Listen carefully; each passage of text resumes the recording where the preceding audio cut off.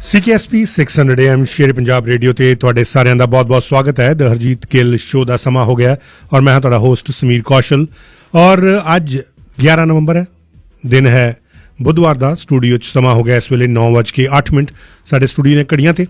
ਅੱਜ ਰਿਮੈਂਬਰੈਂਸ ਡੇ ਹੈ। ਰਿਮੈਂਬਰੈਂਸ ਡੇ ਦੇ ਬਾਰੇ ਵਿਸ਼ੇਸ਼ ਤੌਰ ਤੇ ਗੱਲਬਾਤ ਹੋਏਗੀ ਔਰ ਨਾਲ ਦੇ ਨਾਲ ਹੀ ਅਸੀਂ ਵੀ ਅੱਜ ਤੁਹਾਡੇ ਨਾਲ ਉਹਨਾਂ ਵੈਟਰਨਸ ਨੂੰ, ਉਹਨਾਂ ਫੌਜੀਆਂ ਨੂੰ, ਉਹਨਾਂ ਯੋਧਿਆਂ ਨੂੰ ਯਾਦ ਕਰਦੇ ਹੋਏ ਨਮਨ ਕਰਦੇ ਹਾਂ ਜਿਨ੍ਹਾਂ ਨੇ ਵਾਰ ਟਾਈਮਸ ਦੇ ਵਿੱਚ ਸਾਨੂੰ ਸੁਰੱਖਿਅਤ ਰੱਖਣ ਲਈ ਆਪਣੀਆਂ ਜਾਨਾਂ ਕੁਰਬਾਨ ਕਰ ਦਿੱਤੀਆਂ ਤੇ ਅੱਜ ਵੀ ਉਹਨਾਂ ਵਰਗੇ ਹੋਰ ਕਈ ਬਹਾਦਰ ਸੈਨਿਕ ਸਾਡੀਆਂ ਸਰਹੱਦਾਂ ਤੇ ਸਾਡੇ ਮੁਲਕ ਦੀ ਰਾਖੀ ਕਰ ਰਹੇ ਹਨ।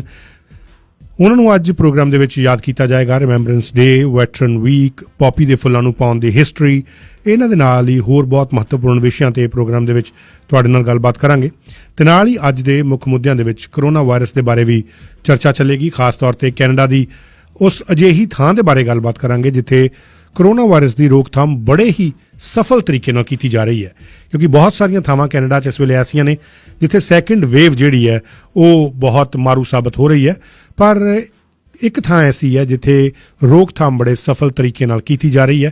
ਅਤੇ ਅੱਗੇ ਚੱਲ ਕੇ BC ਦੇ ਸਕੂਲਸ ਦੇ ਵਿੱਚ COVID-19 ਦੇ ਕੇਸਾਂ ਦੇ ਬਾਰੇ BC ਸਕੂਲ ਕੋਵਿਡ ਟਰੈਕਰ ਦੇ ਕੈਥੀ ਮੈਰਲਿਸ ਦੇ ਨਾਲ ਵਿਸ਼ੇਸ਼ ਤੌਰ 'ਤੇ ਗੱਲਬਾਤ ਕੀਤੀ ਜਾਏਗੀ। ਉਹਨਾਂ ਤੋਂ ਹਾਲ ਜਾਣਾਂਗੇ ਕਿ BC ਦੇ ਸਕੂਲਸ ਦੇ ਵਿੱਚ COVID-19 ਦਾ ਕੀ ਹਾਲ ਹੈ ਅਤੇ ਨਾਲ ਹੀ ਗੱਲ ਕਰਾਂਗੇ ਬਰੈਕ ਓਬਾਮਾ ਜਿਹੜੇ ਕਿ US ਦੇ ਸਾਬਕਾ ਪ੍ਰੈਜ਼ੀਡੈਂਟ ਸੀ, ਉਹਨਾਂ ਦੀ ਫੇਵਰੇਟ ਮਿਊਜ਼ਿਕ ਲਿਸਟ ਬਾਰੇ। ਉਹਨਾਂ ਦਾ ਫੇਵਰੇਟ ਮਿਊਜ਼ਿਕ ਕਿਹੜਾ, ਉਹਨਾਂ ਨੇ ਇੱਕ ਲਿਸਟ ਕੁਝ ਸਾਲ ਪਹਿਲਾਂ ਜਾਰੀ ਕੀਤੀ ਸੀ ਜਿਹੜੀ ਕਿ ਹੁਣ ਚਰਚਾ ਦੇ ਵਿੱਚ ਆਈ ਹੈ। ਇਸ ਵਿੱਚ ਉਹਨਾਂ ਨੇ ਇੱਕ ਨਵੇਂ ਭਾਰਤੀ ਸਿੰਗਰ ਦਾ ਗਾਣਾ ਉਸ ਲਿਸਟ ਵਿੱਚ ਸ਼ਾਮਲ ਕੀਤਾ ਜਿਹੜਾ ਕਿ ਬੜਾ ਚਰਚਾ ਦੇ ਵਿੱਚ ਹੈ। ਇਸ ਬਾਰੇ ਗੱਲਬਾਤ ਹੋਏਗੀ ਔਰ ਨਾਲ ਹੀ ਗੱਲਬਾਤ ਹੋਏਗੀ ਏਸ਼ੀਅਨ ਜਾਇੰਟ ਹਾਰਨੈਟ ਦੇ ਬਾਰੇ 'ਚ। ਇਹ ਜਿਹੜਾ ਹਾਰਨੈਟ ਹੈ ਇਹ ਜਿਹੜੀਆਂ ਸ਼ਹਿਦ ਦੀਆਂ ਮੱਖੀਆਂ ਉਹਨਾਂ ਦਾ ਦੁਸ਼ਮਣ ਹੈ ਔਰ ਪਹਿਲਾਂ ਇਹ ਜਾਇੰਟ ਹਾਰਨੈਟ ਏਸ਼ੀਅਨ ਹਾਰਨੈਟ ਹੈ ਔਰ ਪਹਿਲਾਂ ਇਹ ਅਮਰੀਕਾ ਦੇ ਵਿੱਚ ਇਹਦਾ ਜਿਹੜਾ ਇਹ ਆਇਆ ਸੀ ਔਰ ਉੱਥੇ ਕਾਫੀ ਉੱਥੇ ਦੀ ਜਿਹੜੀ ਐਗਰੀਕਲਚਰ ਮਿਨਿਸਟਰੀ ਹੈ ਉਹਨਾਂ ਨੂੰ ਕਾਫੀ ਪਰੇਸ਼ਾਨੀ ਦਾ ਸਾਹਮਣਾ ਕਰਨਾ ਪਿਆ। ਉਹਨਾਂ ਨੇ ਬਹੁਤ ਸਾਰੇ ਇਹਦੇ ਨੈਸਟ ਜਿਹੜੇ ਉਹ ਖ਼ਤਮ ਕੀਤੇ ਔਰ ਹੁਣ ਪਿਛਲੇ ਸਾਲ ਵੀ ਨਨਾਇਮੋ ਦੇ ਵਿੱਚ ਦੇਖਿਆ ਗਿਆ ਔਰ ਹੁਣ ਐਬਟਸਫੋਰਡ ਦੇ ਵਿੱਚ ਦੇਖਿਆ ਗਿਆ, ਲੈਂਗਲੀ ਦੇ ਵਿੱਚ ਦੇਖਿਆ ਗਿਆ। ਸੋ ਇਹਦੇ ਬਾਰੇ ਵੀ ਪ੍ਰੋਗਰਾਮ ਦੇ ਅਗਲੇ ਹਿੱਸੇ 'ਚ ਜਾ ਕੇ ਚਰਚਾ ਕਰਾਂਗੇ ਕਿ ਕਿਸ ਕਿਸਮ ਨਾਲ ਜਿਹੜੇ ਸ਼ਹਿਦ ਦੀਆਂ ਮੱਖੀਆਂ ਨੂੰ ਪਾਲਣ ਵਾਲੇ ਲੋਕ ਨੇ ਉਹਨਾਂ ਦੇ ਵਾਸਤੇ ਖਤਰਾ ਬਣਿਆ ਔਰ ਨਾ ਸਿਰਫ ਉਹਨਾਂ ਦੇ ਵਾਸਤੇ ਬਲਕਿ ਆਮ ਇਨਸਾਨਾਂ ਦੇ ਵਾਸਤੇ ਵੀ ਇਹ ਜਿਹੜਾ ਜਾਇੰਟ ਏਸ਼ੀਅਨ ਹਾਰਨੈਟ ਹੈ ਖਤਰਾ ਬਣਿਆ ਹੋਇਆ। ਪ੍ਰੋਗਰਾਮ ਦੇ ਅਗਲੇ ਹਿੱਸਿਆਂ 'ਚ ਚੱਲ ਕੇ ਗੱਲਬਾਤ ਹੋਏਗੀ ਉਹਨਾਂ NRIs ਦੇ ਬਾਰੇ 'ਚ ਜਾਂ ਉਹਨਾਂ ਵਿਦੇਸ਼ੀ ਨਾਗਰਿਕਾਂ ਦੇ ਬਾਰੇ 'ਚ ਜਿਹੜੇ ਪੁਰਾਣੇ ਆਪਣੇ ਮੁਲਕਾਂ ਤੋਂ, ਚਾਹੇ ਭਾਰਤ ਹੈ ਚਾਹੇ ਪਾਕਿਸਤਾਨ ਹੈ, ਉਹਨਾਂ ਤੋਂ ਆਏ ਹੋਏ ਨੇ ਔਰ ਉਹਨਾਂ ਦੇ ਬਾਰੇ ਗੱਲਬਾਤ ਹੋਏਗੀ ਜਿਹੜੇ ਵਿਦੇਸ਼ਾਂ 'ਚ ਵਸਦੇ ਨੇ ਪਰ ਹਰ ਸਾਲ ਸਰਦੀਆਂ ਦੇ ਮੌਸਮ ਦੀ ਸ਼ੁਰੂਆਤ ਵਿੱਚ ਉਹ ਭਾਰਤ ਵਿੱਚ ਪੰਜਾਬ ਦੀ ਫੇਰੀ 'ਤੇ ਚਲੇ ਜਾਂਦੇ ਨੇ ਜਾਂ ਪਾਕਿਸਤਾਨ ਦੀ ਫੇਰੀ 'ਤੇ ਚਲੇ ਜਾਂਦੇ ਨੇ। ਇਹ ਕਿਸਮ ਨਾਲ ਉਹਨਾਂ ਦੀ ਆਦਤ ਬਣ ਚੁੱਕੀ ਹੈ ਪਰ ਇਸ ਵਰੇ COVID-19 ਦੇ ਚਲਦਿਆਂ ਉਹਨਾਂ ਦੀ ਇਹ ਫੇਰੀ ਨਹੀਂ ਹੋ ਸਕੇਗੀ ਜਿਹਦਾ ਅਸਰ ਕਈ ਲੋਕਾਂ 'ਤੇ ਪੈ ਰਿਹਾ। ਬਹੁਤ ਸਾਰੇ ਪਰਿਵਾਰ ਐਸੇ ਨੇ ਜਿਨ੍ਹਾਂ ਦੇ ਵਿੱਚ ਉਹਨਾਂ ਦਾ ਕਹਿਣਾ ਹੈ ਕਿ ਉਹਨਾਂ ਦੇ ਜਿਹੜੇ ਬਜ਼ੁਰਗ ਨੇ ਖਾਸ ਤੌਰ 'ਤੇ ਜਿਹੜੇ ਹਰ ਸਾਲ ਪੰਜਾਬ ਦਾ ਟੂਰ ਲਾਉਂਦੇ ਸੀ, ਆਪਣੇ ਮਿੱਤਰਾਂ ਨੂੰ ਮਿਲਦੇ ਸੀ, ਆਪਣੇ ਪਿੰਡ ਨੂੰ ਦੇਖਦੇ ਸੀ, ਆਪਣੀਆਂ ਗਲੀਆਂ ਨੂੰ ਦੇਖਣ ਜਾਂਦੇ ਸੀ, ਆਪਣੇ ਘਰਾਂ ਨੂੰ ਦੇਖਣ ਜਾਂਦੇ ਸੀ, ਹੋਰ ਬਹੁਤ ਉੱਥੇ ਜਿਹੜੇ ਫੰਕਸ਼ਨਸ ਹੁੰਦੇ ਸੀ ਉਹਨਾਂ ਵਿੱਚ ਸ਼ਮੂਲੀਅਤ ਕਰਨ ਜਾਂਦੇ ਸੀ। ਐਤਕੀ ਉਹ ਨਹੀਂ ਜਾ ਰਹੇ ਤਾਂ ਕਾਫੀ ਉਹ ਇਸ ਵੇਲੇ ਉਦਾਸੀ ਦੇ ਮਾਹੌਲ ਦੇ ਵਿੱਚ ਨੇ। ਉਸ ਬਾਰੇ ਗੱਲਬਾਤ ਕਰਾਂਗੇ, ਤੁਹਾਡੀਆਂ ਕੁਝ ਕਾਲਸ ਵੀ ਲਾਂਗੇ ਔਰ ਬਹੁਤ ਹੀ ਮਸ਼ਹੂਰ ਮਨੋਵਿਗਿਆਨਿਕ ਡਾਕਟਰ ਬਾਬਰਾ ਰਾਣਾ ਇਸ ਵਿਸ਼ੇ 'ਤੇ ਸਾਡੇ ਨਾਲ ਪ੍ਰੋਗਰਾਮ ਦੇ ਅਗਲੇ ਹਿੱਸੇ 'ਚ ਜਾ ਕੇ ਗੱਲ ਵੀ ਕਰਨਗੇ। ਪਰ ਪ੍ਰੋਗਰਾਮ ਦੀ ਸ਼ੁਰੂਆਤ ਜਿਵੇਂ ਅੱਗੇ ਵੀ ਅਸੀਂ ਕਰਦੇ ਹਾਂ, ਸਭ ਤੋਂ ਪਹਿਲਾਂ ਭਾਰਤ ਤੋਂ ਸਾਡੇ ਸਾਥੀ ਰਿਪੋਰਟਰ ਜਿਹੜੇ ਨੇ ਨਵਕਿਰਨ ਪੱਤੀ ਉਹ ਸਾਡੇ ਨਾਲ ਇਸ ਵੇਲੇ ਫੋਨ ਲਾਈਨ ਦੇ ਉੱਤੇ ਸਟੈਂਡ ਬਾਏ ਨੇ। ਉਹਨਾਂ ਦੇ ਨਾਲ ਗੱਲਬਾਤ ਕਰਾਂਗੇ ਬਿਹਾਰ ਨਤੀਜੇ ਆਉਣ ਤੋਂ ਬਾਅਦ ਹੁਣ ਮਾਹੌਲ ਕੈਸਾ ਔਰ ਨਾਲ ਦੇ ਨਾਲ ਅਰਨਵ ਗੋਸਵਾਮੀ ਜਿਹੜੇ ਕਿ ਰਿਪਬਲਿਕ ਭਾਰਤ TV ਦੇ ਐਡੀਟਰ ਇਨ ਚੀਫ ਨੇ, ਉਹਨਾਂ ਨੂੰ ਸੁਪਰੀਮ ਕੋਰਟ ਤੋਂ ਜ਼ਮਾਨਤ ਮਿਲੀ ਹੈ, ਉਹਨੂੰ ਲੈ ਕੇ ਕਿਹੜੀਆਂ ਅਪਡੇਟਸ ਨਵੀਆਂ ਆ ਰਹੀਆਂ ਨੇ, ਸ਼੍ਰੋਮਣੀ ਕਮੇਟੀ ਦੀਆਂ ਚੋਣਾਂ ਨੂੰ ਲੈ ਕੇ ਪੰਜਾਬ ਵਿੱਚ ਕੀ ਕੁਝ ਹੋ ਰਿਹਾ ਅਤੇ ਨਾਲ ਦੇ ਨਾਲ ਕਿਸਾਨ ਸੰਘਰਸ਼ ਕਿਹੋ ਜਿਹਾ ਚੱਲ ਰਿਹਾ ਉਹਦੇ ਬਾਰੇ ਗੱਲਬਾਤ ਕਰਾਂਗੇ ਔਰ ਨਾਲ ਦੇ ਨਾਲ ਜ਼ਿਮਨੀ ਚੋਣਾਂ ਜਿਹੜੀਆਂ ਹੋ ਕੇ ਹਟੀਆਂ ਨੇ ਉਹਨਾਂ ਦੇ ਬਾਰੇ ਵੀ ਚਰਚਾ ਚੱਲੇਗੀ ਨਵਕਿਰਨ ਪੱਤੀ ਉਹਨਾਂ ਦੇ ਨਾਲ। ਇਸ ਵੇਲੇ ਨਵਕਿਰਨ ਪੱਤੀ ਮੇਰੇ ਨਾਲ ਫੋਨ ਲਾਈਨ 'ਤੇ ਭਾਰਤ ਤੋਂ ਸਾਡੇ ਸਪੈਸ਼ਲ ਕੋਰਸਪੋਂਡੈਂਟ ਜਿਹੜੇ ਨੇ ਉਹ ਮੌਜੂਦ ਨੇ। ਨਵਕਿਰਨ ਪੱਤੀ ਜੀ, ਬਹੁਤ ਬਹੁਤ ਸਵਾਗਤ ਹੈ। ਸ਼ੁਕਰੀਆ ਜੀ।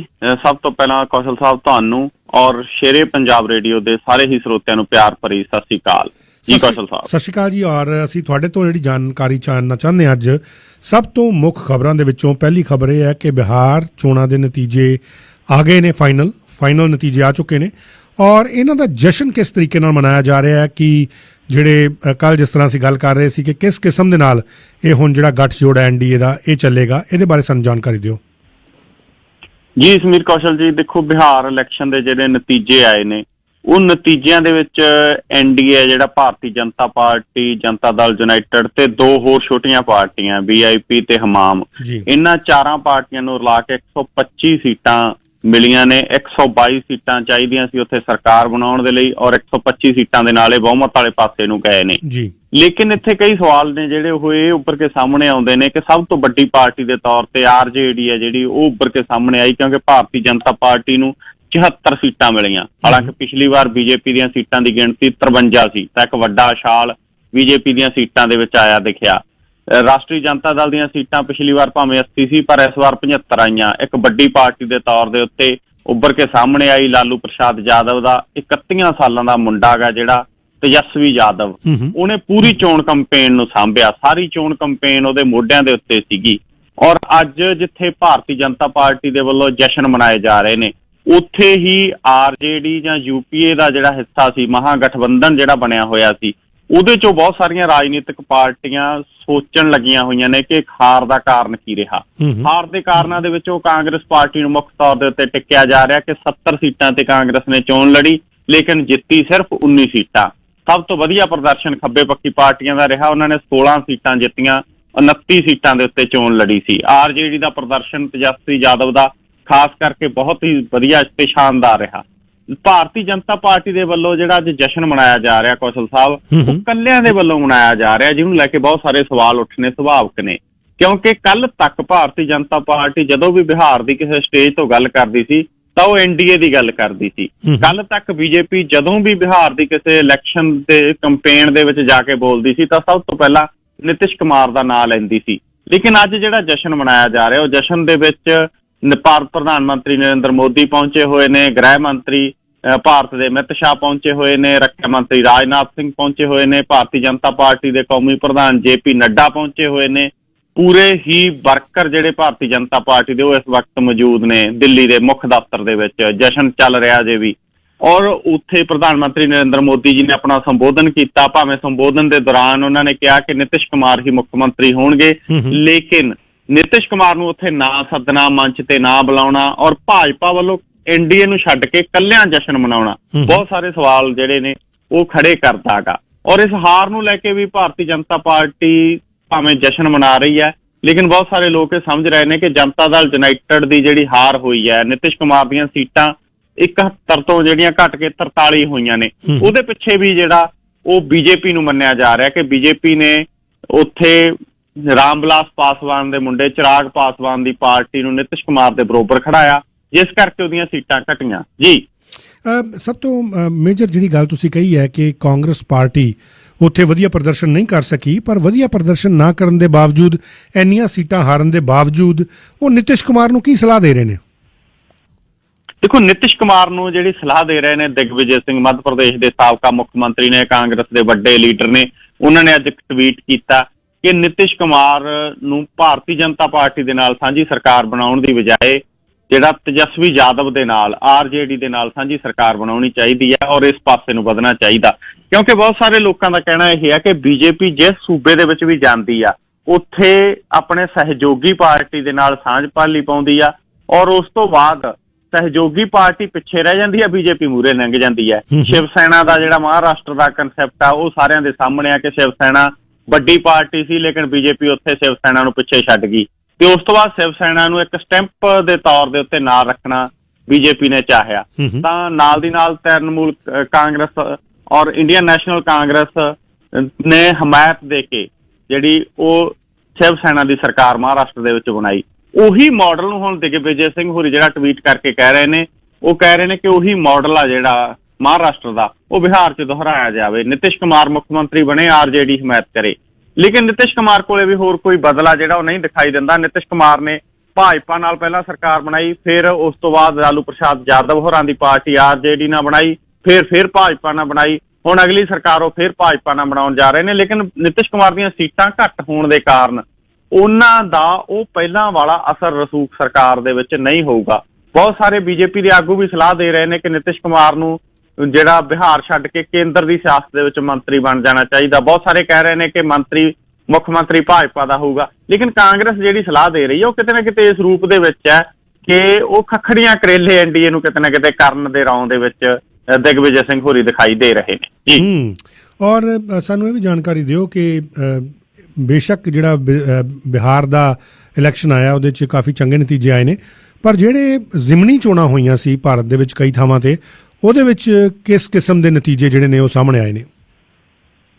ਜੀ ਭਾਰਤ ਦੇ 11 ਸੂਬਿਆਂ ਦੇ ਵਿੱਚ 59 ਸੀਟਾਂ ਦੇ ਉੱਤੇ ਜ਼ਿਮਨੀ ਚੋਣਾਂ ਜਿਹੜੀਆਂ ਉਹ ਹੋਈਆਂ ਸੀ, ਔਰ ਇਹਨਾਂ ਦੇ ਵਿੱਚੋਂ 40 ਸੀਟਾਂ ਦੇ ਉੱਤੇ ਭਾਰਤੀ ਜਨਤਾ ਪਾਰਟੀ ਨੂੰ ਜਿੱਤ ਪ੍ਰਾਪਤ ਹੋਈ ਹੈ, ਜਦਕਿ ਕਾਂਗਰਸ ਨੂੰ 11 ਸੀਟਾਂ ਮਿਲੀਆਂ ਨੇ, ਜਿਨ੍ਹਾਂ ਚੋਂ ਮੱਧ ਪ੍ਰਦੇਸ਼ ਦੀਆਂ ਸਭ ਤੋਂ ਪ੍ਰਮੁੱਖ ਸੀਟਾਂ 28 ਸੀ। ਉੱਥੇ ਬਣਿਆ ਹੋਇਆ ਸੀ ਜੇ ਕਾਂਗਰਸ 28 ਸੀਟਾਂ ਚੋਂ 28 ਸੀਟਾਂ ਲੈ ਜਾਂਦੀ ਹੈ ਤਾਂ ਭਾਰਤੀ ਜਨਤਾ ਪਾਰਟੀ ਦੀ ਸਰਕਾਰ ਡਿੱਗ ਸਕਦੀ ਆ ਔਰ ਕਾਂਗਰਸ ਸਰਕਾਰ ਬਣਾ ਸਕਦੀ ਆ, ਲੇਕਿਨ ਹੋਇਆ ਉਲਟ ਕਿ ਮੱਧ ਪ੍ਰਦੇਸ਼ ਦੀਆਂ 28 ਸੀਟਾਂ ਚੋਂ 19 ਸੀਟਾਂ ਦੇ ਉੱਤੇ ਭਾਰਤੀ ਜਨਤਾ ਪਾਰਟੀ ਜੇਤੂ ਰਹੀ ਆ, ਔਰ ਉੱਥੋਂ ਦੀ ਸੱਤਾਧਾਰੀ ਭਾਜਪਾ ਨੇ ਜਿਹੜੀ ਉਹ ਕਾਂਗਰਸ ਪਾਰਟੀ ਨੂੰ ਕਾਫੀ ਪਿੱਛੇ ਧੱਕ ਦਿੱਤਾ ਗਾ ਹੁਣ ਗਣਿਤ ਦੇ ਹਿਸਾਬ ਦੇ ਨਾਲ, ਜਿਹੜਾ ਵਿਧਾਨ ਸਭਾ ਦਾ ਗਣਿਤ ਆ ਉੱਥੇ। ਗੁਜਰਾਤ ਦੀਆਂ 8 ਤੇ ਉੱਤਰ ਪ੍ਰਦੇਸ਼ ਦੀਆਂ 5 ਸੀਟਾਂ ਦੇ ਉੱਤੇ ਜਿੱਤ ਪ੍ਰਾਪਤ ਕੀਤੀ ਆ। ਸਭ ਤੋਂ ਵੱਧ ਜਿਹੜੀ ਹਾਲਤ ਭਾਰਤੀ ਜਨਤਾ ਪਾਰਟੀ ਦੀ ਮਾੜੀ ਹੋਈ ਆ ਉਹ ਹਰਿਆਣਾ 'ਚ ਹੋਈ ਆ। ਹਰਿਆਣਾ ਦੇ ਵਿੱਚ ਕਾਂਗਰਸ ਦੇ ਇੰਦੂ ਰਾਜ ਨਰਵਾਲ ਨੇ ਜਿਹੜਾ ਭਾਰਤੀ ਜਨਤਾ ਪਾਰਟੀ ਦੇ ਜੋਗੇਸ਼ਵਰ ਦੱਤ ਨੂੰ ਹਰਾ ਦਿੱਤਾ, ਔਰ ਹਰਿਆਣਾ ਦੇ ਵਿੱਚ ਕਾਂਗਰਸ ਦਾ ਹਾਰਨਾ ਕਿਤੇ ਨਾ ਕਿਤੇ ਖੇਤੀ ਬਿੱਲਾਂ ਨਾਲ ਜੋੜ ਕੇ ਵੀ ਦੇਖਿਆ ਜਾ ਰਿਹਾ, ਕਿਉਂਕਿ ਖੇਤੀ ਬਿੱਲਾਂ ਦਾ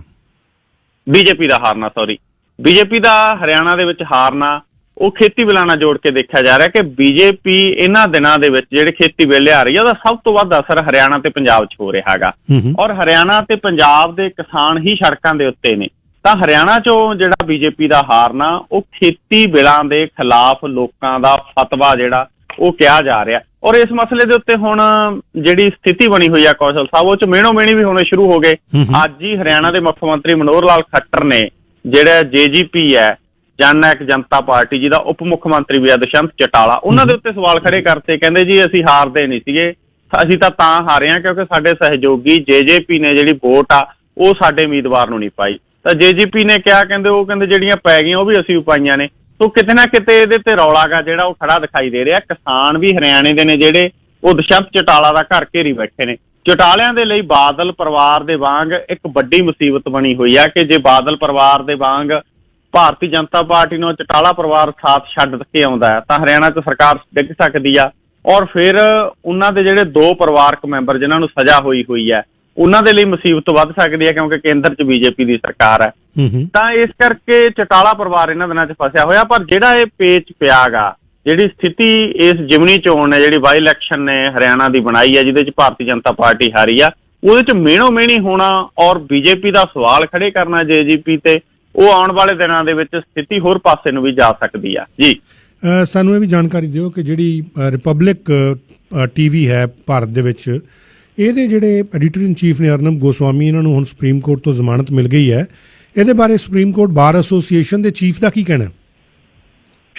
ਵਾਕਈ ਜੀ ਅਰਨਬ ਗੋਸਵਾਮੀ ਹੋਰਾਂ ਨੂੰ ਪਿਛਲੇ ਦਿਨਾਂ ਦੇ ਵਿੱਚ ਗ੍ਰਿਫਤਾਰ ਕੀਤਾ ਗਿਆ। ਉਹਨਾਂ ਦੀ ਗ੍ਰਿਫਤਾਰੀ ਤੋਂ ਬਾਅਦ ਭਾਰਤੀ ਜਨਤਾ ਪਾਰਟੀ ਦੇ ਗ੍ਰਹਿ ਮੰਤਰੀ, ਭਾਰਤੀ ਜਨਤਾ ਪਾਰਟੀ ਦੇ ਕੌਮੀ ਪ੍ਰਧਾਨ, ਹੋਰ ਵੱਡੇ ਲੀਡਰ ਬੋਲੇ। ਉਸ ਤੋਂ ਬਾਅਦ ਵੀ ਬਹੁਤ ਸਾਰੇ ਸਵਾਲ ਖੜੇ ਹੋਏ ਸੀ ਕਿ BJP ਦੇ ਆਗੂਆਂ ਨੂੰ ਸਿਰਫ ਅਰਨਬ ਗੋਸਵਾਮੀ ਹੀ ਕਿਉਂ ਦਿੰਦਾ ਹੈ, BJP ਦੇ ਆਗੂਆਂ ਨੂੰ ਫੜੇ ਹੋਏ 83 ਸਾਲ ਦੇ ਸਟੈਨ ਸਵਾਮੀ ਕਿਉਂ ਨਹੀਂ ਦਿੰਦੇ, ਉਹਨਾਂ ਨੂੰ ਬਰਬਰਾ ਰਾਓ ਕਿਉਂ ਨਹੀਂ ਦਿੰਦੇ, ਉਹਨਾਂ ਨੂੰ ਡਾਕਟਰ GN ਸਾਈਂ ਬਾਬਾ ਜਿਹੜੇ 80% ਅਪਾਹਜ ਨੇ ਉਹ ਕਿਉਂ ਨਹੀਂ ਦਿੰਦੇ। ਇਸ ਤਰ੍ਹਾਂ ਦੇ ਕਈ ਸਵਾਲ ਖੜੇ ਹੋਏ ਸੀ। ਉਸ ਤੋਂ ਬਾਅਦ ਹਾਈ ਕੋਰਟ ਗਏ ਅਰਨਬ ਗੋਸਵਾਮੀ, ਉੱਥੋਂ ਉਹਨਾਂ ਦੀ ਬੇਲ ਰਿਜੈਕਟ ਹੋ ਗਈ। ਫਿਰ ਅਰਨਬ ਗੋਸਵਾਮੀ ਸੁਪਰੀਮ ਕੋਰਟ ਗਏ ਤਾਂ ਅਦਾਲਤ ਨੇ ਇਸ ਕੇਸ ਦੇ ਵਿੱਚ ਦਖਲਅੰਦਾਜ਼ੀ ਦਿੱਤੀ ਔਰ ਇਹ ਕੇਸ ਬਹੁਤ ਜਲਦੀ ਲਿਸਟ ਹੋਇਆ ਸੁਪਰੀਮ ਕੋਰਟ ਦੇ ਵਿੱਚ। ਹਾਲਾਂਕਿ ਬਹੁਤ ਕੇਸ ਲਿਸਟ ਨਹੀਂ ਹੁੰਦੇ, ਉੱਥੇ ਕੇਸਾਂ ਦੀ ਵਾਰੀ ਨਹੀਂ ਆਉਂਦੀ। ਤਾਂ ਇਸ ਕੇਸ ਦੀ ਸੁਣਵਾਈ ਦੇ ਦੌਰਾਨ ਜਸਟਿਸ ਚੰਦਰਚੂੜ ਹੋਰਾਂ ਨੇ ਕਮੈਂਟ ਕੀਤਾ। ਉਹਨਾਂ ਨੇ ਕਿਹਾ ਜੇ ਅਦਾਲਤ ਇਸ ਕੇਸ 'ਚ ਦਖਲਅੰਦਾਜ਼ੀ ਨਹੀਂ ਕਰਦੀ, ਇਹ ਜੱਜ ਸਾਹਿਬ ਦੀ ਸਟੇਟਮੈਂਟ ਹੈ ਕਿ ਜੇ ਅਦਾਲਤ ਇਸ ਕੇਸ 'ਚ ਦਖਲਅੰਦਾਜ਼ੀ ਨਹੀਂ ਕਰਦੀ ਤਾਂ ਇਹ ਬਰਬਾਦੀ ਦੀ ਰਾਹ ਤੇ ਅੱਗੇ ਵਧੇਗਾ। ਤੁਸੀਂ ਵਿਚਾਰਧਾਰਕ ਤੌਰ ਤੇ ਵੱਖਰੇ ਹੋ ਸਕਦੇ ਹੋ, ਪਰ ਸੰਵਿਧਾਨਕ ਅਦਾਲਤਾਂ ਨੂੰ ਅਜਿਹੀ ਆਜ਼ਾਦੀ ਦੀ ਰੱਖਿਆ ਕਰਨੀ ਚਾਹੀਦੀ ਆ। ਜੇ ਅਸੀਂ ਇੱਕ ਸੰਵਿਧਾਨਿਕ ਅਦਾਲਤ ਵਜੋਂ ਕਾਨੂੰਨ ਨਹੀਂ ਬਣਾਉਂਦੇ ਤੇ ਆਜ਼ਾਦੀ ਦੀ ਰੱਖਿਆ ਨਹੀਂ ਕਰਦੇ ਤਾਂ ਕੌਣ ਕਰੂਗਾ। ਇਸ ਤਰ੍ਹਾਂ ਦੇ ਸਵਾਲ ਉਠਾਉਂਦੇ ਹੋਏ ਉਹਨਾਂ ਨੇ ਅਰਨਬ ਗੋਸਵਾਮੀ ਨੂੰ ਜ਼ਮਾਨਤ ਦਿੱਤੀ। ਪਰ ਅਰਨਬ ਗੋਸਵਾਮੀ ਨੂੰ ਰਾਹਤ ਦੇਣ ਦੇ ਉੱਤੇ ਸੁਪਰੀਮ ਕੋਰਟ ਬਾਰ ਐਸੋਸੀਏਸ਼ਨ ਦੇ ਮੁਖੀ ਤੇ ਸੀਨੀਅਰ ਵਕੀਲ ਦੁਸ਼ਯੰਤ ਦਵੇ ਨੇ ਸੁਪਰੀਮ ਕੋਰਟ ਦੇ ਸੈਕਟਰੀ ਜਨਰਲ ਨੂੰ ਇੱਕ ਚਿੱਠੀ ਲਿਖੀ ਹੈ ਕਿ ਅਰਨਬ ਗੋਸਵਾਮੀ ਦੀ ਅੰਤਰਿਮ ਜ਼ਮਾਨਤ ਦੀ ਅਰਜ਼ੀ ਨੂੰ ਚੁਣੇ ਗਏ ਤਰੀਕੇ ਦੇ ਨਾਲ 11 ਨਵੰਬਰ ਨੂੰ ਤਤਕਾਲ ਸੁਣਵਾਈ ਲਈ ਸੂਚੀਬੱਧ ਕਿਉਂ ਕੀਤਾ ਗਿਆ। ਉਹਨਾਂ ਨੇ ਇਹਦੇ ਤੇ ਇਤਰਾਜ਼ ਉਠਾਇਆ। ਉਹਨਾਂ ਨੇ ਸਵਾਲ ਖੜਾ ਕੀਤਾਗਾ ਕਿ ਬਾਕੀ ਜਿਹੜੇ ਵਿਅਕਤੀ ਨੇ, ਹਜ਼ਾਰਾਂ ਲੋਕ ਜੇਲ੍ਹਾਂ 'ਚ ਬੰਦ ਨੇ, ਦਵੇ ਨੇ ਆਪਣੀ ਚਿੱਠੀ 'ਚ ਲਿਖਿਆ ਕਿ ਉਹਨਾਂ ਦੇ ਮਾਮਲੇ ਹਫ਼ਤੇ ਮਹੀਨੇ ਤੱਕ ਪੈ ਰਹਿੰਦੇ ਨੇ, ਪਰ ਇਹ ਮਾਮਲਾ ਕਿਵੇਂ ਪਲਾਂ ਦੇ ਵਿੱਚ ਹੀ, ਕੁਝ ਮਿੰਟਾਂ ਦੇ ਵਿੱਚ ਹੀ ਸੂਚੀਬੱਧ ਹੋ ਗਿਆ। ਉਹਨਾਂ ਨੇ ਜਿਹੜੀ ਚਿੱਠੀ ਲਿਖੀ ਆ ਸੈਕਟਰੀ ਜਨਰਲ ਨੂੰ, ਉਹ 'ਚ ਪੁੱਛਿਆ ਕਿ ਮਾਮਲੇ ਨੂੰ ਇੰਨੀ ਤੱਦੀ ਦੇ ਨਾਲ ਸੁਣਵਾਈ ਦੇ ਲਈ ਚੀਫ ਜਸਟਿਸ ਦੇ ਹੁਕਮਾਂ ਤੋਂ ਬਾਅਦ ਸੂਚੀ 'ਚ ਰੱਖਿਆ ਗਿਆ ਜਾਂ ਇਹ ਫੈਸਲਾ ਸੈਕਟਰੀ ਜਨਰਲ ਨੇ ਆਪਣੇ ਪੱਧਰ ਦੇ ਉੱਤੇ ਲਿਆ ਹੈ। ਬਾਰ ਐਂਡ ਬੈਂਚ ਵੈਬਸਾਈਟ ਦੇ ਮੁਤਾਬਕ ਦਵੇ ਨੇ ਜਿਹੜੀ ਆਪਦੀ ਚਿੱਠੀ ਲਿਖੀ ਆ, ਉਹਦੇ 'ਚ ਕਿਹਾ ਕਿ ਕੀ ਅਰਨਬ ਗੋਸਵਾਮੀ ਨਾਲ ਇਹ ਖਾਸ ਸਲੂਕ ਚੀਫ ਜਸਟਿਸ ਦੀ ਜਾਣਕਾਰੀ ਵਿੱਚ ਹੋਣ ਤੋਂ ਬਿਨਾਂ ਕਰ ਰਹੇ ਨੇ। ਸੋ ਇਹ ਬਹੁਤ ਸਾਰੇ ਸਵਾਲ, ਖਾਸ ਕਰਕੇ ਸੁਪਰੀਮ ਕੋਰਟ ਦੇ ਜਿਹੜੇ ਬਾਰ ਐਸੋਸੀਏਸ਼ਨ ਦੇ ਮੁਖੀ ਨੇ, ਉਹਨਾਂ ਦੇ ਵੱਲੋਂ ਉਠਾਉਣਾ, ਇਹ ਕੌਸ਼ਲ ਸਾਹਿਬ ਆਪਣੇ ਆਪ 'ਚ ਬਹੁਤ ਸਾਰੇ ਸਵਾਲ ਖੜੇ ਕਰਦਾ ਹੈ, ਕਿਉਂਕਿ ਪਿੱਛੇ ਜੇ ਵੀ ਸਾਡੇ ਦੇਸ਼ ਦੀ ਸੁਪਰੀਮ ਕੋਰਟ ਦੇ 4 ਜੱਜਾਂ ਦੇ ਵੱਲੋਂ ਇੱਕ ਪ੍ਰੈਸ ਕਾਨਫਰੰਸ ਕੀਤੀ ਗਈ ਸੀ, ਔਰ ਅਦਾਲਤਾਂ ਦੇ ਵਿੱਚ ਜੋ ਹੋ ਰਿਹਾ ਹੈ ਉਹ ਬਹੁਤ ਸਾਰੇ ਸਵਾਲ ਨੇ ਜਿਹੜੇ ਉਹ ਆਉਣ ਵਾਲੇ ਦਿਨਾਂ ਦੇ ਵਿੱਚ ਵੀ ਉੱਠਣਗੇ, ਇਹਨਾਂ ਦਿਨਾਂ ਦੇ ਵਿੱਚ ਵੀ ਉੱਠ ਰਹੇ ਨੇ। ਬਾਕੀ ਦੂਸਰੀ ਗੱਲ ਇਹ ਵੀ ਹੈ ਕਿ ਜਿਸ ਤਰੀਕੇ ਨਾਲ ਪਿਛਲੇ ਦਿਨਾਂ ਦੇ ਵਿੱਚ ਡੇਰਾ ਮੁਖੀ ਗੁਰਮੀਤ ਰਾਮ ਰਹੀਮ ਨੂੰ 1 ਦਿਨ ਦੀ ਪੈਰੋਲ ਦਿੱਤੀ ਗਈ, ਜਿਸ ਤਰੀਕੇ ਦੇ ਨਾਲ ਸੰਜੇ ਦੱਤ ਹੋਰਾਂ ਦਾ ਕੇਸ ਨਜਿੱਠਿਆ ਗਿਆ ਅਦਾਲਤ ਦੇ ਵੱਲੋਂ, ਜਿਸ ਤਰੀਕੇ ਨਾਲ ਸਲਮਾਨ ਖਾਨ ਹੋਰਾਂ ਦਾ ਕੇਸ ਨਜਿੱਠਿਆ ਗਿਆ, ਜਿਸ ਤਰੀਕੇ ਦੇ ਨਾਲ ਇਹ ਕੇਸ ਆ ਜਿਹੜਾ ਅਰਨਬ ਗੋਸਵਾਮੀ ਦਾ ਨਜਿੱਠਿਆ ਗਿਆ, ਇਹਦੇ ਤੋਂ ਇਉਂ ਲੱਗਦਾ ਕਿ ਸੱਤਾਧਾਰੀ ਧਿਰ ਦੇ ਨਾਲ ਜੇ ਤੁਹਾਡੀ ਨੇੜਤਾ ਹੈ, ਜੇ ਤੁਹਾਡੇ ਕੋਲੇ ਪੈਸਾ ਹੈਗਾ, ਤੁਸੀਂ ਵਕੀਲਾਂ ਦੀ ਫੌਜ ਖੜੀ ਕਰ ਸਕਦੇ ਹੋ, ਤਾਂ ਅਦਾਲਤਾਂ ਦੇ ਵਿੱਚ ਵੀ ਤੁਹਾਡੇ ਕੇਸ ਨੇ ਜਿਹੜੇ ਉਹ ਬਹੁਤ ਛੇਤੀ ਨਜਿੱਠੇ ਜਾਂਦੇ ਨੇ ਜੀ। ਸਾਨੂੰ ਵਾਪਸ ਅਸੀਂ ਪੰਜਾਬ 'ਚ ਆਈਏ ਤਾਂ ਸਾਨੂੰ ਪੰਜਾਬ ਬਾਰੇ ਦੱਸੋ ਕਿ ਸ਼੍ਰੋਮਣੀ ਕਮੇਟੀ ਦੀਆਂ ਚੋਣਾਂ ਨੂੰ ਲੜਨ ਦੇ ਲਈ ਬਾਦਲ ਧੜੇ ਦੇ ਖਿਲਾਫ ਹੁਣ ਕੌਣ-ਕੌਣ ਇਕਜੁੱਟ ਹੋ ਗਿਆ ਜੀ। ਸ਼੍ਰੋਮਣੀ ਗੁਰਦੁਆਰਾ ਪ੍ਰਬੰਧਕ ਕਮੇਟੀ ਦੀਆਂ ਚੋਣਾਂ ਆਉਣ ਵਾਲੇ ਸਮੇਂ ਦੇ ਵਿੱਚ ਹੋਣੀਆਂ ਨੇ। ਜਦੋਂ ਤੋਂ ਭਾਰਤੀ ਜਨਤਾ ਪਾਰਟੀ ਦੇ ਨਾਲੋਂ ਸ਼੍ਰੋਮਣੀ ਅਕਾਲੀ ਦਲ ਬਾਦਲ ਦੀ ਜਿਹੜੀ ਨੇੜਤਾ ਗਈ ਉਹ ਟੁੱਟੀ ਹੈ, ਜਦੋਂ ਤੋਂ ਇਹਨਾਂ ਦਾ ਗੱਠਜੋੜ ਟੁੱਟਿਆ, ਜਦੋਂ ਤੋਂ ਐਨਡੀਏ ਦੇ ਵਿੱਚੋਂ ਸ਼੍ਰੋਮਣੀ ਅਕਾਲੀ ਦਲ ਬਾਦਲ ਬਾਹਰ ਆਇਆ, ਉਦੋਂ ਤੋਂ ਹੀ ਇਹ ਗੱਲ ਸ਼ੁਰੂ ਹੋ ਗਈ ਹੈ ਕਿ ਹੁਣ ਭਾਰਤੀ ਜਨਤਾ ਪਾਰਟੀ ਸ਼੍ਰੋਮਣੀ ਕਮੇਟੀ ਦੀਆਂ ਚੋਣਾਂ ਕਰਵਾਊਗੀ, ਕਿਉਂਕਿ ਐਸਜੀਪੀਸੀ ਦੀਆਂ ਚੋਣਾਂ ਕਰਾਉਣਾ ਕੇਂਦਰੀ ਗ੍ਰਹਿ ਵਿਭਾਗ ਦੇ ਹੱਥ ਦੇ ਵਿੱਚ ਹੈ। ਤਾਂ ਹੁਣ ਚੋਣਾਂ ਨੂੰ ਦੇਖਦੇ ਆ, ਬਾਦਲ ਵਿਰੋਧੀ ਜਿਹੜੇ ਧੜੇ ਨੇ ਉਹ ਸਾਰੇ ਇੱਕ ਮੰਚ ਦੇ ਉੱਤੇ ਇਕੱਠੇ ਹੋਣੇ ਸ਼ੁਰੂ ਹੋ ਗਏ ਨੇ। 5 ਧੜੇ ਕੌਸ਼ਲ ਸਾਹਿਬ ਅੱਜ ਇੱਕ ਮੰਚ ਦੇ ਉੱਤੇ ਆ ਗਏ ਨੇ, ਜਿਨ੍ਹਾਂ ਦੇ ਵਿੱਚ ਮੁੱਖ ਰੂਪ ਦੇ ਵਿੱਚ ਸੁਖਦੇਵ ਸਿੰਘ ਢੀਂਡਸਾ, ਰਣਜੀਤ ਸਿੰਘ ਬ੍ਰਹਮਪੁਰਾ, ਬਾਬਾ ਸਰਬਜੋਤ ਸਿੰਘ ਬੇਦੀ, ਭਾਈ ਰਣਜੀਤ ਸਿੰਘ ਬ੍ਰਹਮਪੁਰਾ ਤੇ ਰਵਿੰਦਰ ਸਿੰਘ, 5 ਧੜੇ ਨੇ ਜਿਹੜੇ ਉਹ ਇਕੱਠੇ ਹੋਏ ਨੇ। ਔਰ ਇੱਥੇ ਪਿਛਲੇ ਦਿਨਾਂ ਦੇ ਵਿੱਚ ਸੁਖਦੇਵ ਸਿੰਘ ਢੀਂਡਸਾ ਤੇ ਰਣਜੀਤ ਸਿੰਘ ਬ੍ਰਹਮਪੁਰਾ ਇੱਕ ਦੂਜੇ ਦੇ ਨਾਲੋਂ ਦੂਰ ਚਲੇ ਗਏ ਸੀ। ਜਦੋਂ ਰਣਜੀਤ ਸਿੰਘ ਬ੍ਰਹਮਪੁਰਾ ਹੋਰਾਂ ਨੇ ਸ਼੍ਰੋਮਣੀ ਅਕਾਲੀ ਦਲ ਟਕਸਾਲੀ ਬਣਾਇਆ, ਉਸ ਤੋਂ ਬਾਅਦ ਉਹਨਾਂ ਨੇ ਢੀਂਡਸਾ ਹੋਰਾਂ ਨੂੰ ਸੱਦਾ ਦਿੱਤਾ ਸੀ ਕਿ ਤੁਸੀਂ ਵੀ ਸ਼੍ਰੋਮਣੀ ਅਕਾਲੀ ਦਲ ਟਕਸਾਲੀ 'ਚ ਆਓ, ਪਰ ਸੁਖਦੇਵ ਸਿੰਘ ਢੀਂਡਸਾ ਹੋਰਾਂ ਨੇ ਸ਼੍ਰੋਮਣੀ ਅਕਾਲੀ ਦਲ ਡੈਮੋਕ੍ਰੇਟਿਕ ਬਣਾ ਲਿਆ ਸੀ। ਔਰ ਕਈ ਆਗੂ ਨੇ ਜਿਹੜੇ ਉਹ ਬ੍ਰਹਮਪੁਰਾ ਹੋਰਾਂ ਨਾਲੋਂ ਟੁੱਟ ਕੇ ਢੀਂਡਸਾ ਹੋਰਾਂ ਦੇ ਨਾਲ ਆ ਜੁੜੇ ਸੀ, ਜਿਸ ਤੋਂ ਬਾਅਦ ਦੋਨਾਂ ਦੇ ਵਿੱਚ ਦੂਰੀਆਂ ਖੜੀਆਂ ਹੋ ਗਈਆਂ ਸੀ, ਇੱਕ ਦੂਜੇ ਦੇ ਉੱਤੇ ਬਹੁਤ ਸਾਰੇ ਇਲਜ਼ਾਮ ਲਾਏ ਸੀ। ਲੇਕਿਨ ਹੁਣ ਭਾਵੇਂ ਦੋਨਾਂ ਨੇ ਪਾਰਟੀ ਇੱਕ ਤਾਂ ਨਹੀਂ ਕੀਤੀ ਅਜੇ, ਆਉਣ ਵਾਲੇ ਦਿਨਾਂ ਦੇ ਵਿੱਚ ਇਹ ਵੀ ਸੰਕੇਤ ਮਿਲ ਰਹੇ ਨੇ ਸੁਖਦੇਵ ਸਿੰਘ ਢੀਂਡਸਾ ਹੋਰਾਂ ਵਾਲੇ ਪਾਸਿਓਂ ਕਿ ਇਹ ਦੋਨੇ ਪਾਰਟੀ ਵੀ ਇੱਕ ਕਰਨ ਜਾ ਰਹੇ ਨੇ। ਭਾਵੇਂ ਅਜੇ ਪਾਰਟੀ ਇੱਕ ਨਹੀਂ ਕੀਤੀ, ਪਰ ਸ਼੍ਰੋਮਣੀ ਗੁਰਦੁਆਰਾ ਪ੍ਰਬੰਧਕ ਕਮੇਟੀ ਦੀਆਂ ਚੋਣਾਂ ਲੜਨ ਦੇ ਲਈ ਸ਼੍ਰੋਮਣੀ ਅਕਾਲੀ ਦਲ ਬਾਦਲ ਦੇ ਖਿਲਾਫ ਜਾਂ ਬਾਦਲ ਪਰਿਵਾਰ ਦੇ ਖਿਲਾਫ ਇਹ ਇਕਜੁੱਟ ਹੋ ਗਏ ਨੇ। ਔਰ ਇਕਜੁੱਟ ਹੋ ਕੇ ਇਹਨਾਂ ਨੇ ਹਮਖਿਆਲੀ ਧਾਰਮਿਕ ਜਜ਼ਬੇ ਵਾਲੀਆਂ ਜਿਹੜੀਆਂ ਧਿਰਾਂ ਨੇ ਉਹਨਾਂ ਨੇ ਇੱਕ ਮੰਚ ਇਕੱਠਾ ਕੀਤਾ, ਜਿਹਦੇ 'ਚ ਸ਼੍ਰੋਮਣੀ ਅਕਾਲੀ ਦਲ ਡੈਮੋਕ੍ਰੇਟਿਕ ਦੇ ਪ੍ਰਧਾਨ ਸੁਖਦੇਵ ਢੀਂਡਸਾ ਮੁੱਖ ਰੂਪ ਦੇ ਵਿੱਚ ਆਗੂ ਨੇ, ਸ਼੍ਰੋਮਣੀ ਅਕਾਲੀ ਦਲ ਟਕਸਾਲੀ ਦੇ ਪ੍ਰਧਾਨ ਰਣਜੀਤ ਸਿੰਘ ਬ੍ਰਹਮਪੁਰਾ, ਸ਼੍ਰੋਮਣੀ ਅਕਾਲੀ ਦਲ 1920 ਦੇ ਪ੍ਰਧਾਨ ਰਵਿੰਦਰ ਸਿੰਘ, ਬਾਬਾ ਸਰਬਜੋਤ ਸਿੰਘ ਬੇਦੀ ਤੇ ਪੰਥਕ ਅਕਾਲੀ ਲਹਿਰ ਦੇ ਆਗੂ ਤੇ ਸਾਬਕਾ ਜਥੇਦਾਰ ਅਕਾਲ ਤਖਤ ਸਾਹਿਬ ਭਾਈ ਰਣਜੀਤ ਸਿੰਘ। ਇਹ 5 ਜਿਹੜੀਆਂ ਧਿਰਾਂ ਨੇ ਉਹ ਇਕੱਠੀਆਂ ਹੋਈਆਂ ਨੇ। ਸੋ ਆਉਣ ਵਾਲੇ ਦਿਨਾਂ ਦੇ ਵਿੱਚ ਇਹ ਗਿਣਤੀ ਹੋਰ ਵੀ ਵੱਧ ਸਕਦੀ ਆ। ਸ਼੍ਰੋਮਣੀ ਅਕਾਲੀ ਦਲ ਮਾਨ ਵੀ ਇਹਨਾਂ ਦੇ ਨੇੜੇ ਆ ਸਕਦਾ, ਹੋਰ ਬਹੁਤ ਸਾਰੀਆਂ ਪੰਥਕ ਧਿਰਾਂ ਇਹਨਾਂ ਨਾਲ ਜੁੜ ਸਕਦੀਆਂ ਜੀ। ਪਰ ਨਵਕਿਰਨ ਪਤੀ ਜੀ, ਜੇਕਰ ਅਸੀਂ ਦੇਖੀਏ ਕਿ ਪਿਛਲੇ ਸਮੇਂ ਦੇ ਵਿੱਚ ਵੀ ਚਾਹੇ ਉਹ ਮਿਸਟਰ ਢੀਂਡਸਾ ਨੇ, ਚਾਹੇ ਉਹ ਰਣਜੀਤ ਸਿੰਘ ਨੇ, ਚਾਹੇ ਕੋਈ ਵੀ ਹੈ, ਜੇ ਇਹਨਾਂ ਨੂੰ ਲੋਕਾਂ ਨੇ, ਇਹਨਾਂ ਨੂੰ ਪੰਜਾਬ ਦਾ ਜਿਹੜਾ ਆਮ ਵੋਟਰ ਹੈ ਉਹਨਾਂ ਨੇ ਨਕਾਰਿਆ, ਉਹਨਾਂ ਨੇ ਇਹਨਾਂ ਵੱਲ ਕੋਈ ਜ਼ਿਆਦਾ ਆਪਣਾ ਰੁਝਾਨ ਦਿਖਾਇਆ ਨਹੀਂ। ਸੋ ਇਹ ਵੀ ਆਪਣੇ ਵੱਖੋ ਵੱਖਰੀਆਂ ਜਿਹੜੀਆਂ ਡਫਲੀਆਂ ਲੈ ਕੇ ਵਜਾਉਂਦੇ ਰਹੇ ਹੈ। ਪਰ ਹੁਣ ਜਦੋਂ ਸ਼੍ਰੋਮਣੀ ਕਮੇਟੀ ਦੀਆਂ ਚੋਣਾਂ ਕਿ ਜਿਹੜੇ ਲੋਕ ਨੇ, ਜਿਹੜੇ ਖਾਸ ਤੌਰ 'ਤੇ ਸਿੱਖ ਬੁੱਧੀਜੀਵੀ ਲੋਕ ਨੇ, ਉਹਨਾਂ ਨੂੰ ਇਸ ਚੀਜ਼ ਦਾ ਅੰਦਾਜ਼ਾ ਨਹੀਂ ਹੋ ਰਿਹਾ ਕਿ ਸਿਰਫ ਇੱਕ ਵਿਰੋਧੀ ਬਣ ਕੇ ਹੀ ਇਹ ਅੱਗੇ ਆ ਰਹੇ ਨੇ, ਨਾ ਕਿ ਇਸ ਕਰਕੇ ਆ ਰਹੇ ਨੇ ਕਿ ਵਾਕਈ ਉਹ ਸ਼੍ਰੋਮਣੀ ਕਮੇਟੀ ਦੇ ਉੱਤੇ ਕਾਬਜ਼ ਹੋਣਾ ਚਾਹੁੰਦੇ ਨੇ। ਵਾਕਈ ਜੀ, ਇੱਕ ਇਹਨਾਂ ਦੇ ਉੱਤੇ ਇਸ ਵਾਰ ਤਾਂ ਹੋਰ ਵੀ ਨਵਾਂ ਐਲੀਗੇਸ਼ਨ ਆ ਜਿਹੜਾ ਉਹ ਲੱਗਿਆ ਹੋਇਆ। ਇਹਨਾਂ ਨੂੰ ਆਪਣਾ ਉਹ ਸਵਾਲ ਵੀ ਜਿਹੜਾ ਉਹ ਲੋਕਾਂ ਦੇ ਮੂਹਰੇ ਜਾ ਕੇ ਨਜਿੱਠਣਾ ਪਊਗਾ। ਉਹ ਹੈਗਾ ਕਿ ਇਹ ਗੱਲ ਚੱਲ ਰਹੀ ਹੈਗੀ ਕਿ ਇਹ ਸਾਰੇ ਭਾਰਤੀ ਜਨਤਾ ਪਾਰਟੀ ਦੀ ਬੀ ਟੀਮ ਦੇ ਤੌਰ ਦੇ ਉੱਤੇ ਅੱਗੇ ਆ ਰਹੇ ਨੇ। ਸੋ ਇਹ ਗੱਲ ਹੋਵੇ ਨਾ ਹੋਵੇ, ਹੋ ਸਕਦਾ ਇਹ ਗੱਲ ਗਲਤ ਹੋਵੇ ਕਿ ਇਹਨਾਂ ਦਾ ਭਾਰਤੀ ਜਨਤਾ ਪਾਰਟੀ ਨਾਲ ਕੋਈ ਲੈਣਾ ਦੇਣਾ ਨਾ ਹੋਵੇ, ਕਿਉਂਕਿ ਕੱਲ ਵੀ ਜਦੋਂ ਸੁਖਦੇਵ ਸਿੰਘ ਢੀਂਡਸਾ ਹੋਰਾਂ ਨੂੰ ਸਵਾਲ ਪੁੱਛਿਆ ਗਿਆ ਤਾਂ ਉਹਨਾਂ ਨੇ ਕਿਹਾ ਕਿ ਮੇਰੀ ਅੱਜ ਤੱਕ ਕਦੇ ਭਾਰਤੀ ਜਨਤਾ ਪਾਰਟੀ ਦੇ ਕਿਸੇ ਆਗੂ ਦੇ ਨਾਲ ਗੱਲ ਨਹੀਂ ਹੋਈ। ਪਰ ਕਿਤੇ ਨਾ ਕਿਤੇ ਇਹ ਜਿਹੜਾ ਫੇਕ ਆ ਉਹ ਆਉਣ ਵਾਲੀਆਂ ਸ਼੍ਰੋਮਣੀ ਗੁਰਦੁਆਰਾ ਪ੍ਰਬੰਧਕ ਕਮੇਟੀ ਦੀਆਂ ਚੋਣਾਂ ਆਉਣ, ਚਾਹੇ ਵਿਧਾਨ ਸਭਾ ਦੀਆਂ 2022 ਦੀਆਂ ਪੰਜਾਬ ਇਲੈਕਸ਼ਨ ਆਉਣ, ਉਦੋਂ ਇਹ ਸਵਾਲ ਆ ਜਿਹੜਾ ਉਹ ਉੱਠਣਾ ਸੁਭਾਵਿਕ ਆਗਾ। ਇਹ ਚਰਚਾ ਸ਼ੁਰੂ ਤੋਂ ਹੀ ਚੱਲਦੀ ਆ ਰਹੀ ਹੈ ਕਿ ਸੁਖਦੇਵ ਸਿੰਘ ਢੀਂਡਸਾ ਹੋਰਾਂ ਦਾ ਬਾਦਲ ਦਲ ਦੇ ਨਾਲੋਂ ਪਾਸੇ ਜਾਣਾ। ਅੱਜ ਭਾਵੇਂ ਉਹ ਕਹਿ ਰਹੇ ਨੇ ਕਿ ਪਿਛਲੇ ਸਮੇਂ ਦੇ ਵਿੱਚ ਜੋ ਸ੍ਰੀ ਗੁਰੂ ਗ੍ਰੰਥ ਸਾਹਿਬ ਦੀ ਬੇਅਦਬੀ ਦੀਆਂ ਘਟਨਾਵਾਂ ਵਾਪਰੀਆਂ ਜਾਂ ਹੋਰ ਬਹੁਤ ਕੁਝ ਹੋਇਆ, ਉਸ ਕਰਕੇ ਅਸੀਂ ਬਾਦਲ ਦਲ ਨੂੰ ਛੱਡਿਆ, ਲੇਕਿਨ ਉਦੋਂ ਇਹ ਸੱਤਾ ਦਾ ਆਨੰਦ ਭੋਗਦੇ ਰਹੇ ਨਾਲ, ਉਦੋਂ ਇਹਨਾਂ ਨੂੰ ਕੋਈ ਸਵਾਲ ਨਹੀਂ ਉੱਠਿਆ। ਤਾਂ ਹੁਣ ਜਦੋਂ ਇਹ ਪੰਜ ਧਿਰਾਂ ਵੀ ਇਕੱਠੀਆਂ ਹੋਈਆਂ ਨੇ ਤਾਂ ਉਦੋਂ ਵੀ ਬਹੁਤ ਸਾਰੇ ਲੋਕਾਂ ਦੇ ਇਹ ਸਵਾਲ ਉੱਠ ਰਹੇ ਨੇ ਕਿ ਕਿਤੇ ਭਾਰਤੀ ਜਨਤਾ ਪਾਰਟੀ ਤਾਂ ਨਹੀਂ ਬਾਦਲ ਦਲ ਨੂੰ ਸਬਕ ਸਿਖਾਉਣ ਦੇ ਲਈ ਸੁਖਦੇਵ ਸਿੰਘ ਢੀਂਡਸਾ ਹੋਰਾਂ ਨੂੰ ਜਾਂ ਰਣਜੀਤ ਸਿੰਘ ਬ੍ਰਹਮਪੁਰਾ ਹੋਰਾਂ ਨੂੰ ਅੱਗੇ ਲਿਆ ਰਹੀ। ਤਾਂ ਇਹਨਾਂ ਦੇ ਲਈ ਇਹ ਵੀ ਇੱਕ ਵੱਡੀ ਸਵਾਲ ਹੈ। ਦੂਸਰਾ, ਇਹ ਵਾਕਈ ਕੁਛ ਆਏ ਵਾਰ ਧਿਰਾਂ ਇਕੱਠੀਆਂ ਹੁੰਦੀਆਂ ਨੇ ਬਾਦਲ ਪਰਿਵਾਰ ਦੇ ਖਿਲਾਫ, ਲੇਕਿਨ ਇਹਨਾਂ ਦੇ ਵਿੱਚੋਂ ਵੀ ਕੌਸ਼ਲ ਸਾਹਿਬ ਜਦੋਂ ਪ੍ਰਕਾਸ਼ ਸਿੰਘ ਬਾਦਲ ਹੋਰਾਂ ਨੇ ਆ ਕੇ ਇਹਨਾਂ ਦੇ ਇੱਕ ਦੋ ਦੇ ਘਰਾਂ ਤੱਕ ਗੇੜਾ ਕੱਢਿਆ ਤਾਂ ਕੁਛ ਨਾ ਕੁਛ ਫੇਰ ਟੁੱਟ ਕੇ ਬਾਦਲ ਦਲ ਦੇ ਨਾਲ ਜਾ ਰਲਦੇ ਨੇ, ਚਾਹੇ ਉਹ ਪ੍ਰੇਮ ਸਿੰਘ ਚੰਦੂ ਮਾਜਰਾ ਹੋਣ, ਇੱਕ ਵਾਰ ਉਹ ਵੀ ਜਿਹੜਾ ਉਹ ਗੁਰਚਰਨ ਸਿੰਘ ਟੌੜਾ ਹੋਰਾਂ ਨਾਲ ਅੱਡ ਹੋ ਗਏ ਸੀਗੇ। ਈਵਨ ਸਰਜੀਤ ਸਿੰਘ ਬਰਨਾਲਾ ਹੋਰਾਂ ਦਾ ਪਰਿਵਾਰ ਪ੍ਰਕਾਸ਼ ਸਿੰਘ ਬਾਦਲ ਹੋਰਾਂ ਦੇ ਨਾਲੋਂ ਅੱਡ ਹੋਇਆ, ਲੇਕਿਨ ਅੱਜ ਸਰਜੀਤ ਸਿੰਘ ਬਰਨਾਲਾ ਹੋਰਾਂ ਦਾ ਪਰਿਵਾਰ ਜਿਹੜਾ, ਚਾਹੇ ਉਹ ਬਲਦੇਵ ਮਾਨ ਹੋਣ, ਚਾਹੇ ਬਾਕੀ ਗਗਨਜੀਤ ਸਿੰਘ ਬਰਨਾਲਾ ਹੋਣ, ਉਹ ਅੱਜ ਫਿਰ ਬਾਦਲ ਪਰਿਵਾਰ ਦੇ ਨਾਲ ਖੜਾ ਦਿਖਾਈ ਦੇ ਰਿਹਾ। ਤਾਂ ਆਉਣ ਵਾਲੇ ਦਿਨਾਂ ਦੇ ਵਿੱਚ ਇਹਨਾਂ ਦੇ ਵਿੱਚੋਂ ਵੀ ਕੁਛ ਆਗੂ ਟੁੱਟ ਸਕਦੇ ਨੇ।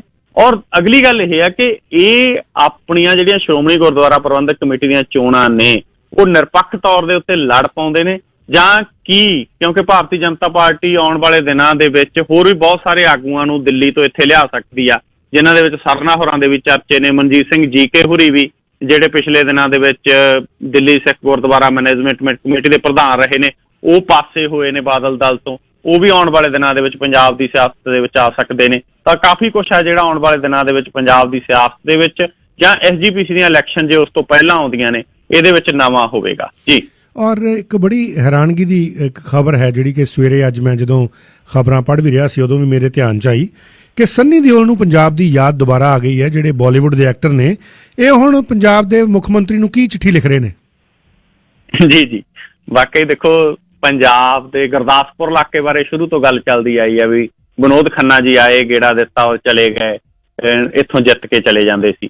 ਤਾਂ ਸਨੀ ਦਿਓਲ ਆਏ, ਸਨੀ ਦਿਓਲ ਨੇ ਆ ਕੇ ਜਦੋਂ ਇਲੈਕਸ਼ਨ ਦੇ ਵਿੱਚ ਕਾਗਜ਼ ਦਾਖਲ ਕੀਤੇ ਤਾਂ ਲੋਕਾਂ ਨੂੰ ਲੱਗਿਆ ਵੀ ਦੂਜੇ ਬੰਨੇ ਸਿਆਸਤ ਦੇ ਦਿਗਜ ਆਗੂ ਸੁਨੀਲ ਜਾਖੜ ਖੜੇ ਨੇ ਸਨੀ ਦਿਓਲ ਦੇ ਬਰੋਬਰ, ਸਨੀ ਦਿਓਲ ਸ਼ਾਇਦ ਨਾ ਜਿੱਤ ਪਾਵੇ। ਲੇਕਿਨ ਜਦੋਂ ਸਨੀ ਦਿਓਲ ਆਇਆ ਉਹਨੇ ਆ ਕੇ 2.5 ਕਿਲੋ ਕਹਾਤ ਦਾ ਡਾਇਲੋਗ ਬੋਲਿਆ ਤਾਂ ਧੜਾ ਧੜ ਵੋਟਾਂ ਪਈਆਂ। ਪਰ ਹੁਣ ਜਦੋਂ ਸਵਾਲ ਖੜਾ ਹੋਇਆ ਸੀ, 1.5 ਮਹੀਨੇ ਤੋਂ ਉੱਤੇ ਹੋ ਗਿਆ, 56 ਦਿਨ ਹੋ ਗਏ ਲਗਭਗ ਪੰਜਾਬ ਦੇ ਕਿਸਾਨ ਸੜਕਾਂ ਦੇ ਉੱਤੇ ਨੇ, ਲੇਕਿਨ ਪੰਜਾਬ ਦੇ ਕਿਸਾਨਾਂ ਦੀਆਂ ਵੋਟਾਂ ਨਾਲ ਸੰਸਦ ਦੀਆਂ ਪੌੜੀਆਂ ਚੜੇ ਸਨੀ ਦਿਓਲ ਕਦੇ ਨਹੀਂ ਬੋਲੇ। ਪੰਜਾਬੀਆਂ ਨੂੰ ਕੌਸ਼ਲ ਸਾਹਿਬ ਸ਼ੁਰੂ ਤੋਂ ਮਾਣ ਰਿਹਾ ਕਿ ਧਰਮਿੰਦਰ ਸਾਡਾ, ਪੰਜਾਬੀ ਜਦੋਂ ਵੀ ਗੱਲ ਕਰਦੇ ਧਰਮਿੰਦਰ ਸਾਡਾ, ਸਨੀ ਦਿਓਲ ਸਾਡਾ। ਬਾਲੀਵੁੱਡ ਲਈ ਅਸੀਂ ਦਾਰਾ ਸਿੰਘ ਦਿੱਤਾ, ਅਸੀਂ ਧਰਮਿੰਦਰ ਦਿੱਤਾ, ਸਨੀ ਦਿਓਲ ਦਿੱਤਾ, ਬੌਬੀ ਦਿਓਲ ਦਿੱਤਾ, ਹੋਰ ਬਹੁਤ ਸਾਰੇ ਨਾਮਾਂ ਦੀ ਇੱਕ ਲੰਬੀ ਲਿਸਟ ਜਿਹੜੀ ਉਹ ਪੰਜਾਬੀਆਂ ਦੇ ਜ਼ਿਹਨ ਦੇ ਵਿੱਚ ਬਸੀ ਹੋਈ। ਲੇਕਿਨ ਜਦੋਂ ਹੁਣ ਪੰਜਾਬੀਆਂ ਦੇ ਉੱਤੇ ਭੀੜ ਪਈ, ਜਦੋਂ ਹੁਣ ਪੰਜਾਬ ਦੇ ਕਿਸਾਨ ਸੜਕਾਂ ਦੇ ਉੱਤੇ ਆਏ, ਜਦੋਂ ਪੰਜਾਬ ਦੇ ਕਿਸਾਨ ਕੇਂਦਰ ਖਿਲਾਫ ਸੰਘਰਸ਼ਾਂ ਦੇ ਪਿੜ ਮੱਲੀ ਬੈਠੇ ਨੇ, ਤਾਂ ਉਦੋਂ ਸਨੀ ਦਿਓਲ ਚੁੱਪ ਰਿਹਾ, ਕਿਤੇ ਸਨੀ ਦਿਓਲ ਦਿਖਾਈ ਨਹੀਂ ਦਿੱਤਾ। ਹੁਣ ਸਨੀ ਦਿਓਲ ਚਿੱਠੀ ਲਿਖ ਰਿਹਾ, ਔਰ ਚਿੱਠੀ ਵੀ ਜਿਹੜੀ ਲਿਖ ਰਿਹਾ ਉਹ ਕੈਪਟਨ ਅਮਰਿੰਦਰ ਸਿੰਘ ਨੂੰ ਸੰਬੋਧਿਤ ਹੋ ਕੇ ਲਿਖ ਰਿਹਾ ਕਿ ਰੇਲਾਂ ਚਲਾਉਣੀਆਂ ਤੁਹਾਡੀ ਜ਼ਿੰਮੇਵਾਰੀ ਹੈ ਔਰ ਤੁਸੀਂ ਰੇਲਾਂ ਚਲਾਓ। ਪੰਜਾਬ ਦੇ ਕੈਪਟਨ ਅਮਰਿੰਦਰ ਸਿੰਘ ਤਾਂ ਪਹਿਲਾਂ ਧਰਨਾ ਲਾ ਕੇ ਆਏ ਨੇ ਦਿੱਲੀ ਦੇ ਵਿੱਚ ਵੀ ਭਾਈ ਰੇਲਾਂ ਚਲਾ ਦਿਓ। ਕੈਪਟਨ ਅਮਰਿੰਦਰ ਸਿੰਘ ਹੋਰਾਂ ਦੇ ਮੈਂਬਰ ਪਾਰਲੀਮੈਂਟ ਪੰਜਾਬ ਦੇਸ਼ ਦੇ ਗ੍ਰਹਿ ਮੰਤਰੀ ਨੂੰ ਮਿਲ ਕੇ ਆਏ ਨੇ, ਰੱਖਿਆ ਮੰਤਰੀ ਨੂੰ ਮਿਲ ਕੇ ਆਏ ਨੇ ਔਰ ਇਹ ਮੰਗ ਕਰਕੇ ਆਏ ਨੇ ਕਿ ਰੇਲਾਂ ਚਲਾ ਦਿਓ। ਲੇਕਿਨ ਕੇਂਦਰ ਸਰਕਾਰ ਨੇ ਰੇਲਾਂ ਬੰਦ ਕੀਤੀਆਂ ਹੋਈਆਂ ਕਿ ਜਦੋਂ ਤੱਕ ਕਿਸਾਨ ਉੱਥੋਂ ਨਹੀਂ ਉੱਠਦੇ, ਪਹਿਲਾਂ ਕਹਿੰਦੇ ਸੀ ਰੇਲਵੇ ਟਰੈਕ ਤੋਂ ਨਹੀਂ ਉੱਠਦੇ, ਉਹ ਟਰੈਕ ਤੋਂ ਉੱਠ ਖੜੇ, ਉਹ ਰੇਲਵੇ ਪਾਰਕਿੰਗ 'ਚ ਬਹਿ ਗਏ। ਹੁਣ ਕਹਿੰਦੇ ਉੱਥੋਂ ਵੀ ਉੱਠੋ, ਜਦੋਂ ਤੱਕ ਤੁਸੀਂ ਰੇਲਵੇ ਦੀ ਜਿਹੜੀ ਜ਼ਮੀਨ ਆ ਉਹ ਤੋਂ ਪਾਸੇ ਨਹੀਂ ਹੁੰਦੇ ਉਦੋਂ ਤੱਕ ਟ੍ਰੇਨਾਂ ਨਹੀਂ ਚਲਾਵਾਂਗੇ।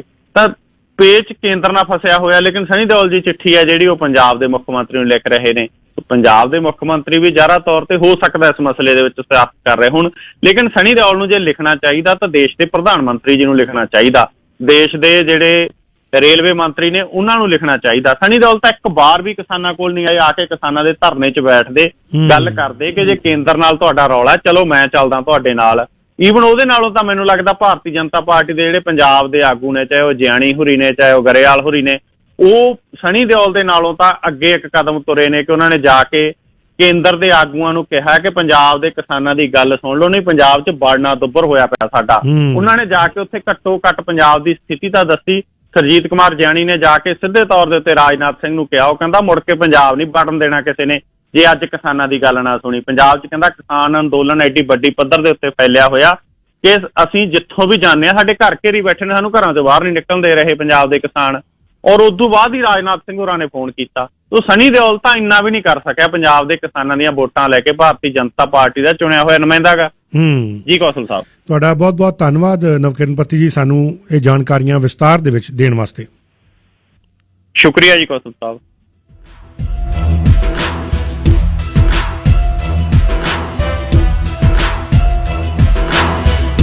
ਇਹ ਸਨ ਨਵਕਿਰਨ ਪੱਤੀ ਜੋ ਕਿ ਭਾਰਤ ਤੋਂ ਸਾਨੂੰ ਪੰਜਾਬ ਤੇ ਦਿੱਲੀ ਦਰਬਾਰ ਦੀ ਖਬਰਸਾਰ ਦੇ ਰਹੇ ਸਨ, ਔਰ ਬਹੁਤ ਹੀ ਵਿਸਤਾਰ ਦੇ ਨਾਲ ਇਹਨਾਂ ਨੇ ਜਾਣਕਾਰੀ ਦਿੱਤੀ, ਬਹੁਤ ਬੈਲੈਂਸ ਰਹਿ ਕੇ ਇਹ ਗੱਲਬਾਤ ਉਹਨਾਂ ਨੇ ਕੀਤੀ ਹੈ।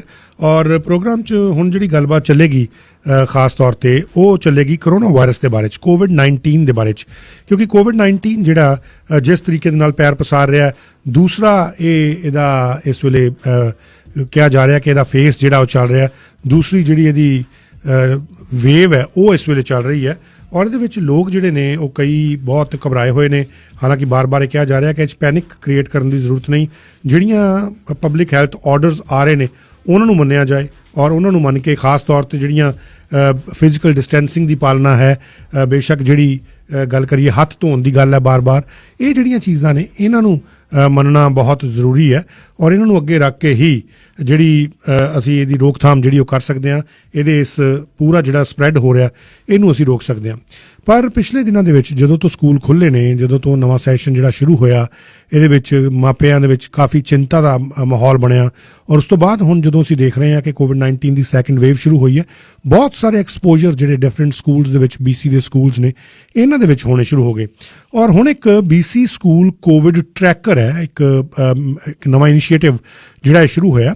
ਇੱਕ ਫੇਸਬੁੱਕ ਪੇਜ ਬਣਿਆ ਹੋਇਆ ਜਿਹਨੂੰ ਚਲਾਉਣ ਵਾਲੇ ਹੈਗੇ ਨੇ ਕੈਥੀ ਮੈਰਲਿਸ, ਉਹ ਇਸ ਵੇਲੇ ਸਾਡੇ ਨਾਲ ਫੋਨ ਲਾਈਨ ਤੇ ਮੌਜੂਦ ਨੇ। ਉਹਨਾਂ ਦੇ ਨਾਲ ਗੱਲਬਾਤ ਕਰਾਂਗੇ ਕਿ ਆਖਿਰਕਾਰ ਉਹਨਾਂ ਦਾ ਇਹ ਮਿਸ਼ਨ ਕੀ ਹੈ, ਔਰ ਸਕੂਲਸ ਦੇ ਵਿੱਚ ਜਿਹੜੇ BC ਦੇ ਸਕੂਲਸ ਨੇ ਉਹਨਾਂ ਦੇ ਵਿੱਚ ਕੋਵਿਡ-19 ਦੇ ਐਕਸਪੋਜਰ ਦੀ ਗ੍ਰੈਵਿਟੀ ਕੀ ਹੈ, ਉਹਨਾਂ ਦੀ ਸਥਿਤੀ ਇਸ ਵੇਲੇ ਉਹ ਕੀ ਚੱਲ ਰਹੀ ਹੈ। Welcome Kathy, thank you so much for being with us. Oh, thanks for having me. Kathy, first of all, I would like to know what is your mission of this initiative called BC School COVID Tracker? Well, the purpose and the initiative is to just really share information and have transparency with the public about school exposures of COVID-19 within the schools, because it's very clear that, unfortunately, public health it's been a little backlogged and not able to tell families very quickly what's going on, and also school administrators have their hands tied, as do teachers, in being able to share information. In fact, a lot of teachers don't even know themselves what's happening in the schools, but parents really want to make informed choices whether or not to send their kids to school, just knowing what's going on in their community, and it's for safety. There's a lot of high-risk families that would potentially want to choose to maybe keep their kids home for a bit until they know it's safe. Kathy, if I would like to know another thing. How much representation you have with the BC school administration? In terms of involvement? In terms of involvement, exactly. None. So, I mean, we have a lot of, mostly it's crowdsourcing information from parents and even school staff in terms of teachers, but no involvement from school administrators themselves. We do get letters from the schools that are issued and public health, but we're not in direct contact with the administration. Okay. As you said that your mission is to get the more transparency regarding the COVID-19 situation in schools, but are you satisfied with the way BC Ministry of Education or Ministry of Health is communicating and disseminating information on COVID-19 with parents? Definitely not satisfied. I think it's the whole reason for the creation of the page and the fact that it still exists and growing such a tremendous audience.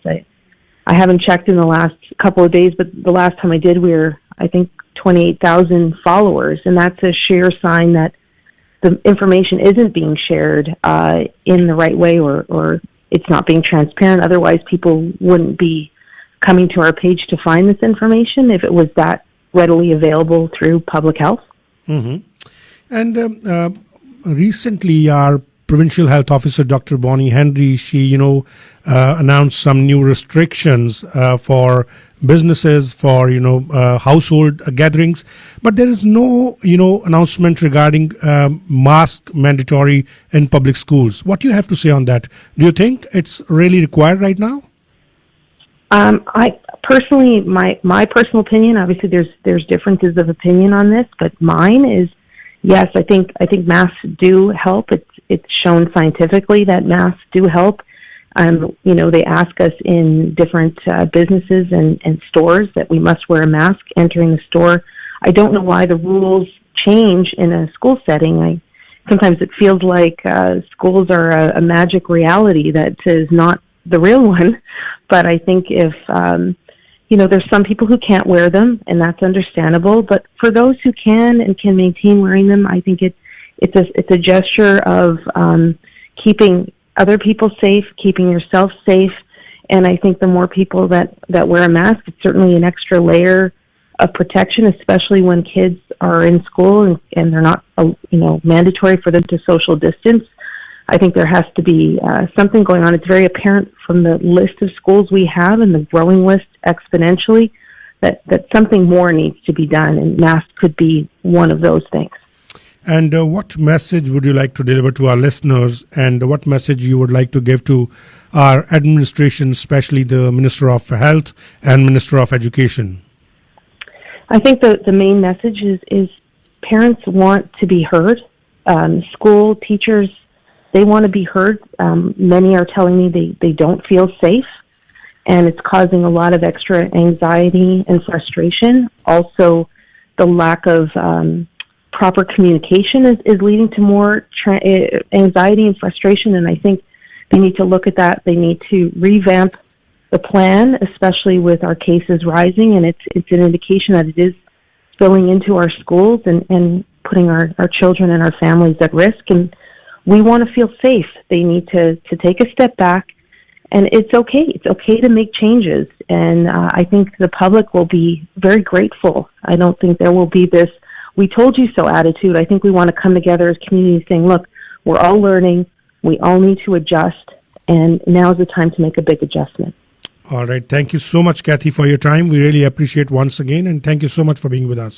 Thanks so much. Please take care and stay safe. For sure. And you practice physical distance as well. Thank you so much.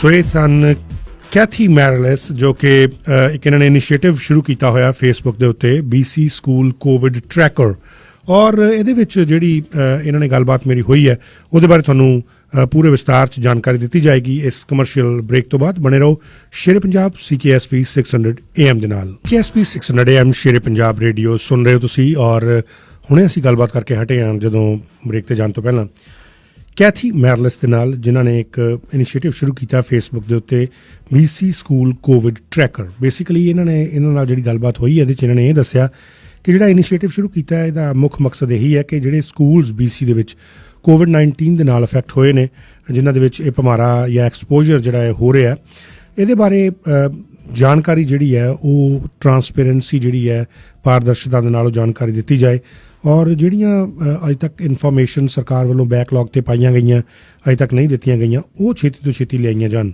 ਫਿਰ ਉਹਨਾਂ ਨੂੰ ਪੁੱਛਿਆ ਸੀ ਕਿ ਤੁਹਾਡੇ school ਦੀ administration ਦੇ ਵਿੱਚ ਜਾਂ ਹੋਰ ਜਿਹੜੇ ਸਕੂਲ ਦਾ ਟੀਚਰਸ ਨੇ, ਇਹਨਾਂ ਦੇ ਵਿੱਚ ਤੁਹਾਡਾ ਕਿੰਨਾ ਕੁ ਰੋਲ ਹੈ, ਤੁਹਾਡੇ ਨਾਲ ਕੀ ਜੁੜੇ ਹੋਏ ਨੇ। ਸੋ ਉਹਨਾਂ ਨੇ ਕਿਹਾ ਕਿ ਇਸ ਤਰ੍ਹਾਂ ਕੋਈ ਨਹੀਂ ਹੈ, ਪਰ ਕਰਾਊਡ ਸੋਰਸਿੰਗ ਦੇ ਜ਼ਰੀਏ ਜਿਸ ਤਰ੍ਹਾਂ ਮਾਪਿਆਂ ਨੂੰ ਕੋਈ ਲੈਟਰਸ ਆਉਂਦੀਆਂ ਜਾਂ ਹੋਰ ਜਿਹੜੀਆਂ ਜਾਣਕਾਰੀਆਂ ਡਿਫਰੈਂਟ ਸੋਰਸਿਸ ਤੋਂ ਮਿਲਦੀਆਂ, ਉਹਨਾਂ ਤੋਂ ਇਹਨਾਂ ਨੂੰ ਜਾਣਕਾਰੀ ਮਿਲਦੀ ਹੈ, ਔਰ ਇਹ ਉਹਦਾ ਟਰੈਕ ਰੱਖ ਰਹੇ ਹੈ।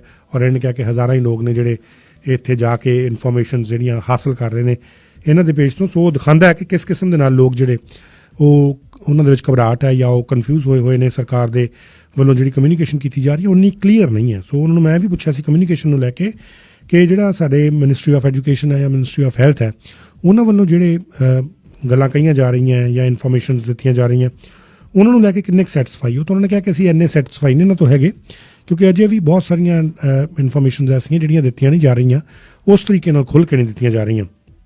ਸੋ ਮਾਸਕ ਮੈਂਡੇਟਰੀ ਕਰਨ ਦੀ ਗੱਲ ਕੀਤੀ ਕਿ ਹੁਣੇ ਜਿਹੜੇ ਪਿੱਛੇ ਜੇ ਅਨਾਊਂਸਮੈਂਟਸ ਕੀਤੀਆਂ ਨਵੀਆਂ ਪਾਬੰਦੀਆਂ ਦੀਆਂ ਉਹਦੇ ਵਿੱਚ ਬਹੁਤ ਸਾਰੀਆਂ ਪਾਬੰਦੀਆਂ ਲਾਈਆਂ ਗਈਆਂ। ਕਿਹਾ ਗਿਆ ਕਿ ਹਾਂਜੀ ਕੇਸਿਸ ਬਹੁਤ ਵੱਧ ਰਹੇ ਨੇ, ਛੋਟੀਆਂ ਗੈਦਰਿੰਗਸ ਉਹਦੇ ਵਾਸਤੇ ਜ਼ਿੰਮੇਦਾਰ ਨੇ। ਘਰਾਂ ਦੇ ਵਿੱਚ ਕਹਿ ਦਿੱਤਾ ਕਿ ਘਰਾਂ ਦੇ ਵਿੱਚ ਜ਼ਿਆਦਾ ਲੋਕ ਜਿਹੜੇ ਉਹ ਇਕੱਠੇ ਨਾ ਹੋਣ, ਜਿਹੜੇ ਘਰ ਦੇ ਹਾਊਸ ਹੋਲਡ ਮੈਂਬਰ ਨੇ ਸਿਰਫ ਉਹੀ ਇਕੱਠੇ ਹੋਣ, ਈਵਨ ਫਿਊਨਰਲਸ ਵਾਸਤੇ, ਵੈਡਿੰਗਸ ਵਾਸਤੇ।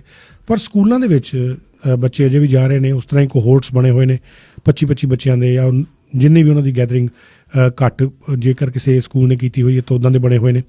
ਸੋ ਕੀ ਸਕੂਲਸ ਦੇ ਵਿੱਚ ਮਾਸਕ ਮੈਂਡੇਟਰੀ ਹੋਣੇ ਚਾਹੀਦੇ ਸੀ ਜਾਂ ਨਹੀਂ, ਇਸ ਤਰ੍ਹਾਂ ਦੀ ਬੜੀ ਆਵਾਜ਼ ਉੱਠ ਰਹੀ ਸੀ। ਉਹਦੇ ਬਾਰੇ ਸਵਾਲ ਪੁੱਛਿਆ ਤਾਂ ਉਹਨਾਂ ਨੇ ਕਿਹਾ ਕਿ ਉਹਨਾਂ ਦਾ ਆਪਣਾ ਪਰਸਨਲ ਓਪੀਨੀਅਨ ਹੈ ਕਿ ਹੋਣੇ ਚਾਹੀਦੇ ਨੇ। ਸਾਇੰਟੀਫਿਕਲੀ ਅਪਰੂਵ ਹੋ ਗਿਆ ਕਿ ਮਾਸਕ ਕਾਫੀ ਹੱਦ ਤੱਕ ਜਿਹੜਾ ਉਹ ਫਾਇਦੇਮੰਦ ਸਾਬਤ ਹੋ ਸਕਦਾ।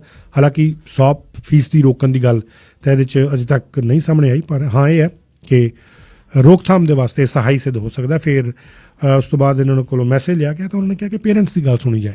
ਸਰਕਾਰ ਜਿਹੜੀ ਪੇਰੈਂਟਸ ਦੀ ਗੱਲ ਸੁਣੇ, ਉਹਨਾਂ ਦੀਆਂ ਗੱਲਾਂ ਨੂੰ ਸੁਣ ਕੇ ਉਹਦੇ ਉੱਤੇ ਫਿਰ ਆਪਣਾ ਜਿਹੜਾ ਕਾਰਵਾਈ ਆ ਉਹ ਪਾਏ। ਇਹ ਨਹੀਂ ਹੈ ਕਿ ਸਿਰਫ ਆਪਣੀ ਗੱਲ ਹੀ ਜਿਹੜੀ ਹੈ ਉਹ ਸੁਣਾ ਦਿੱਤੀ ਜਾਏ। ਪਰ ਕੁੱਲ ਮਿਲਾ ਕੇ ਜਿਹੜੀ ਇਹ ਗੱਲਬਾਤ ਕੀਤੀ ਉਹ ਤੋਂ ਨਜ਼ਰ ਇਹੀ ਆਉਂਦਾ ਕਿ ਕਮਿਊਨੀਕੇਸ਼ਨ ਜਿਹੜੀ ਹੈ ਉਹ ਇੱਕ ਸਮੱਸਿਆ ਚੱਲ ਰਹੀ ਹੈ ਕਿ ਕਮਿਊਨੀਕੇਸ਼ਨ ਉਸ ਤਰੀਕੇ ਨਾਲ ਨਹੀਂ ਹੋ ਰਹੀ ਜਿਸ ਤਰੀਕੇ ਨਾਲ ਮਾਪੇ ਚਾਹੁੰਦੇ ਨੇ, ਜਿਸ ਤਰੀਕੇ ਨਾਲ ਲੋਕਾਂ ਨੂੰ ਲੱਗ ਰਿਹਾ ਕਿ ਕਮਿਊਨੀਕੇਸ਼ਨ ਹੋਣੀ ਚਾਹੀਦੀ ਹੈ। ਕਿਉਂਕਿ ਕੱਲ੍ਹ ਵੀ ਜਿਹੜੇ ਕੇਸ ਰਿਪੋਰਟ ਕੀਤੇ ਗਏ ਸਾਡੇ ਪ੍ਰੋਵਿੰਸ਼ੀਅਲ ਹੈਲਥ ਅਫਸਰ ਵੱਲੋਂ, ਡਾਕਟਰ ਬੌਨੀ ਹੈਨਰੀ ਵੱਲੋਂ 525 ਕੇਸ ਪਿਛਲੇ 24 ਘੰਟਿਆਂ ਦੇ ਵਿੱਚ ਜਿਹੜੇ ਲੰਘੇ, ਕੱਲ੍ਹ ਜਦੋਂ ਅਨਾਊਂਸਮੈਂਟ ਹੋਈ ਉਸ ਤੋਂ ਪਿਛਲੇ 24 ਘੰਟਿਆਂ ਦੇ ਵਿੱਚ 525 ਨਵੇਂ ਕੇਸ ਅਨਾਊਂਸ ਕੀਤੇ ਗਏ, 3 ਨਵੀਆਂ ਮੌਤਾਂ ਜਿਹੜੀਆਂ ਉਹ ਦਰਜ ਕੀਤੀਆਂ ਗਈਆਂ ਔਰ ਕੁੱਲ ਜਿਹੜੇ ਇਸ ਵੇਲੇ ਐਕਟਿਵ ਕੇਸ ਨੇ ਉਹਨਾਂ ਦਾ ਅੰਕੜਾ 5000 ਤੋਂ ਪਾਰ ਹੋ ਗਿਆ। ਸੋ ਇੱਕ ਵੱਡਾ ਨੰਬਰ ਹੈ। ਹਾਲਾਂਕਿ 80% ਕੇਸ ਜਿਹੜੇ ਨੇ ਉਹ ਮਾਈਲਡ ਮੰਨੇ ਜਾਂਦੇ ਨੇ, ਪਰ ਫਿਰ ਵੀ ਇਲਾਜ ਤੋਂ ਪਰਹੇਜ਼ ਹਮੇਸ਼ਾ ਬਿਹਤਰ ਹੁੰਦਾ। ਸੋ ਪਰਹੇਜ਼ ਦੀ ਜਦੋਂ ਗੱਲ ਕਰਦੇ ਹਾਂ ਤਾਂ ਫਿਜ਼ੀਕਲ ਡਿਸਟੈਂਸਿੰਗ ਸਭ ਤੋਂ ਵੱਡਾ ਪਰਹੇਜ਼ ਹੈ, ਇਹਦੀ ਪਾਲਣਾ ਜ਼ਰੂਰ ਕਰਦੇ ਰਹੋ।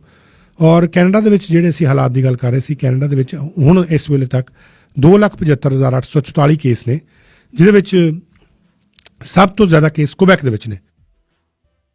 ਕੁਬੈਕ ਦੇ ਵਿੱਚ 1,18,529 ਕੇਸ ਨੇ। ਓਨਟਾਰੀਓ ਵਿੱਚ 88,209 ਕੇਸ ਨੇ। ਤੀਜੇ ਨੰਬਰ ਤੇ ਅਲਬਰਟਾ ਜਿੱਥੇ 34,873 ਕੇਸ ਨੇ ਔਰ BC ਚੌਥੇ ਨੰਬਰ ਤੇ ਹੈ 19,239 ਕੇਸ ਨੇ। ਪਰ ਕੈਨੇਡਾ ਦੇ ਵਿੱਚ ਇੱਕ ਥਾਂ ਐਸੀ ਹੈ, ਪੂਰੇ ਬਲਕਿ ਨਾਰਥ ਅਮਰੀਕਾ ਦੇ ਵਿੱਚ ਇੱਕ ਥਾਂ ਐਸੀ ਹੈ ਜਿੱਥੇ ਕੇਸਿਸ ਜਿਹੜੇ ਹੈ ਉਹ ਇੰਨੇ ਜ਼ਿਆਦਾ ਘੱਟ ਹੈ। ਇਨਫੈਕਟ ਕੁਝ ਮਹੀਨੇ ਪਹਿਲਾਂ ਤੱਕ ਉੱਥੇ ਕੇਸ ਹੀ ਨਹੀਂ ਸੀ ਕੋਈ, ਜਦਕਿ ਪੂਰੀ ਦੁਨੀਆ ਦੇ ਵਿੱਚ ਕੇਸ ਜਿਹੜੇ ਨੇ ਉਹ ਬੜੀ ਤੇਜ਼ੀ ਨਾਲ ਆ ਰਹੇ ਸੀ। ਪਰ ਕੈਨੇਡਾ ਦੇ ਵਿੱਚ ਇੱਕ ਥਾਂ ਐਸੀ ਹੈ ਜਿਹੜੀ ਨਾਰਥ ਅਮਰੀਕਾ ਦੇ ਵਿੱਚ ਇਕਲੌਤੀ ਐਸੀ ਥਾਂ ਹੈ ਜਿੱਥੇ ਕੇਸ ਬਹੁਤ ਘੱਟ ਨੇ ਔਰ ਇਹ ਬਹੁਤ ਚੰਗੀ ਗੱਲ ਹੈ। ਇਸੇ ਕਰਕੇ ਅਸੀਂ ਇਹ ਤੁਹਾਡੇ ਨਾਲ ਗੱਲ ਕਰ ਰਹੇ ਹਾਂ ਕਿਉਂਕਿ ਲੇਟ ਨਵੰਬਰ ਦੇ ਵਿੱਚ ਸ਼ੁਰੂਆਤ ਦੇ ਵਿੱਚ ਇਹ ਜਿਹੜੇ ਕੇਸ ਉੱਥੇ ਆਉਣੇ ਸ਼ੁਰੂ ਹੋਏ ਉਸ ਥਾਂ 'ਤੇ ਵੀ। ਹਾਲਾਂਕਿ ਰੋਕਥਾਮ ਅਜੇ ਵੀ ਉੱਥੇ ਚੱਲ ਰਹੀ ਹੈ ਔਰ ਇਹ ਜਗ੍ਹਾ ਹੈਗੀ ਹੈ ਜੀ ਨੂਨਾਵਟ। ਨੂਨਾਵਟ ਇੱਕ ਐਸੀ ਥਾਂ ਹੈ ਜਿੱਥੇ ਕਿ ਸਿਰਫ 3 ਕੇਸ ਜਿਹੜੇ ਅਜੇ ਤੱਕ ਸਾਹਮਣੇ ਆਏ, ਕੋਈ ਮੌਤ ਜਿਹੜੀ ਆ ਉਹ ਦਰਜ ਨਹੀਂ ਕੀਤੀ ਗਈ। ਸੋ ਲਾਸਟ ਮਾਰਚ ਜਦੋਂ ਇਹ ਗੱਲ ਕੀਤੀ ਗਈ ਕਿ ਹਾਂਜੀ ਕਰੋਨਾ ਵਾਇਰਸ ਫੈਲ ਰਿਹਾ, ਕੈਨੇਡਾ ਦੇ ਵਿੱਚ ਵੀ ਆ ਰਿਹਾ, ਉਦੋਂ ਇੰਟਰਨੈਸ਼ਨਲ ਟਰੈਵਲਰਸ ਜਿਹੜੇ ਸੀ ਉਹਨਾਂ ਤੋਂ ਸ਼ੁਰੂਆਤੀ ਦੌਰ ਦੇ ਵਿੱਚ ਇਹਦੇ ਕੇਸ ਜਿਹੜੇ ਉਹ ਟਰੈਕ ਹੋਣੇ ਸ਼ੁਰੂ ਹੋਏ। ਜਿਹੜੇ ਈਰਾਨ ਤੋਂ ਆ ਰਹੇ ਸੀ ਜਾਂ ਚੀਨ ਤੋਂ ਆ ਰਹੇ ਸੀ, ਯੂਰੋਪੀਅਨ ਨੇਸ਼ਨਸ ਤੋਂ ਆ ਰਹੇ ਸੀ, ਉੱਥੋਂ ਇਹ ਟਰੈਕ ਹੋਣੇ ਸ਼ੁਰੂ ਹੋਏ। ਤਾਂ ਉਸ ਤੋਂ ਬਾਅਦ ਇਹ ਜਦੋਂ ਬਾਰਡਰਸ ਬੰਦ ਕਰਨ ਦੀ ਗੱਲ ਕੀਤੀ ਗਈ ਹੈ ਕਿ ਬਾਰਡਰਸ ਜਿਹੜੇ ਬੰਦ ਕਰ ਦਿੱਤੇ ਜਾਣ ਨਾਨ ਐਸੈਂਸ਼ੀਅਲ ਟਰੈਵਲ ਵਾਸਤੇ, ਔਰ ਉਦੋਂ ਨੂਨਾਵਟ ਜਿਹੜਾ ਏਰੀਆ ਹੈ ਇਹਨਾਂ ਨੇ ਵੀ ਆਪਣੇ ਬਾਰਡਰ ਜਿਹੜੇ ਉਹ ਬੰਦ ਕਰ ਲਏ ਔਰ ਇਹਨਾਂ ਦੀਆਂ ਜਿਹੜੀਆਂ ਰਿਸਟ੍ਰਿਕਸ਼ਨਸ ਲਗਾਈਆਂ ਗਈਆਂ ਸੀ ਉਹ ਸਭ ਤੋਂ ਸਖਤ ਰਿਸਟ੍ਰਿਕਸ਼ਨ ਸੀਗੀਆਂ। ਇਹਨਾਂ ਨੇ ਆਪਣੇ ਜਿਹੜੇ ਸੂਬੇ ਨੇ ਰਿਸਟ੍ਰਿਕਸ਼ਨਸ ਲਾਈਆਂ ਸੀ।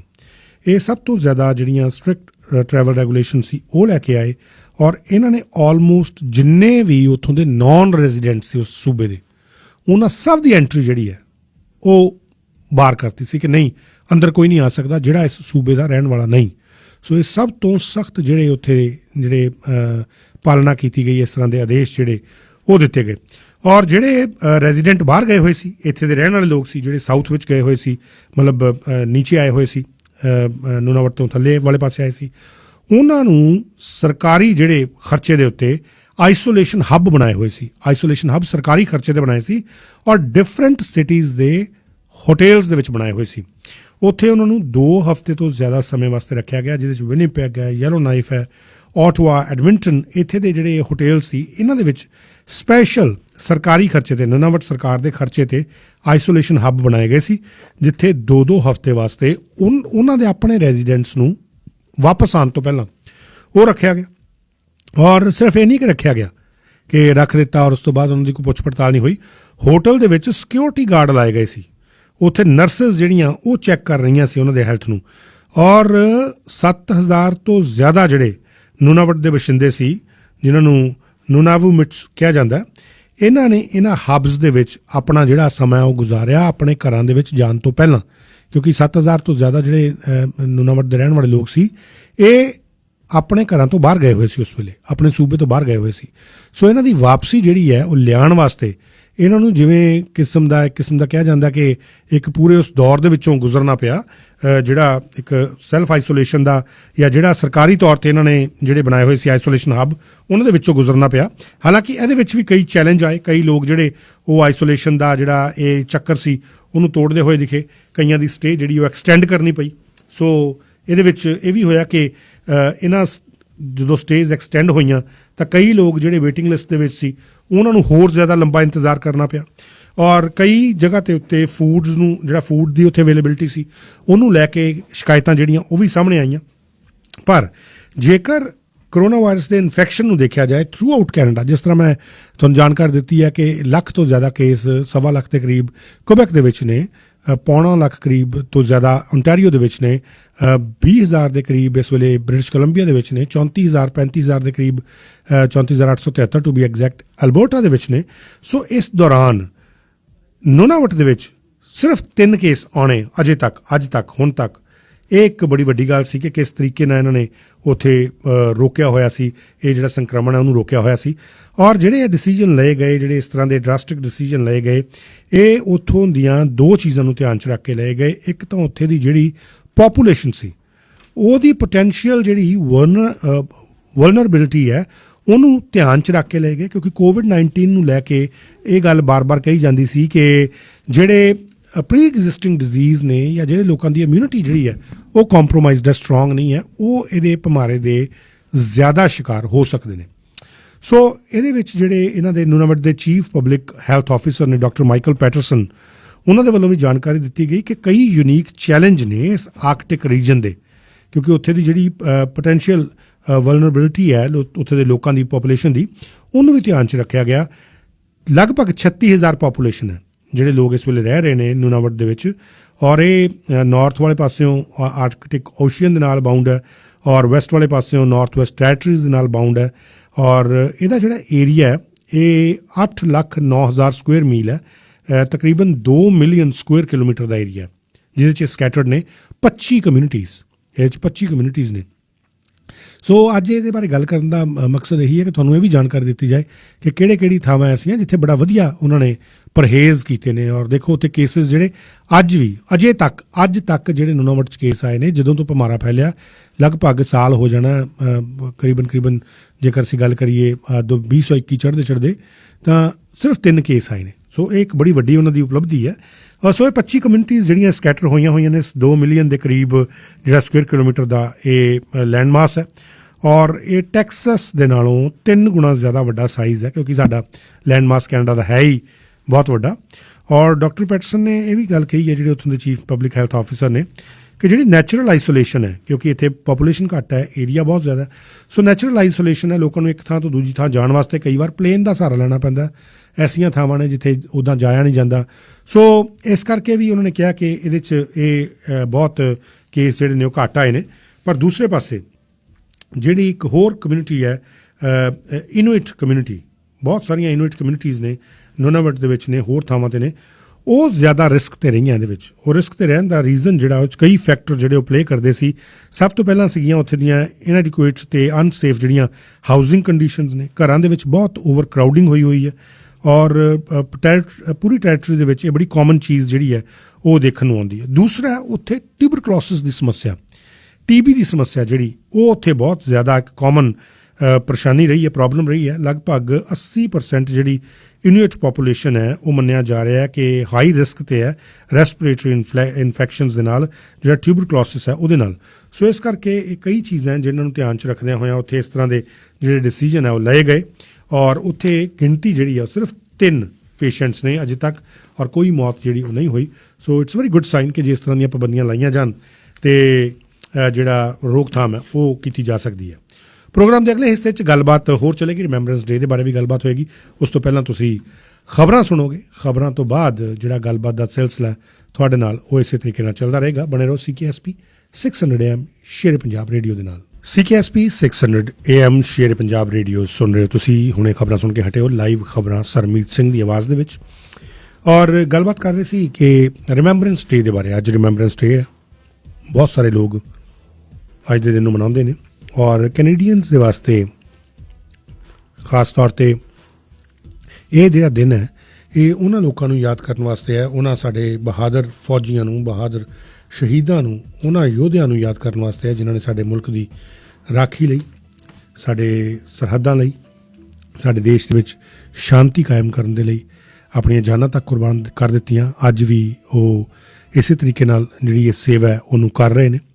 ਔਰ ਰਿਮੈਂਬਰੈਂਸ ਡੇ ਦੇ ਬਾਰੇ 'ਚ ਗੱਲਬਾਤ ਕਰਾਂਗੇ। ਹਾਲਾਂਕਿ ਜਿਹੜਾ ਰਿਮੈਂਬਰੈਂਸ ਡੇ ਹੈ ਅੱਗੇ ਕਿਸ ਤਰੀਕੇ ਨਾਲ ਮਨਾਇਆ ਜਾਂਦਾ, ਵੈਟਰਨ ਵੀਕ ਕਦੋਂ ਤੋਂ ਸ਼ੁਰੂ ਹੁੰਦਾ।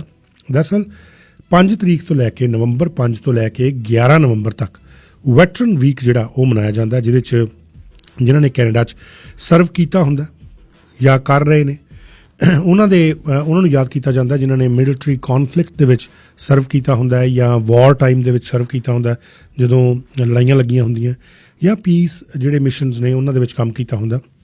ਸੋ ਇਹ ਜਿਹੜਾ ਸਾਲ ਹੈ ਇਹਦਾ ਥੀਮ ਜਿਹੜਾ ਮਨਾਇਆ ਜਾ ਰਿਹਾ ਹੈ ਇਸ ਵੈਟਰਨ ਵੀਕ ਦਾ, ਜਿਹੜਾ ਅੱਜ ਖਤਮ ਹੋ ਰਿਹਾ, ਇਹਨੂੰ ਸਿਰਫ 75th ਐਨੀਵਰਸਰੀ 75ਵੀਂ ਵਰ੍ਹੇਗੰਢ ਦੇ ਤੌਰ 'ਤੇ ਮਨਾਇਆ ਜਾ ਰਿਹਾ। ਸੈਕਿੰਡ ਵਰਲਡ ਵਾਰ ਖਤਮ ਹੋਏ ਨੂੰ 75ਵੀਂ ਵਰ੍ਹੇਗੰਢ ਇਸ ਸਾਲ ਹੋਈ ਸੀ, ਉਹਦੇ ਤੌਰ 'ਤੇ ਉਹਦੇ ਥੀਮ ਦੇ ਰੂਪ ਦੇ ਵਿੱਚ ਇਸ ਸਾਲ ਦਾ ਜਿਹੜਾ ਵੈਟਰਨ ਵੀਕ ਹੈ ਉਹਨੂੰ ਮਨਾਇਆ ਗਿਆ। ਔਰ ਇਹਦੇ 'ਤੇ ਜਿਹੜੀ ਕੈਨੇਡਾ ਦੀ ਰਿਚ ਮਿਲਟਰੀ ਹਿਸਟਰੀ ਰਹੀ ਹੈ ਉਹਦਾ ਬੜਾ ਇੰਪੋਰਟੈਂਟ ਪਾਰਟ ਹੈ ਕਿ ਕਿਸ ਤਰੀਕੇ ਨਾਲ ਉਹਨਾਂ ਨੇ ਜਾ ਕੇ ਜੰਗਾਂ ਦੇ ਵਿੱਚ ਸ਼ਮੂਲੀਅਤ ਕੀਤੀ, ਔਰ ਕਿਸ ਤਰੀਕੇ ਨਾਲ ਜਿਹੜੇ ਪੀਸ ਮਿਸ਼ਨਸ ਨੇ ਉਹਨਾਂ ਦੇ ਵਿੱਚ ਗਏ। ਔਰ 11 ਤਰੀਕ ਨੂੰ 11 ਨਵੰਬਰ ਨੂੰ ਇਹ ਜਿਹੜਾ ਰਿਮੈਂਬਰੈਂਸ ਡੇ ਹੈ, ਜਿਹਨੂੰ ਜੇਕਰ ਅਸੀਂ ਪੰਜਾਬੀ 'ਚ ਕਹੀਏ ਤਾਂ ਯਾਦ ਦਿਵਸ ਜਾਂ ਸਮਰਨ ਦਿਵਸ ਜਿਹੜਾ ਉਹ ਮਨਾਇਆ ਜਾਂਦਾ, ਇਹਨੂੰ ਪੌਪੀ ਡੇ ਵੀ ਕਿਹਾ ਜਾਂਦਾ। ਔਰ ਇਹਦੇ ਬਾਰੇ ਤਾਂ ਗੱਲ ਕਰਾਂਗੇ ਕਿ ਆਖਿਰਕਾਰ ਇਹਦੀ ਮਹੱਤਤਾ ਕੀ ਹੈ, ਇਹਦੀ ਹਿਸਟਰੀ ਕੀ ਹੈ। ਪਰ ਉਸ ਤੋਂ ਪਹਿਲਾਂ ਤੁਹਾਨੂੰ ਇਹ ਵੀ ਜਾਣਕਾਰੀ ਦੇ ਦਈਏ ਕਿ ਇਸ ਵਾਰ ਦਾ ਜਿਹੜਾ ਰਿਮੈਂਬਰੈਂਸ ਡੇ ਹੈ ਇਹ ਅਲੱਗ ਹੋਏਗਾ ਬਾਕੀ ਦੇ ਜਿਹੜੇ ਸਾਲਾਂ ਦੇ ਵਿੱਚ ਰਿਮੈਂਬਰੈਂਸ ਡੇ ਆਏ ਉਹਨਾਂ ਦੇ ਨਾਲੋਂ। ਔਰ ਇਹ ਬੜਾ ਮਾਣ ਦੀ ਗੱਲ ਹੁੰਦੀ ਹੈ ਕਿ ਜਦੋਂ ਅਸੀਂ ਦੇਖਦੇ ਹਾਂ ਕਿ ਕਿਸੇ ਵੀ ਮੁਲਕ ਦੇ ਫੌਜੀ ਹੋਣ, ਉਹਨਾਂ ਦਾ ਆਪਣੇ ਮੁਲਕ ਦੇ ਵਾਸਤੇ ਉਹ ਪਿਆਰ, ਉਹ ਜਜ਼ਬਾ ਜਿਹੜਾ ਉਹ ਕੁਝ ਕਰ ਗੁਜ਼ਰਨ ਦੀ ਜਿਹੜੀ ਇੱਕ ਉਹਨਾਂ ਦੇ ਅੰਦਰ ਫੀਲਿੰਗ ਹੁੰਦੀ ਹੈ, ਉਹ ਵਾਕਈ ਬੜੀ ਗਰਵ ਵਾਲੀ ਇੱਕ ਫੀਲਿੰਗ ਹੁੰਦੀ ਹੈ। ਔਰ ਬਹੁਤ ਸਾਰੇ ਕੈਨੇਡੀਅਨਸ ਐਸੇ ਨੇ ਜਿਹੜੇ ਉਸ ਫੀਲਿੰਗ ਨੂੰ ਉਹਨਾਂ ਦੇ ਨਾਲ ਸੈਲੀਬ੍ਰੇਟ ਕਰਦੇ ਨੇ, ਉਹਨਾਂ ਥਾਵਾਂ 'ਤੇ ਜਾਂਦੇ ਨੇ ਜਿੱਥੇ ਕਮੈਮੋਰੇਟ ਉਹਨਾਂ ਨੂੰ ਕੀਤਾ ਜਾਂਦਾ, ਉਹਨਾਂ ਲੋਕਾਂ ਨੂੰ ਜਿਨ੍ਹਾਂ ਨੇ ਕੁਰਬਾਨੀਆਂ ਦਿੱਤੀਆਂ, ਜਿਨ੍ਹਾਂ ਨੇ ਸ਼ਹਾਦਤਾਂ ਦਿੱਤੀਆਂ। ਪਰ ਐਤਕੀ ਰਿਮੈਂਬਰੈਂਸ ਡੇ ਜਿਹੜਾ ਬਿਲਕੁਲ ਅਲੱਗ ਹੋਏਗਾ। ਪਰ ਇਹਦਾ ਮਤਲਬ ਇਹ ਨਹੀਂ ਕਿ ਕੈਨੇਡੀਅਨ ਜਿਹੜੇ ਪਾਰਟੀਸਪੇਟ ਨਹੀਂ ਕਰ ਸਕਣਗੇ। ਅੱਜ ਵੀ ਜਿਹੜੀ ਰਾਇਲ ਕੈਨੇਡੀਅਨ ਏਅਰ ਫੋਰਸ ਉਹਨਾਂ ਨੇ ਦੱਸਿਆ ਕਿ ਬਹੁਤ ਫਲਾਈ ਬਾਇਸ ਕੀਤੇ ਜਾਣਗੇ, ਫਲਾਈ ਪਾਸਟ ਜਿਹੜੇ ਨੇ ਉਹ ਦਿੱਤੇ ਜਾਣਗੇ ਬਹੁਤ ਡਿਫਰੈਂਟ ਥਾਵਾਂ 'ਤੇ, ਚਾਹੇ ਓਨਟਾਰੀਓ ਹੈ, ਚਾਹੇ BC ਹੈ। BC ਦੇ ਵਿੱਚ ਵੀ ਬਹੁਤ ਥਾਵਾਂ, ਵੈਨਕੂਵਰ ਦੇ ਵਿੱਚ ਵੀ ਹੈ, ਜਿੱਥੇ ਜਹਾਜ਼ ਜਿਹੜੇ ਨੇ ਰਾਇਲ ਕੈਨੇਡੀਅਨ ਜਿਹੜੀ ਸਾਡੀ ਏਅਰ ਫੋਰਸ ਹੈ, ਰਾਇਲ ਏਅਰ ਫੋਰਸ, ਇਹਨਾਂ ਦੇ ਜਿਹੜੇ RCF ਦੇ ਜਹਾਜ਼ ਨੇ ਇਹ ਫਲਾਈ ਬਾਏ ਕਰਨਗੇ, ਉੱਤੋਂ ਲੰਘਣਗੇ, ਔਰ ਇੱਕ ਕਿਸਮ ਦਾ ਸਿੰਬੋਲਿਕ ਤੌਰ 'ਤੇ ਇੱਕ ਔਨਰ ਜਿਹੜਾ ਉਹ ਦਿੱਤਾ ਜਾਏਗਾ। ਔਰ ਪਹਿਲਾਂ ਹੁੰਦਾ ਕੀ ਸੀ ਪਿਛਲੇ, ਹਾਲਾਂਕਿ ਇਸ ਵਾਰ ਵੀ ਐਸਾ ਹੋਇਆ ਕਿ ਜਿਹੜੀਆਂ ਪੌਪੀਜ਼ ਆ ਉਹ ਡਿਫਰੈਂਟ ਸ਼ਾਪਿੰਗ ਸੈਂਟਰਸ 'ਤੇ ਦਿੱਤੀਆਂ ਗਈਆਂ, ਪਰ ਐਤਕੀ ਹੱਥਾਂ ਦੇ ਨਾਲ ਨਹੀਂ ਦਿੱਤੀਆਂ ਗਈਆਂ, ਪਈਆਂ ਸੀ। ਲੋਕ ਜਾ ਕੇ ਆਪਣੀ ਡੋਨੇਸ਼ਨ ਜਿਹੜੀ ਦੇ ਦਿੰਦੇ ਆ ਔਰ ਪੌਪੀਜ਼ ਚੁੱਕ ਲੈਂਦੇ। ਇਸ ਤੋਂ ਪਹਿਲਾਂ ਬਹੁਤ ਸਾਰੇ ਡਿਫਰੈਂਟ ਸਟੋਰ ਸੀ ਜਿਨ੍ਹਾਂ ਦੇ ਵਿੱਚ ਪੌਪੀਜ਼ ਪਈਆਂ ਹੁੰਦੀਆਂ ਸੀ, ਪੌਪੀ ਬਾਕਸ ਪਏ ਹੁੰਦੇ ਸੀ, ਲੋਕ ਉਹਨਾਂ ਨੂੰ ਵੰਡੀਆਂ ਜਾਂਦੀਆਂ ਸੀ ਪੌਪੀਜ਼।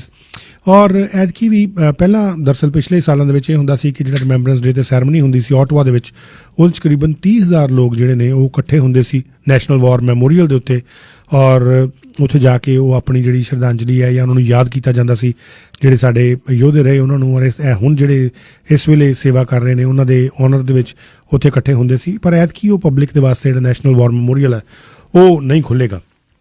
ਹਾਲਾਂਕਿ ਅੱਜ ਐਤਕੀ ਵੀ 11 ਵਜੇ ਉੱਥੋਂ ਜਿਹੜਾ ਪ੍ਰਸਾਰਣ ਹੈ ਉਹ ਚੱਲੇਗਾ। ਬਹੁਤ ਸਾਰੇ ਜਿਹੜੇ ਸੋਸ਼ਲ ਮੀਡੀਆ ਦੇ ਅਦਾਰੇ ਨੇ, ਚਾਹੇ ਜਾਂ ਮੇਨ ਸਟ੍ਰੀਮ ਜਿਹੜੇ ਨਿਊਜ਼ ਸਟੇਸ਼ਨਸ ਨੇ, ਉਹਨਾਂ ਦੇ ਵੱਲੋਂ ਇਹਦੀ ਲਾਈਵ ਕਵਰੇਜ ਵੀ ਕੀਤੀ ਜਾਏਗੀ। ਜਿਹੜਾ ਨੈਸ਼ਨਲ ਵਾਰ ਮੈਮੋਰੀਅਲ ਸੈਰੇਮਨੀ ਜਿਹੜੀ ਅਬਜ਼ਰਵ ਹੋਣੀ ਹੈ, ਜਿਹੜਾ ਇਹ ਪੂਰਾ ਅਬਜ਼ਰਵ ਕੀਤਾ ਜਾਏਗਾ, ਇਸ ਪੂਰੀ ਸੈਰੇਮਨੀ ਨੂੰ ਉਹ ਦਿਖਾਈ ਵੀ ਜਾਏਗੀ।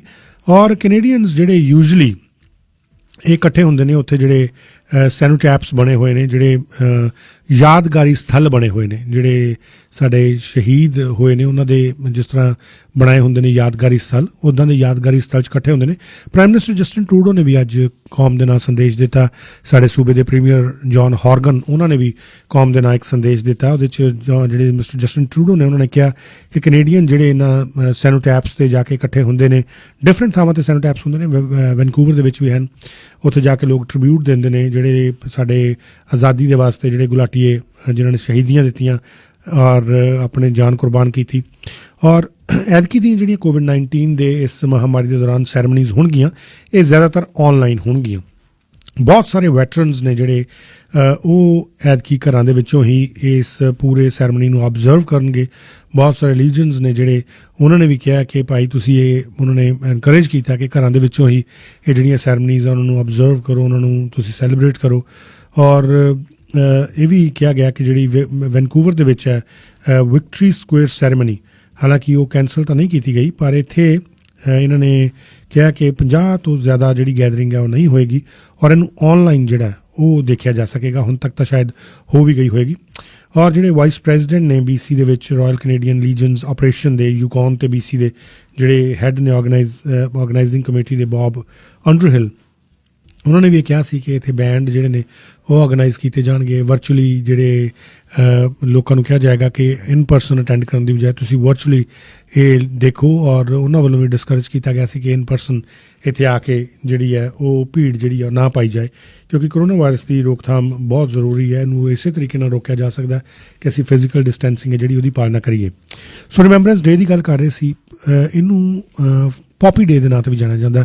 ਪੌਪੀ ਜਿਹੜੀ ਅਸੀਂ ਇੱਕ ਪੌਪੀ ਦਾ ਫੁੱਲ ਜਿਹੜਾ ਲਾਲ ਰੰਗ ਦਾ ਲੋਕ ਲਾਉਂਦੇ ਆ ਆਪਣੇ ਕਾਲਰਸ ਦੇ ਉੱਤੇ, ਜਾਂ ਖੱਬੇ ਪਾਸੇ ਕੋਟ ਦੇ, ਕਮੀਜ਼ ਦੇ, ਜਾਂ ਜੇ ਔਰਤਾਂ ਨੇ ਤਾਂ ਆਪਣੇ ਜਿਹੜੀ ਵੀ ਡਰੈਸ ਉਹਨਾਂ ਨੇ ਪਾਈ ਉਹਦੇ ਖੱਬੇ ਪਾਸੇ, ਸਾਡੇ ਸਰੀਰ ਦੇ ਛਾਤੀ ਦੇ ਖੱਬੇ ਪਾਸੇ ਇਹਨੂੰ ਲਾਇਆ ਜਾਂਦਾ, ਦਿਲ ਵਾਲੇ ਪਾਸੇ ਕਿਹਾ ਜਾਂਦਾ। ਔਰ ਇਹ ਟ੍ਰੈਡੀਸ਼ਨ ਇੱਕ ਕਿਸਮ ਦੀ ਮੰਨੀ ਗਈ ਹੈ ਕਿ ਪੌਪੀ ਦਾ ਫੁੱਲ ਜਿਹੜਾ ਲਾਇਆ ਜਾਂਦਾ। ਔਰ ਇਸ ਮੈਮੋਰੀਅਲ ਡੇ ਨੂੰ ਅਬਜ਼ਰਵ ਕਰਨ ਵਾਸਤੇ ਹੈ। ਜਦੋਂ ਤੋਂ ਫਸਟ ਵਰਲਡ ਵਾਰ ਜਿਹੜੀ ਉਹ ਖਤਮ ਹੋਈ ਸੀ, ਉਸ ਤੋਂ ਬਾਅਦ ਜਿਹੜੇ ਉਸ ਲਾਈਨ ਆਫ ਡਿਊਟੀ ਦੇ ਵਿੱਚ ਜਿਹੜੀਆਂ ਆਰਮਡ ਫੋਰਸਿਸ ਦੇ ਜਵਾਨ ਜਿਹੜੇ ਸ਼ਹੀਦ ਹੋਏ, ਉਹਨਾਂ ਨੂੰ ਯਾਦ ਕਰਦਿਆਂ ਹੋਇਆਂ, ਫਸਟ ਵਰਲਡ ਵਾਰ ਦੇ ਖਾਤਮੇ ਨੂੰ ਦੇ ਧਿਆਨ 'ਚ ਰੱਖਦਿਆਂ ਹੋਇਆਂ, ਕਾਮਨਵੈਲਥ ਜਿਹੜੇ ਕੰਟਰੀਜ਼ ਦੇ ਮੈਂਬਰਸ ਨੇ ਉਹਨਾਂ ਵੱਲੋਂ ਇਹ ਦਿਨ ਨੂੰ ਅਬਜ਼ਰਵ ਕੀਤਾ ਜਾਂਦਾ ਸੀ। 1919 ਦੇ ਵਿੱਚ ਜਿਹੜੇ ਕਿੰਗ ਜਾਰਜ 5 ਸੀ, ਉਹਨਾਂ ਵੱਲੋਂ ਇਹ ਟ੍ਰੈਡੀਸ਼ਨ ਜਿਹੜਾ ਇਹਨੂੰ ਇਨੈਗੋਰੇਟ ਕੀਤਾ ਗਿਆ ਸੀ। ਔਰ ਇਹ ਜਿਹੜਾ ਦਿਨ ਹੈ ਇਹ ਜਿਹੜੀਆਂ ਕਾਮਨਵੈਲਥ ਕੰਟਰੀਜ਼ ਨੇ ਉਹਨਾਂ ਦੇ ਵਿੱਚ ਵੀ ਡਿਫਰੈਂਟ ਤਰੀਕੇ ਨਾਲ ਇਹਨੂੰ ਮਨਾਇਆ ਜਾਂਦਾ। ਹਾਲਾਂਕਿ ਜਿਹੜਾ ਰਿਮੈਂਬਰੈਂਸ ਡੇ ਹੈ ਇਹ ਅਬਜ਼ਰਵ ਕੀਤਾ ਜਾਂਦਾ 11 ਨਵੰਬਰ ਨੂੰ, ਯਾਨੀ ਕਿ 11 ਤਰੀਕ ਨੂੰ 11ਵੇਂ ਮਹੀਨੇ ਦੀ। ਔਰ 11 ਵਜੇ ਇੱਕ ਜਿਹੜਾ ਬਿਗਲ ਹੈ ਉਹ ਵੀ ਵਜਾਇਆ ਜਾਂਦਾ। ਅਸੀਂ ਸ਼ੇਰੇ ਪੰਜਾਬ ਰੇਡੀਓ ਤੋਂ ਵੀ ਅਸੀਂ ਵੀ ਉਹਨਾਂ ਜਿਹੜੇ ਸ਼ਹੀਦ ਹੋਏ ਨੇ, ਜਿਹੜੇ ਸਾਡੇ ਯੋਧੇ ਇਸ ਵੇਲੇ ਵੀ ਸੇਵਾ ਕਰ ਰਹੇ ਨੇ, ਉਹਨਾਂ ਦੇ ਆਨਰ ਦੇ ਵਿੱਚ ਅਸੀਂ ਵੀ ਇਹ ਜਿਹੜਾ ਬਿਗਲ ਹੈ ਵਜਾਵਾਂਗੇ। ਔਰ ਇਹ ਬਹੁਤ ਸਾਰੀਆਂ ਜਿਹੜੀਆਂ ਕੰਟਰੀਜ਼ ਨੇ ਉਹਨਾਂ ਦੇ ਵਿੱਚ ਜਿਹੜੀ ਫਸਟ ਵਰਲਡ ਵਾਰ ਖਤਮ ਹੋਈ ਸੀ, ਜਦੋਂ ਉਹਨੂੰ ਧਿਆਨ 'ਚ ਰੱਖਦਿਆਂ ਹੀ ਇਹਨੂੰ ਜਿਹੜਾ ਮਨਾਇਆ ਜਾਂਦਾ ਸੀ 11th hour of the 11th day of the 11th month। ਔਰ ਜਦੋਂ ਇਹ ਸ਼ੁਰੂਆਤ ਹੋਈ ਸੀ 5:12 ਸਵੇਰ ਤੋਂ 5:20 ਜਦੋਂ ਜਰਮਨੀ ਤੇ ਜਿਹੜੇ ਐਂਟਨ ਤੇ ਇਹਨਾਂ ਦੀ ਇੱਕ ਯੁੱਧ ਵਿਰਾਮ ਸੰਧੀ ਹੋਈ ਸੀ, ਜਿਹਨੂੰ ਆਰਮਿਸਟਿਸ ਵੀ ਕਿਹਾ ਜਾਂਦਾ, ਇਹ ਜਦੋਂ ਹੋਈ ਸੀ ਉਸ ਤੋਂ ਬਾਅਦ ਇਹਨੂੰ ਮਨਾਉਣ ਦੀ ਜਿਹੜੀ ਪ੍ਰਥਾ ਉਹ ਸ਼ੁਰੂ ਹੋਈ 11 ਵਜੇ 11ਵੇਂ ਦਿਨ 11ਵੇਂ ਮਹੀਨੇ 'ਚ। ਔਰ ਫਸਟ ਵਰਲਡ ਵਾਰ ਜਿਹੜੀ ਆ ਆਫੀਸ਼ੀਅਲੀ ਉਹ ਖਤਮ ਹੋਈ ਸੀ, ਜਿਹੜੀ ਟ੍ਰੀਟੀ ਹੋਈ ਸੀ ਵਰਸੈਲਿਸ ਦੀ 28 ਜੂਨ 1919 ਨੂੰ। ਔਰ ਉਸੇ ਟ੍ਰੈਡੀਸ਼ਨ ਦੇ ਵਿੱਚੋਂ ਹੀ ਜਿਹੜਾ ਆਰਮਿਸਟਾਈਸ ਡੇ ਹੈ ਉਹਦੇ ਵਿੱਚੋਂ ਹੀ ਰਿਮੈਂਬਰੈਂਸ ਡੇ ਜਿਹੜਾ ਇਵੋਲਵ ਹੋਇਆ। ਔਰ ਇਹ ਜਿਹੜਾ ਆਰਮਿਸਟਾਈਸ ਡੇ ਸੀ ਇਨੀਸ਼ੀਅਲੀ ਇਹਨੂੰ ਅਬਜ਼ਰਵ ਕੀਤਾ ਜਾਂਦਾ ਸੀ ਬਕਿੰਗਮ ਪੈਲੇਸ ਦੇ ਵਿੱਚ। ਜਿਸ ਤਰ੍ਹਾਂ ਪਹਿਲਾਂ ਦੱਸਿਆ ਕਿੰਗ ਜਾਰਜ 5 ਜਿਹੜੇ ਨੇ ਉਹਨਾਂ ਵੱਲੋਂ ਜਿਹੜੇ ਪ੍ਰੈਜ਼ੀਡੈਂਟ ਸੀਗੇ ਫ੍ਰੈਂਚ ਰਿਪਬਲਿਕ ਦੇ, ਉਹਨਾਂ ਨੂੰ ਆਨਰ ਕਰਨ ਦੇ ਵਾਸਤੇ ਇਹ ਜਿਹੜਾ ਓਬਜ਼ਰਵ ਕੀਤਾ ਜਾਂਦਾ ਸੀ, ਇਹਦੀ ਸੈਰਮਨੀ ਜਿਹੜੀ ਕੀਤੀ ਜਾਂਦੀ ਸੀ। ਔਰ ਉਦੋਂ ਈਵਨਿੰਗ ਆਵਰਸ ਸੀ ਜਿਹੜੇ 10 ਨਵੰਬਰ 1919 ਦੇ, ਉਦੋਂ ਇਹਨੂੰ ਕੀਤਾ ਗਿਆ ਸੀ ਸਭ ਤੋਂ ਪਹਿਲੀ ਵਾਰ, ਜਦੋਂ ਇਨੀਸ਼ੀਅਲੀ ਇਹਨੂੰ ਸ਼ੁਰੂ ਕੀਤਾ ਗਿਆ ਸੀ। ਔਰ ਉਸ ਤੋਂ ਬਾਅਦ ਜਿਹੜਾ ਬਕਿੰਗਮ ਪੈਲੇਸ ਹੈ ਉਹਦੇ 'ਚ ਸਵੇਰ ਵੇਲੇ ਇਹਨੂੰ ਕੀਤਾ ਜਾਣਾ ਸ਼ੁਰੂ ਕਰ ਦਿੱਤਾ ਗਿਆ। ਔਰ ਸੈਕਿੰਡ ਵਰਲਡ ਵਾਰ ਜਦੋਂ ਹੋਈ ਤਾਂ ਬਹੁਤ ਸਾਰੀ ਕੰਟਰੀਜ਼ ਨੇ ਇਹ ਜਿਹੜਾ ਹੌਲੀਡੇ ਇਹਨੂੰ ਚੇਂਜ ਕਰ ਲਿਆ। ਔਰ ਜਿਹੜੇ ਕਾਮਨਵੈਲਥ ਨੇਸ਼ਨਸ ਦੇ ਮੈਂਬਰਸ ਨੇ ਇਹਨਾਂ ਨੇ ਰਿਮੈਂਬਰੈਂਸ ਡੇ ਨੂੰ ਅਡੋਪਟ ਕਰ ਲਿਆ। US ਜਿਹੜਾ ਉੱਥੇ ਐਜ਼ ਵੈਟਰਨਸ ਡੇ ਜਿਹੜਾ ਉਹਨਾਂ ਨੇ ਇਹਨੂੰ ਚੂਜ਼ ਕੀਤਾ ਕਿ ਵੈਟਰਨਸ ਡੇ ਅਸੀਂ ਮਨਾਇਆ ਕਰਾਂਗੇ, ਸਾਡੇ ਇੱਥੇ ਰਿਮੈਂਬਰੈਂਸ ਡੇ ਜਿਹੜਾ ਉਹ ਕਿਹਾ ਜਾਂਦਾ। ਹੁਣ ਜਿਹੜੀਆਂ ਕਾਮਨਵੈਲਥ ਕੰਟਰੀਜ਼ ਨੇ ਇਹਨਾਂ ਦੇ ਵਿੱਚ ਬ੍ਰਿਟਿਸ਼ ਹੈਗੇ ਆ, ਕੈਨੇਡੀਅਨਸ ਹੈਗੇ ਆ, ਸਾਊਥ ਅਫਰੀਕਨ ਹੈਗੇ ਆ, ਇਹਨਾਂ ਦੇ ਵੱਲੋਂ 1 ਜਾਂ 2 ਮਿੰਟ ਦਾ ਜਿਹੜਾ ਸਾਇਲੈਂਸ ਹੈ 11th ਆਰ 'ਤੇ 11th ਡੇ ਦੇ 11th ਮੰਥ 'ਤੇ ਉਹ ਵੀ ਰੱਖਿਆ ਜਾਂਦਾ। ਔਰ ਜਿਹੜੀ ਕੰਟਰੀਜ਼ ਨੇ ਇਹਨਾਂ ਦੇ ਵਿੱਚ ਲਾਸਟ ਪੋਸਟ ਦਾ ਸਾਊਂਡ ਵੀ ਕੀਤਾ ਜਾਂਦਾ, ਜਿਹੜੇ ਉਸ ਬਿਗਲ ਦੀ ਮੈਂ ਗੱਲ ਕੀਤੀ ਹੈ ਕਿ ਉਹ ਵੀ ਵਜਾਇਆ ਜਾਂਦਾ। ਕੈਨੇਡਾ ਦੇ ਵਿੱਚ ਜਿਹੜਾ ਰਿਮੈਂਬਰੈਂਸ ਡੇ ਹੈ ਸਟੈਚੂਟਰੀ ਹੌਲੀਡੇ ਹੈ 3 ਟੈਰੀਟਰੀਜ਼ ਦੇ ਵਿੱਚ, ਔਰ 10 ਜਿਹੜੇ ਸਾਡੇ ਸੂਬੇ ਨੇ ਉਹਨਾਂ ਦੇ ਵਿੱਚੋਂ 6 ਸੂਬਿਆਂ ਦੇ ਵਿੱਚ ਇਹ ਜਿਹੜਾ ਰਿਮੈਂਬਰੈਂਸ ਡੇ ਹੈ ਇਹਨੂੰ ਅਬਜ਼ਰਵ ਕੀਤਾ ਜਾਂਦਾ। ਨੋਵਾ ਸਕੋਸ਼ੀਆ ਦੇ ਵਿੱਚ ਇਹ ਜਿਹੜਾ ਡੇ ਹੈ ਇਹਨੂੰ ਸੈਪਰੇਟਲੀ ਉੱਥੇ ਜਿਹੜਾ ਪ੍ਰੋਵਿੰਸ਼ੀਅਲ ਰਿਮੈਂਬਰੈਂਸ ਡੇ ਐਕਟ ਹੈ ਉਹਦੇ ਅਧੀਨ ਇਹਨੂੰ ਮਨਾਇਆ ਜਾਂਦਾ। ਪਰ ਜਿਹੜਾ ਮੈਨੀਟੋਬਾ, ਜਿਹੜਾ ਓਨਟਾਰੀਓ ਹੈ, ਕੁਬੈਕ ਹੈ, ਇਹ ਇਹਨੂੰ ਐਜ਼ ਐਨ ਅਫੀਸ਼ੀਅਲ ਹੌਲੀਡੇ ਕਿਸੇ ਕੈਪੈਸਿਟੀ ਦੇ ਵਿੱਚ ਇਹਨੂੰ ਟਰੀਟ ਨਹੀਂ ਕਰਦੇ ਇਸ ਦਿਨ ਨੂੰ।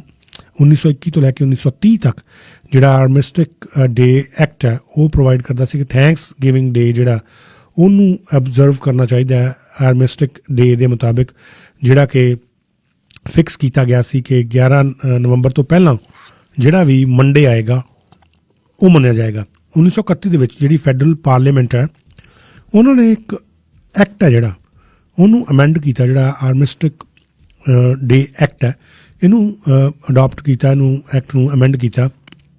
ਔਰ ਇਹ 'ਚ ਕਿਹਾ ਗਿਆ, ਜਿਹੜਾ ਇਹ 'ਚ ਦੱਸਿਆ ਗਿਆ ਕਿ 11 ਨਵੰਬਰ ਨੂੰ ਓਬਜ਼ਰਵ ਕੀਤਾ ਜਾਏ ਜਿਹੜਾ ਇਹ ਦਿਨ ਹੈ ਇਹਨੂੰ ਐਜ਼ ਰਿਮੈਂਬਰੈਂਸ ਡੇ।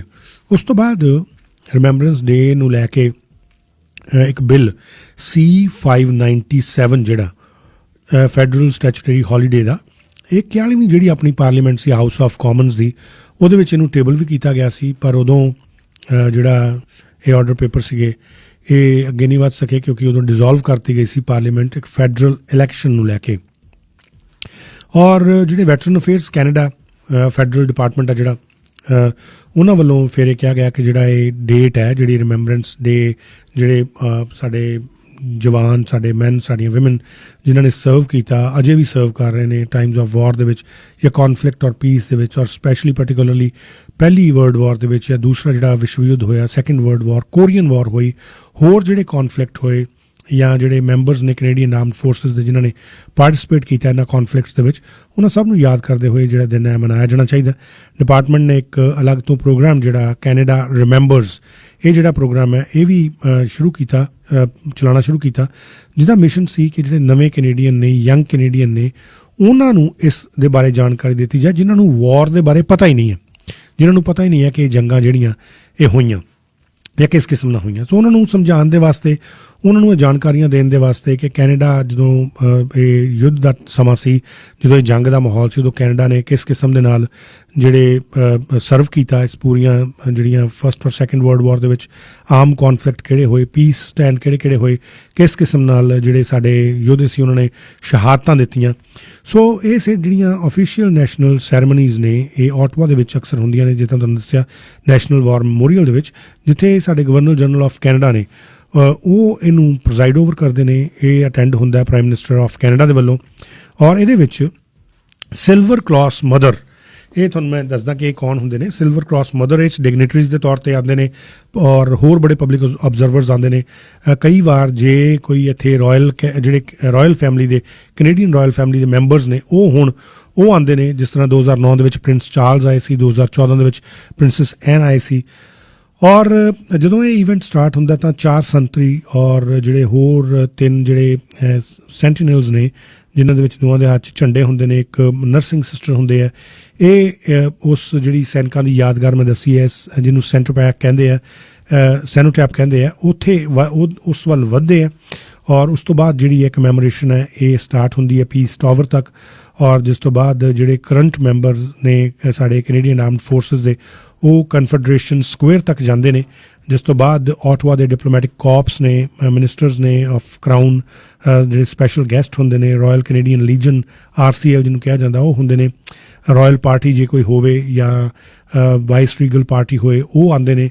ਔਰ ਉਸ ਤੋਂ ਬਾਅਦ ਜਿਹੜਾ ਅਰਾਈਵਲ ਹੈ ਗਵਰਨਰ ਜਨਰਲ ਦਾ, ਉਹ ਅਨਾਊਂਸਮੈਂਟ ਕੀਤੀ ਜਾਂਦੀ ਹੈ ਕਿ ਉਹ ਆ ਰਹੇ ਨੇ। ਇੱਕ ਟਰੰਪਟ ਜਿਹੜੀ ਵਜਾਈ ਜਾਂਦੀ ਹੈ, ਅਲਰਟ ਕਿਹਾ ਜਾਂਦਾ ਉਹਨੂੰ, ਸਾਊਂਡ ਆਫ ਅਲਰਟ ਕਿਹਾ ਜਾਂਦਾ, ਉਹ ਵਜਾਇਆ ਜਾਂਦਾ, ਜਿਹਦੇ ਨਾਲ ਇਹ ਪਤਾ ਲੱਗਦਾ ਕਿ ਗਵਰਨਰ ਜਨਰਲ ਜਿਹੜੇ ਕਿ ਕੁਈਨ ਦੀ ਥਾਂ 'ਤੇ ਬੈਠੇ ਨੇ, ਉਹ ਆਉਂਦੇ ਨੇ। ਔਰ ਉਹ ਕਿਉਂਕਿ ਪ੍ਰਜ਼ਾਈਡ ਉਹਨਾਂ ਨੇ ਕਰਨਾ ਹੁੰਦਾ ਇਸ ਪੂਰੇ ਫੰਕਸ਼ਨ ਨੂੰ, ਸੋ ਉਹ ਆਉਂਦੇ ਨੇ। ਔਰ ਉਸ ਤੋਂ ਬਾਅਦ ਜਿਹੜੇ ਡੋਮੀਨੀਅਨ ਪ੍ਰੈਜ਼ੀਡੈਂਟ ਨੇ RCL ਦੇ, ਰਾਇਲ ਕੈਨੇਡੀਅਨ ਲੀਜ ਦੇ, ਉਹ ਆਉਂਦੇ ਨੇ, ਜਿਹੜੇ ਵਾਇਸਰਾਏ ਨੂੰ ਆ ਕੇ ਮਿਲਦੇ ਨੇ।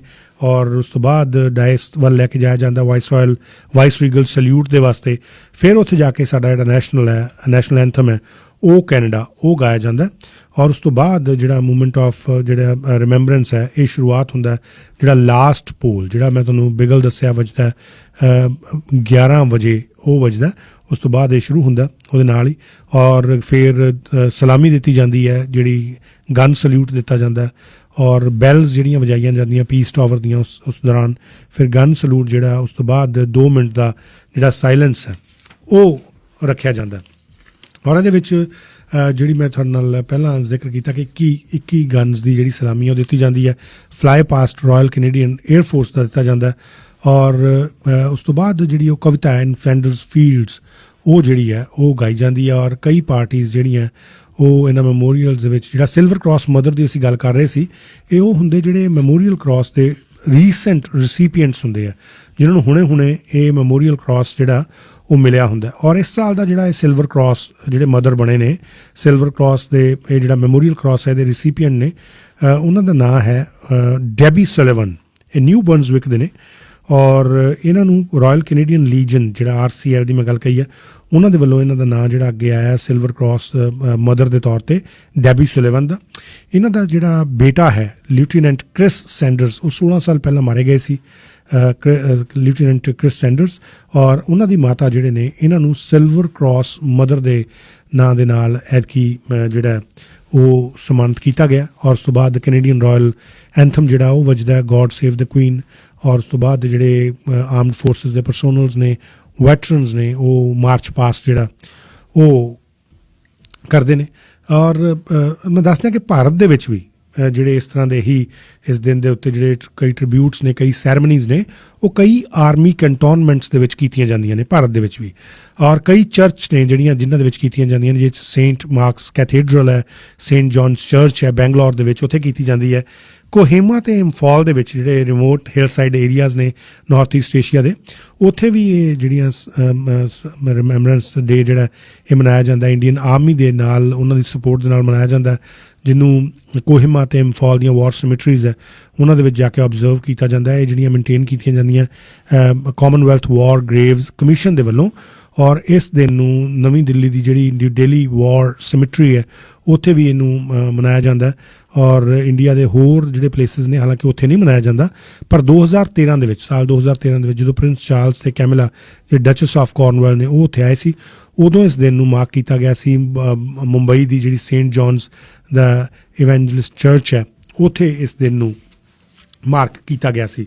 ਸੋ ਜਿਹੜੀ ਪੌਪੀ ਦੀ ਅਸੀਂ ਗੱਲ ਕੀਤੀ, ਜਿਹੜੀ ਖੱਬੇ ਪਾਸੇ ਲਾਈ ਜਾਂਦੀ ਹੈ, ਉਹ ਵੀ ਹਰ ਨਵੰਬਰ ਨੂੰ, ਜਦੋਂ ਨਵੰਬਰ ਸ਼ੁਰੂ ਹੁੰਦਾ ਹੈ, ਉਦੋਂ ਹੀ ਲੋਕੀ ਜਿਹੜੇ ਲਾਣੇ ਸ਼ੁਰੂ ਕਰ ਦਿੰਦੇ ਨੇ।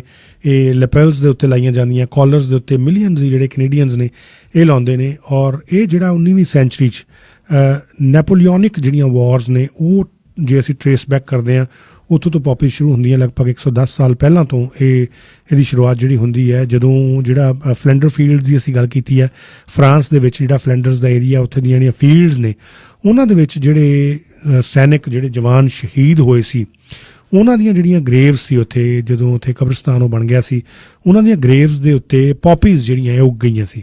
ਇਹ ਪੂਰਾ ਜਿਹੜਾ ਬਲੱਡ ਰੈੱਡ ਫਲਾਵਰਸ ਨੇ, ਇਹ ਉੱਥੇ ਭਰ ਗਏ ਸੀ। ਔਰ ਜਦੋਂ ਇਹ ਫਾਈਟਿੰਗ ਖਤਮ ਹੋਈ ਸੀ, ਇਹ ਜਿਹੜੀ ਯੁੱਧ ਖਤਮ ਹੋਇਆ ਸੀ, ਉਸ ਤੋਂ ਬਾਅਦ ਇਸ ਪੂਰੇ ਇਲਾਕੇ ਦੇ ਵਿੱਚ ਜਿਹੜੇ ਇਹ ਬਲੱਡ ਰੈੱਡ ਫਲਾਵਰਸ ਜਿਹੜੇ ਨੇ, ਇਹ ਭਰ ਗਏ ਸੀ। ਸੋ ਇਹਦੀ ਯਾਦ ਦੇ ਵਿੱਚ ਇਹਨੂੰ ਇੱਕ ਸਿੰਬਲ ਮੰਨਦੇ ਹੋਏ ਜਿਹੜੀ ਪੌਪੀ ਹੈ, ਇਹ ਲਗਾਈ ਜਾਂਦੀ ਹੈ ਆਪਣੇ ਖੱਬੇ ਪਾਸੇ।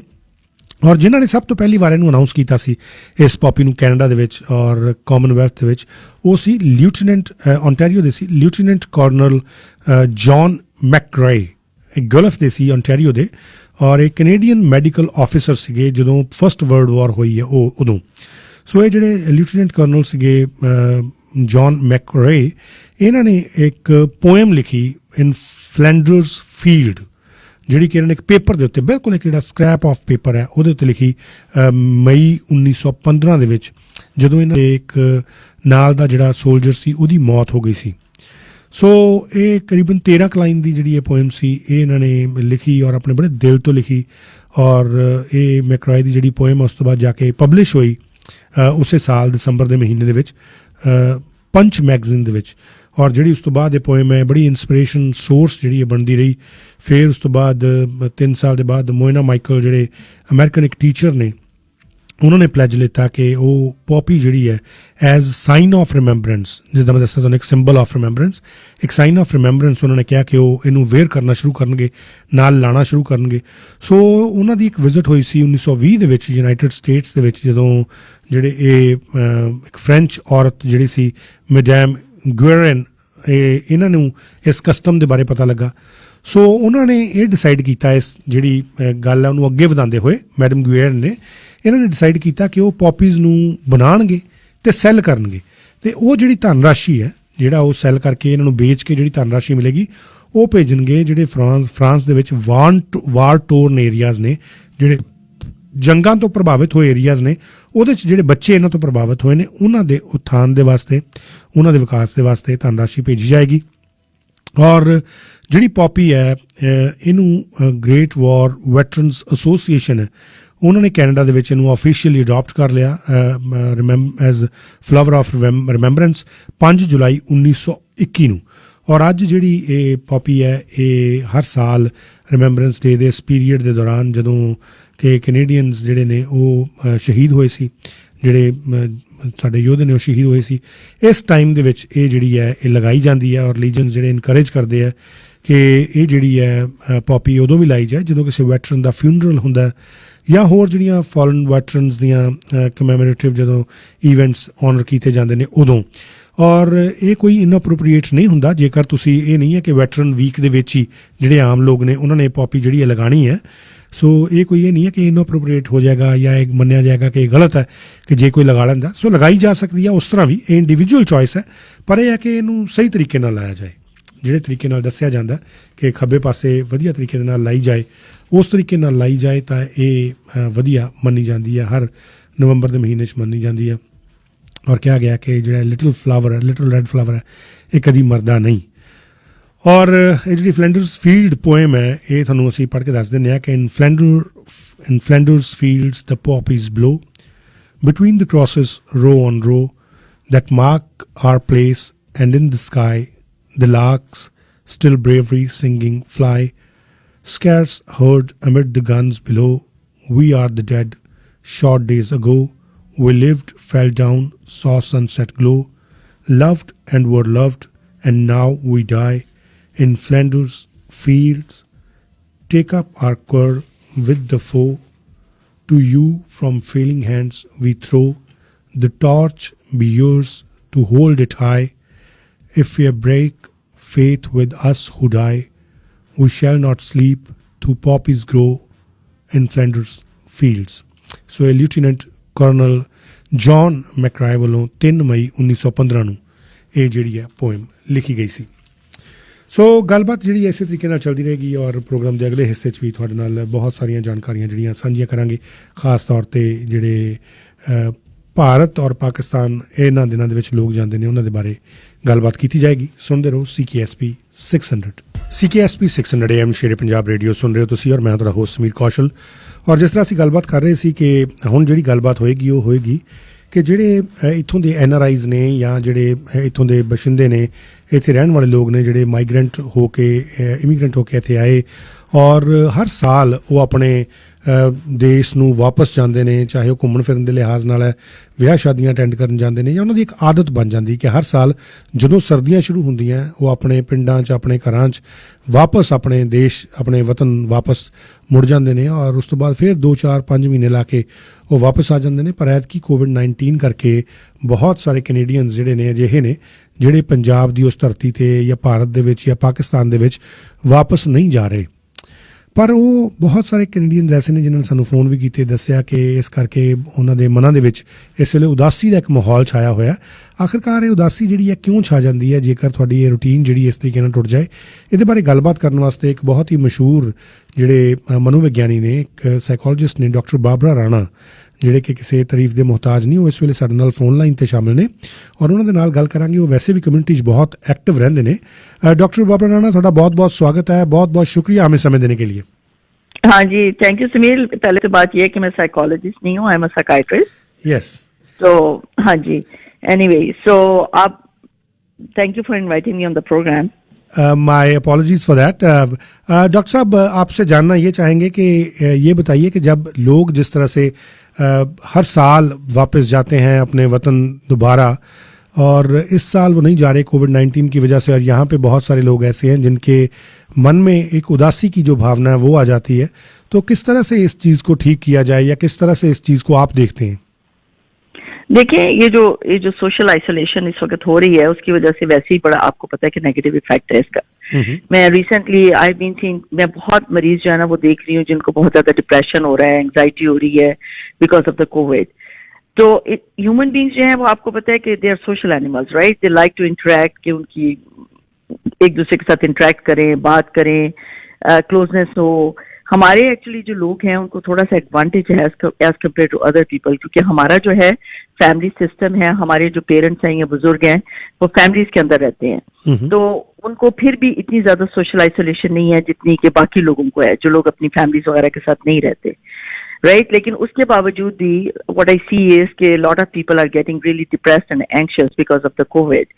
अब उसमें ये है कि ये हमारे जो बुजुर्ग हैं जो यहाँ पे रहते हैं, आप उनको देखें कि हर साल अगर वो वापस जाते हैं तो वो उसको लुक फॉरवर्ड करते हैं कि वो वापस जाएंगे अपने घर, वहाँ पे उनके रिलेटिव्स हैं, उनके फ्रेंड्स हैं, अपना कल्चर है, तो वो उसको बहुत इंजॉय करते हैं।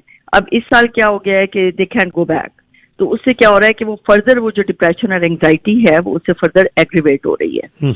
तो वो जो इशू पहले जो है क्या कहते हैं, एक तो कोविड की वजह से इशू हुआ है कि भाई आप जो है सोशली आइसोलेटेड हैं, आप यहाँ पे भी जो है ना, मैं अपने बहुत सारे मेरे जो ओल्डर मेरे पेशेंट्स हैं अपनी पंजाबी कम्युनिटी से, वो जैसे चाहते थे टेम्पल्स में जाते हैं। अब आजकल जो है ये हो गया कि आप टेम्पल्स में नहीं जा सकते या ज्यादा लोग इकट्ठे नहीं हो सकते, बात नहीं कर सकते।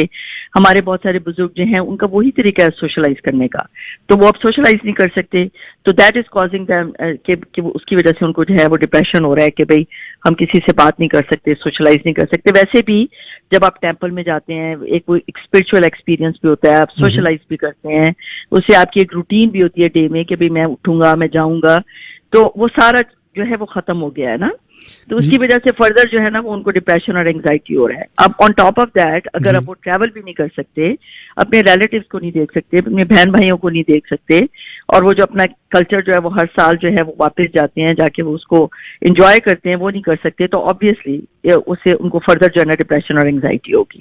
सो डॉक्टर राणा, इसमें क्या किया जाए, अब क्या किया जाए, क्योंकि न्यू नॉर्मल की बात आ रही है, न्यू नॉर्मल में फिजिकल डिस्टेंसिंग की बात आ रही है, तो ऐसे में लोगों को क्या करना चाहिए जिससे थोड़ा सा एंजाइटी लेवल उनका कम हो?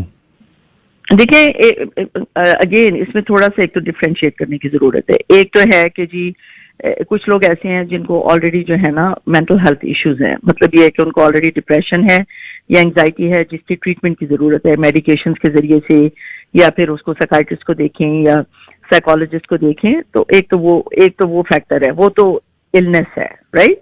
लेकिन दूसरा है कि ये जो कुछ अब हमारा नॉर्मल हो रहा है आजकल, तो हम सभी फेस कर रहे हैं, ये खाली हमारे बुजुर्ग नहीं है बल्कि डे टू डे हम लोग भी फेस कर रहे हैं, all of us are facing that, right? उसमें तो एक्सेप्टेंस की जरूरत है कि हाँ भाई ये इस वक्त this is what it is and we do the best with it, कि जो भी हम कर सकते हैं इस वक्त अपने आप को हेल्प करने के लिए वो हमें करना चाहिए।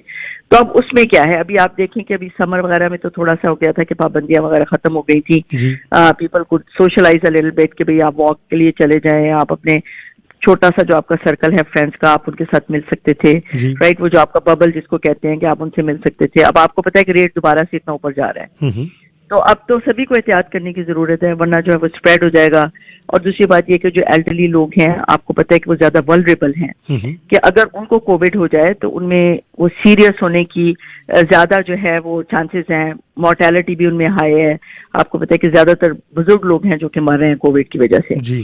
तो इसलिए बहुत ज्यादा एहतियात करने की जरूरत है। तो उसमें तो मेन बात यह है कि you have to accept it कि भाई अब यही नॉर्मल है, इसी के साथ हमें जीना है और इसी को हमने we have to do the best we can with this, कि हमें जो भी हम कर सकते हैं इस वक्त अपने आप को खुश रखने के लिए वो हमें करना है।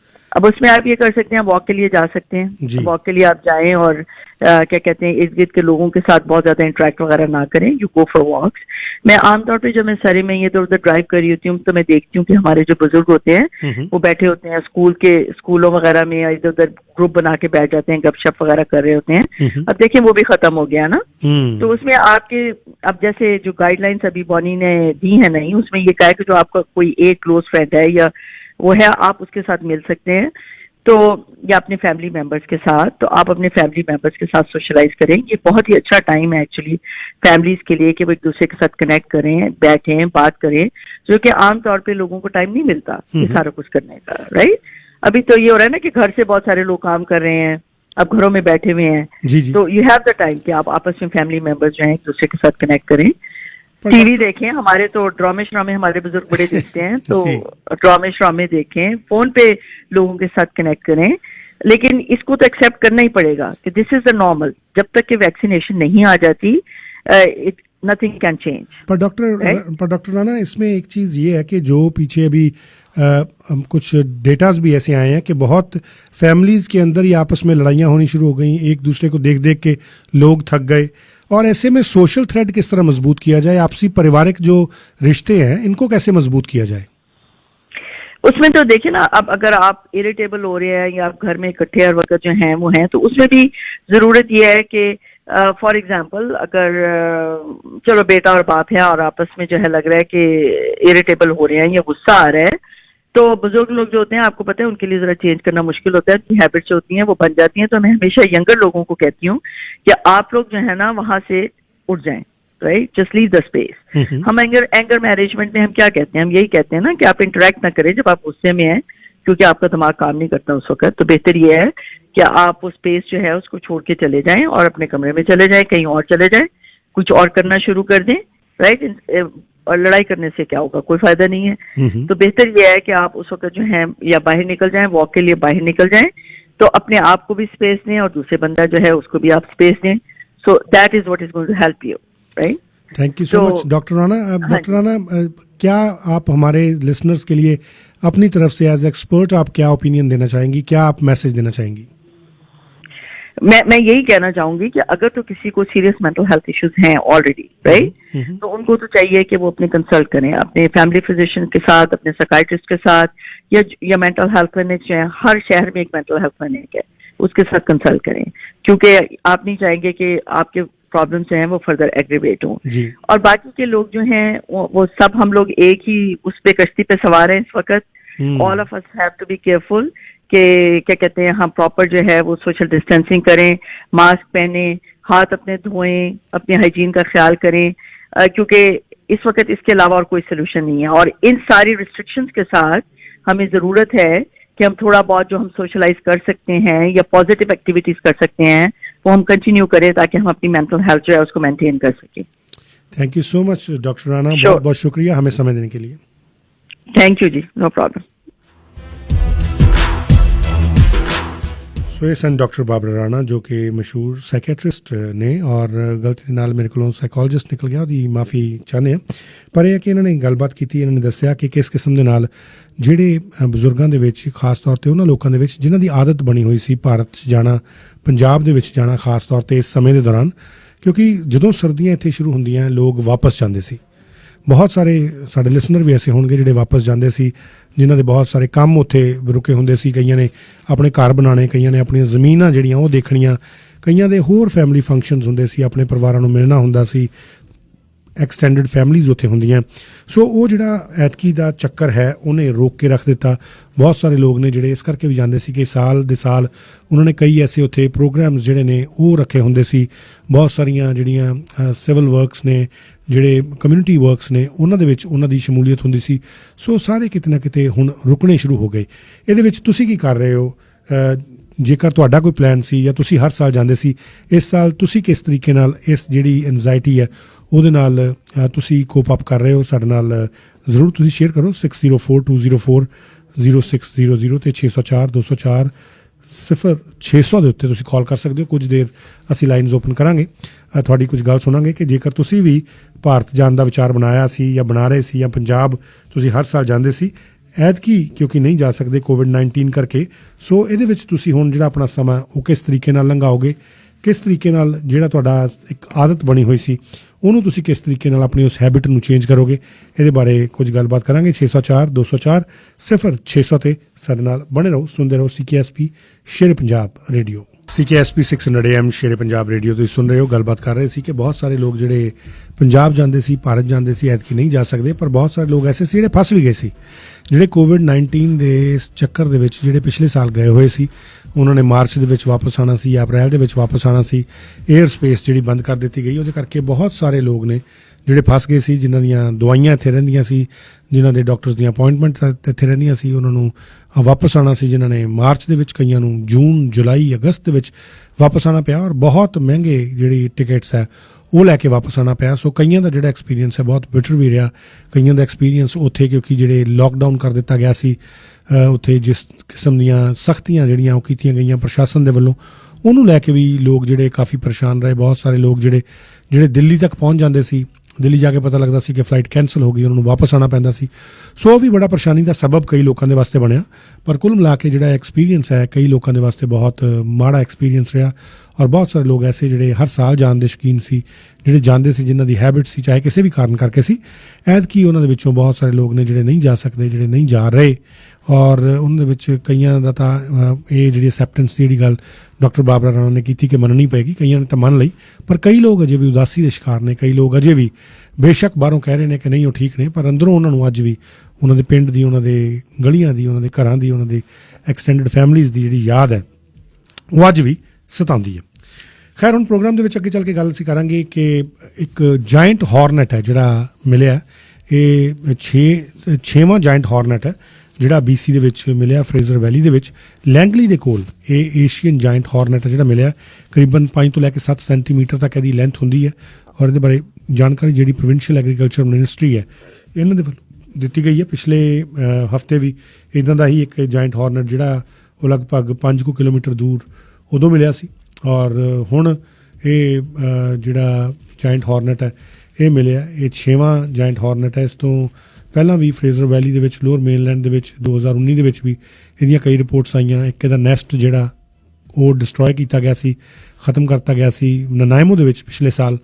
ਔਰ ਪਹਿਲੀ ਵਾਰ ਇਹ ਜਿਹੜਾ ਡਿਸਕਵਰ ਹੋਇਆ ਸੀ ਇਹਦਾ ਨੈਸਟ, ਉਹ ਯੂਨਾਈਟਿਡ ਸਟੇਟਸ ਦੇ ਵਿੱਚ ਹੋਇਆ ਸੀ ਪਿਛਲੇ ਮਹੀਨੇ, ਜਦੋਂ ਬਲੇਨ ਦੇ ਵਿੱਚ ਇਹ ਦੇਖਿਆ ਗਿਆ ਸੀ। ਉੱਥੇ ਵੀ ਇਹਦਾ ਜਿਹੜਾ ਘੋਂਸਲਾ ਸੀ ਉਹਨੂੰ ਖਤਮ ਕਰ ਦਿੱਤਾ ਗਿਆ ਸੀ। ਉਦੋਂ ਵੀ ਜਿਹੜਾ ਉੱਥੋਂ ਦਾ ਸਟੇਟ ਦਾ ਐਗਰੀਕਲਚਰ ਡਿਪਾਰਟਮੈਂਟ ਸੀ, ਉਹਨਾਂ ਨੇ ਕਿਹਾ ਸੀ ਕਿ ਸਾਇੰਟਿਸਟ ਜਿਹੜੇ ਹੈ ਇਸ ਤਰ੍ਹਾਂ ਦੇ ਜਿਹੜੇ 500 ਦੇ ਕਰੀਬ ਜਾਇੰਟ ਹੌਰਨਟ ਜਿਹੜੀ ਸਪੈਸੀਮੈਨਸ ਨੇ ਵੇਰੀਅਸ ਸਟੇਜਸ 'ਤੇ ਪਹੁੰਚੇ ਹੋਏ ਨੇ ਡਿਵੈਲਪਮੈਂਟ ਦੇ। ਉਹਦੇ 'ਚ 76 ਰਾਣੀਆਂ ਵੀ ਸੀ, ਉਹਨਾਂ ਦੀਆਂ ਜਿਹੜੀਆਂ ਇਹਨਾਂ ਦੇ ਹੌਰਨਟ ਦੀਆਂ ਰਾਣੀਆਂ ਹੁੰਦੀਆਂ ਉਹ ਵੀ ਸੀ, ਜਿਨ੍ਹਾਂ ਨੂੰ ਉਹਨਾਂ ਨੇ ਕਿਹਾ ਕਿ ਅਸੀਂ ਅਬਜ਼ਰਵ ਕਰਨਾ ਸ਼ੁਰੂ ਕੀਤਾ, ਦੇਖਣਾ ਸ਼ੁਰੂ ਕੀਤਾ, ਕਲੈਕਟ ਕਰਨਾ ਸ਼ੁਰੂ ਕੀਤਾ। ਔਰ ਇਹਦੇ ਵਿੱਚ ਇਹ ਵੀ ਇਹਨਾਂ ਨੇ ਕਿਹਾ ਕਿ ਜਿਹੜੀਆਂ ਰਾਣੀਆਂ ਸੀ ਇਹਨਾਂ 'ਚੋਂ ਕਈ ਵਰਜਨ ਕੁਈਨਸ ਹੁੰਦੀਆਂ ਨੇ, ਜਿਹੜੀਆਂ ਕਿ ਇੱਕ ਸਮੇਂ ਦੇ ਵਿੱਚ ਆ ਕੇ ਆਪਣੇ ਘੋਂਸਲਿਆਂ ਤੋਂ ਬਾਹਰ ਨਿਕਲਦੀਆਂ ਨੇ ਔਰ ਉੱਥੇ ਜਾ ਕੇ ਮੀਟਿੰਗ ਕਰਦੀਆਂ ਨੇ ਔਰ ਫਿਰ ਨਵੀਂ ਕਲੋਨੀ ਜਿਹੜੀ ਹੈ ਉਹ ਬਣਾਉਂਦੀਆਂ ਨੇ। ਸੋ ਇਹ ਜਿਹੜਾ ਜਾਣਕਾਰੀ ਸੀ ਇਹ ਉੱਥੋਂ ਦੇ ਡਿਪਾਰਟਮੈਂਟ ਵੱਲੋਂ ਦਿੱਤੀ ਗਈ ਸੀ। ਹੁਣ ਕੈਨੇਡਾ ਦੇ ਵਿੱਚ ਇਹਦੀ ਜਿਹੜੀ ਆਮਦ ਹੋਈ ਹੈ, ਇਹਨੇ ਕਾਫੀ ਜਿਹੜੇ ਖਾਸ ਤੌਰ 'ਤੇ ਮਧੂਮੱਖੀ ਪਾਲਕ ਨੇ, ਜਿਹੜੇ ਸ਼ਹਿਦ ਦੀਆਂ ਮੱਖੀਆਂ ਪਾਲਣ ਵਾਲੇ ਕਿਸਾਨ ਨੇ, ਉਹਨਾਂ ਦੇ ਮਨ 'ਚ ਕਾਫੀ ਡਰ ਪੈਦਾ ਕਰ ਦਿੱਤਾ, ਕਿਉਂਕਿ ਜਿਹੜਾ ਇਹ ਹੌਰਨਟ ਹੈ ਇਹ 5 ਤੋਂ ਲੈ ਕੇ 7 ਇੰਚ ਤੱਕ ਦਾ ਇਹਦਾ ਜਿਹੜੀ ਲੰਬਾਈ ਦੱਸੀ ਗਈ ਹੈ। ਇਹ ਖਾਸ ਤੌਰ 'ਤੇ ਅਟੈਕ ਕਰਦਾ ਸ਼ਹਿਦ ਦੀਆਂ ਮੱਖੀਆਂ ਦੇ ਉੱਤੇ, ਔਰ ਸ਼ਹਿਦ ਦੀਆਂ ਮੱਖੀਆਂ ਉੱਤੇ ਅਟੈਕ ਕਰਕੇ ਉਹਨਾਂ ਦੇ ਜਿਹੜੇ ਨੈਸਟ ਨੇ ਉਹਨਾਂ ਨੂੰ ਤਬਾਹ ਕਰ ਦਿੰਦਾ, ਉਹਨਾਂ ਦੇ ਜਿਹੜੇ ਛੱਤੇ ਨੇ ਉਹਨਾਂ ਨੂੰ ਤਬਾਹ ਕਰ ਦਿੰਦਾ, ਖ਼ਤਮ ਕਰ ਦਿੰਦਾ। ਔਰ ਸਿਰਫ ਇੰਨਾ ਹੀ ਨਹੀਂ, ਇਹ ਜਿਹੜੇ ਇਨਸਾਨ ਨੇ, ਹਿਊਮਨ ਬੋਡੀਜ਼ ਹੈ, ਇਹਨਾਂ ਦੇ ਵਾਸਤੇ ਵੀ ਕਾਫੀ ਜਿਹੜਾ ਇਹ ਖਤਰਨਾਕ ਸਾਬਤ ਹੋਇਆ ਹੈ ਔਰ ਇੰਨਾ ਕਈ ਵਾਰ ਡੈਡਲੀ ਹੋ ਜਾਂਦਾ ਕਿ ਇਨਸਾਨ ਦੀ ਜਿਹੜੀ ਹੈ ਉਹ ਮੌਤ ਵੀ ਹੋ ਸਕਦੀ ਹੈ। ਐਸੀਆਂ ਵੀ ਜਾਣਕਾਰੀਆਂ ਜਿਹੜੀਆਂ ਕਈ ਥਾਵਾਂ ਤੋਂ ਆਈਆਂ ਨੇ। ਇਹਦੇ ਬਾਰੇ ਇੱਕ ਸਪੈਸ਼ਲ ਪ੍ਰੋਗਰਾਮ ਜਿਹੜਾ ਉਹ ਅਸੀਂ ਛੇਤੀ ਹੀ ਤੁਹਾਡੇ ਤੱਕ ਲੈ ਕੇ ਆਵਾਂਗੇ। ਇਹਦੇ ਬਾਰੇ ਅਸੀਂ ਗੱਲ ਕਰ ਰਹੇ ਹਾਂ ਬਹੁਤ ਸਾਰੇ ਐਕਸਪਰਟਸ ਦੇ ਨਾਲ, ਕਿਉਂਕਿ ਬਹੁਤ ਸਾਰੀ ਜਿਹੜੀ ਕਿਸਾਨੀ ਹੈ ਉਹ ਸਾਡੀ ਫਰੇਜ਼ਰ ਵੈਲੀ ਔਰ ਹੋਰ ਜਿਹੜੇ ਇਲਾਕੇ ਨੇ BC ਦੇ ਉਹਨਾਂ ਦੇ ਵਿੱਚ ਇਸ ਵੇਲੇ ਮੌਜੂਦ ਹੈ। ਬਹੁਤ ਸਾਰੇ ਮਧੂਮੱਖੀ ਪਾਲਕ ਨੇ ਜਿਹੜੇ ਇਸ ਵੇਲੇ ਸਾਡੇ ਸੂਬੇ ਦੇ ਵਿੱਚ ਇਸ ਗੱਲ ਨੂੰ ਲੈ ਕੇ ਚਿੰਤਤ ਨੇ। ਉਹਨਾਂ ਦੇ ਨਾਲ ਔਰ ਕਈ ਐਕਸਪਰਟਸ ਦੇ ਨਾਲ ਜਿਹੜੇ ਮਿਨਿਸਟਰੀ ਆਫ ਐਗਰੀਕਲਚਰ ਦੇ ਨਾਲ ਨੇ ਇੱਥੇ ਔਰ ਹੋਰ ਥਾਵਾਂ ਦੇ ਵਿੱਚ ਵੀ, ਭਾਰਤ ਦੇ ਵਿੱਚ ਵੀ, ਉਹਨਾਂ ਨਾਲ ਵੀ ਅਸੀਂ ਸੰਪਰਕ ਕਰਨ ਦੀ ਕੋਸ਼ਿਸ਼ ਜਿਹੜੀ ਆ ਉਹ ਕਰ ਰਹੇ ਹਾਂ, ਬਣਾਇਆ ਹੋਇਆ ਸੰਪਰਕ। ਔਰ ਜਿਹੜੀ ਇਹ ਜਾਣਕਾਰੀਆਂ ਤੁਹਾਡੇ ਤੱਕ ਅਸੀਂ ਡੈਫੀਨੇਟਲੀ ਸਮੇਂ-ਸਮੇਂ 'ਤੇ ਲੈ ਕੇ ਆਉਂਦੇ ਰਹਾਂਗੇ। ਔਰ ਹੁਣ ਗੱਲ ਚੱਲੇਗੀ ਬਰੈਕ ਓਬਾਮਾ ਦੀ ਜਿਹੜੀ ਫੇਵਰੇਟ ਮਿਊਜ਼ਿਕ ਲਿਸਟ ਹੈ ਉਹਦੇ ਬਾਰੇ।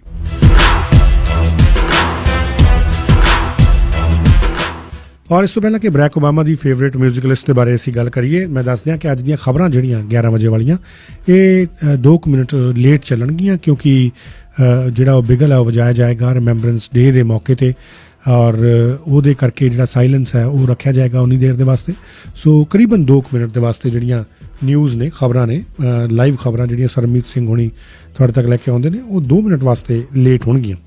ਪਰ ਜਿਹੜੀ ਜਾਣਕਾਰੀ ਅਸੀਂ ਦੇ ਰਹੇ ਸੀ ਬਰੈਕ ਓਬਾਮਾ ਦੀ, ਬਰੈਕ ਓਬਾਮਾ ਜਿਹੜੇ ਕਿ ਫਾਰਮਰ ਪ੍ਰੈਜ਼ੀਡੈਂਟ ਰਹੇ ਨੇ ਯੂਨਾਈਟਿਡ ਸਟੇਟਸ ਦੇ, ਉਹਨਾਂ ਨੇ ਪਿਛਲੇ ਦਸੰਬਰ ਦੇ ਵਿੱਚ ਇੱਕ ਲਿਸਟ ਜਿਹੜੀ ਉਹ ਜਾਰੀ ਕੀਤੀ। ਦਰਅਸਲ ਹੋਇਆ ਕਿ ਨਿਊ ਦਿੱਲੀ 'ਚ ਆਪਣੇ ਘਰ ਦੇ ਵਿੱਚ ਇੱਕ ਲੜਕਾ ਬੈਠਾ, ਉਹਦਾ ਨਾਮ ਪ੍ਰਤੀਕ ਕੁਹਾੜ ਆਪਣੇ ਘਰ ਦੇ ਵਿੱਚ ਬੈਠਾ ਹੋਇਆ ਸੀ ਤੇ ਉਹਦੇ ਫੋਨ ਦੇ ਵਿੱਚ ਮੈਸੇਜ ਆਉਣੇ ਸ਼ੁਰੂ ਹੋ ਗਏ, ਹਜ਼ਾਰਾਂ ਹੀ ਮੈਸੇਜ ਆ ਗਏ।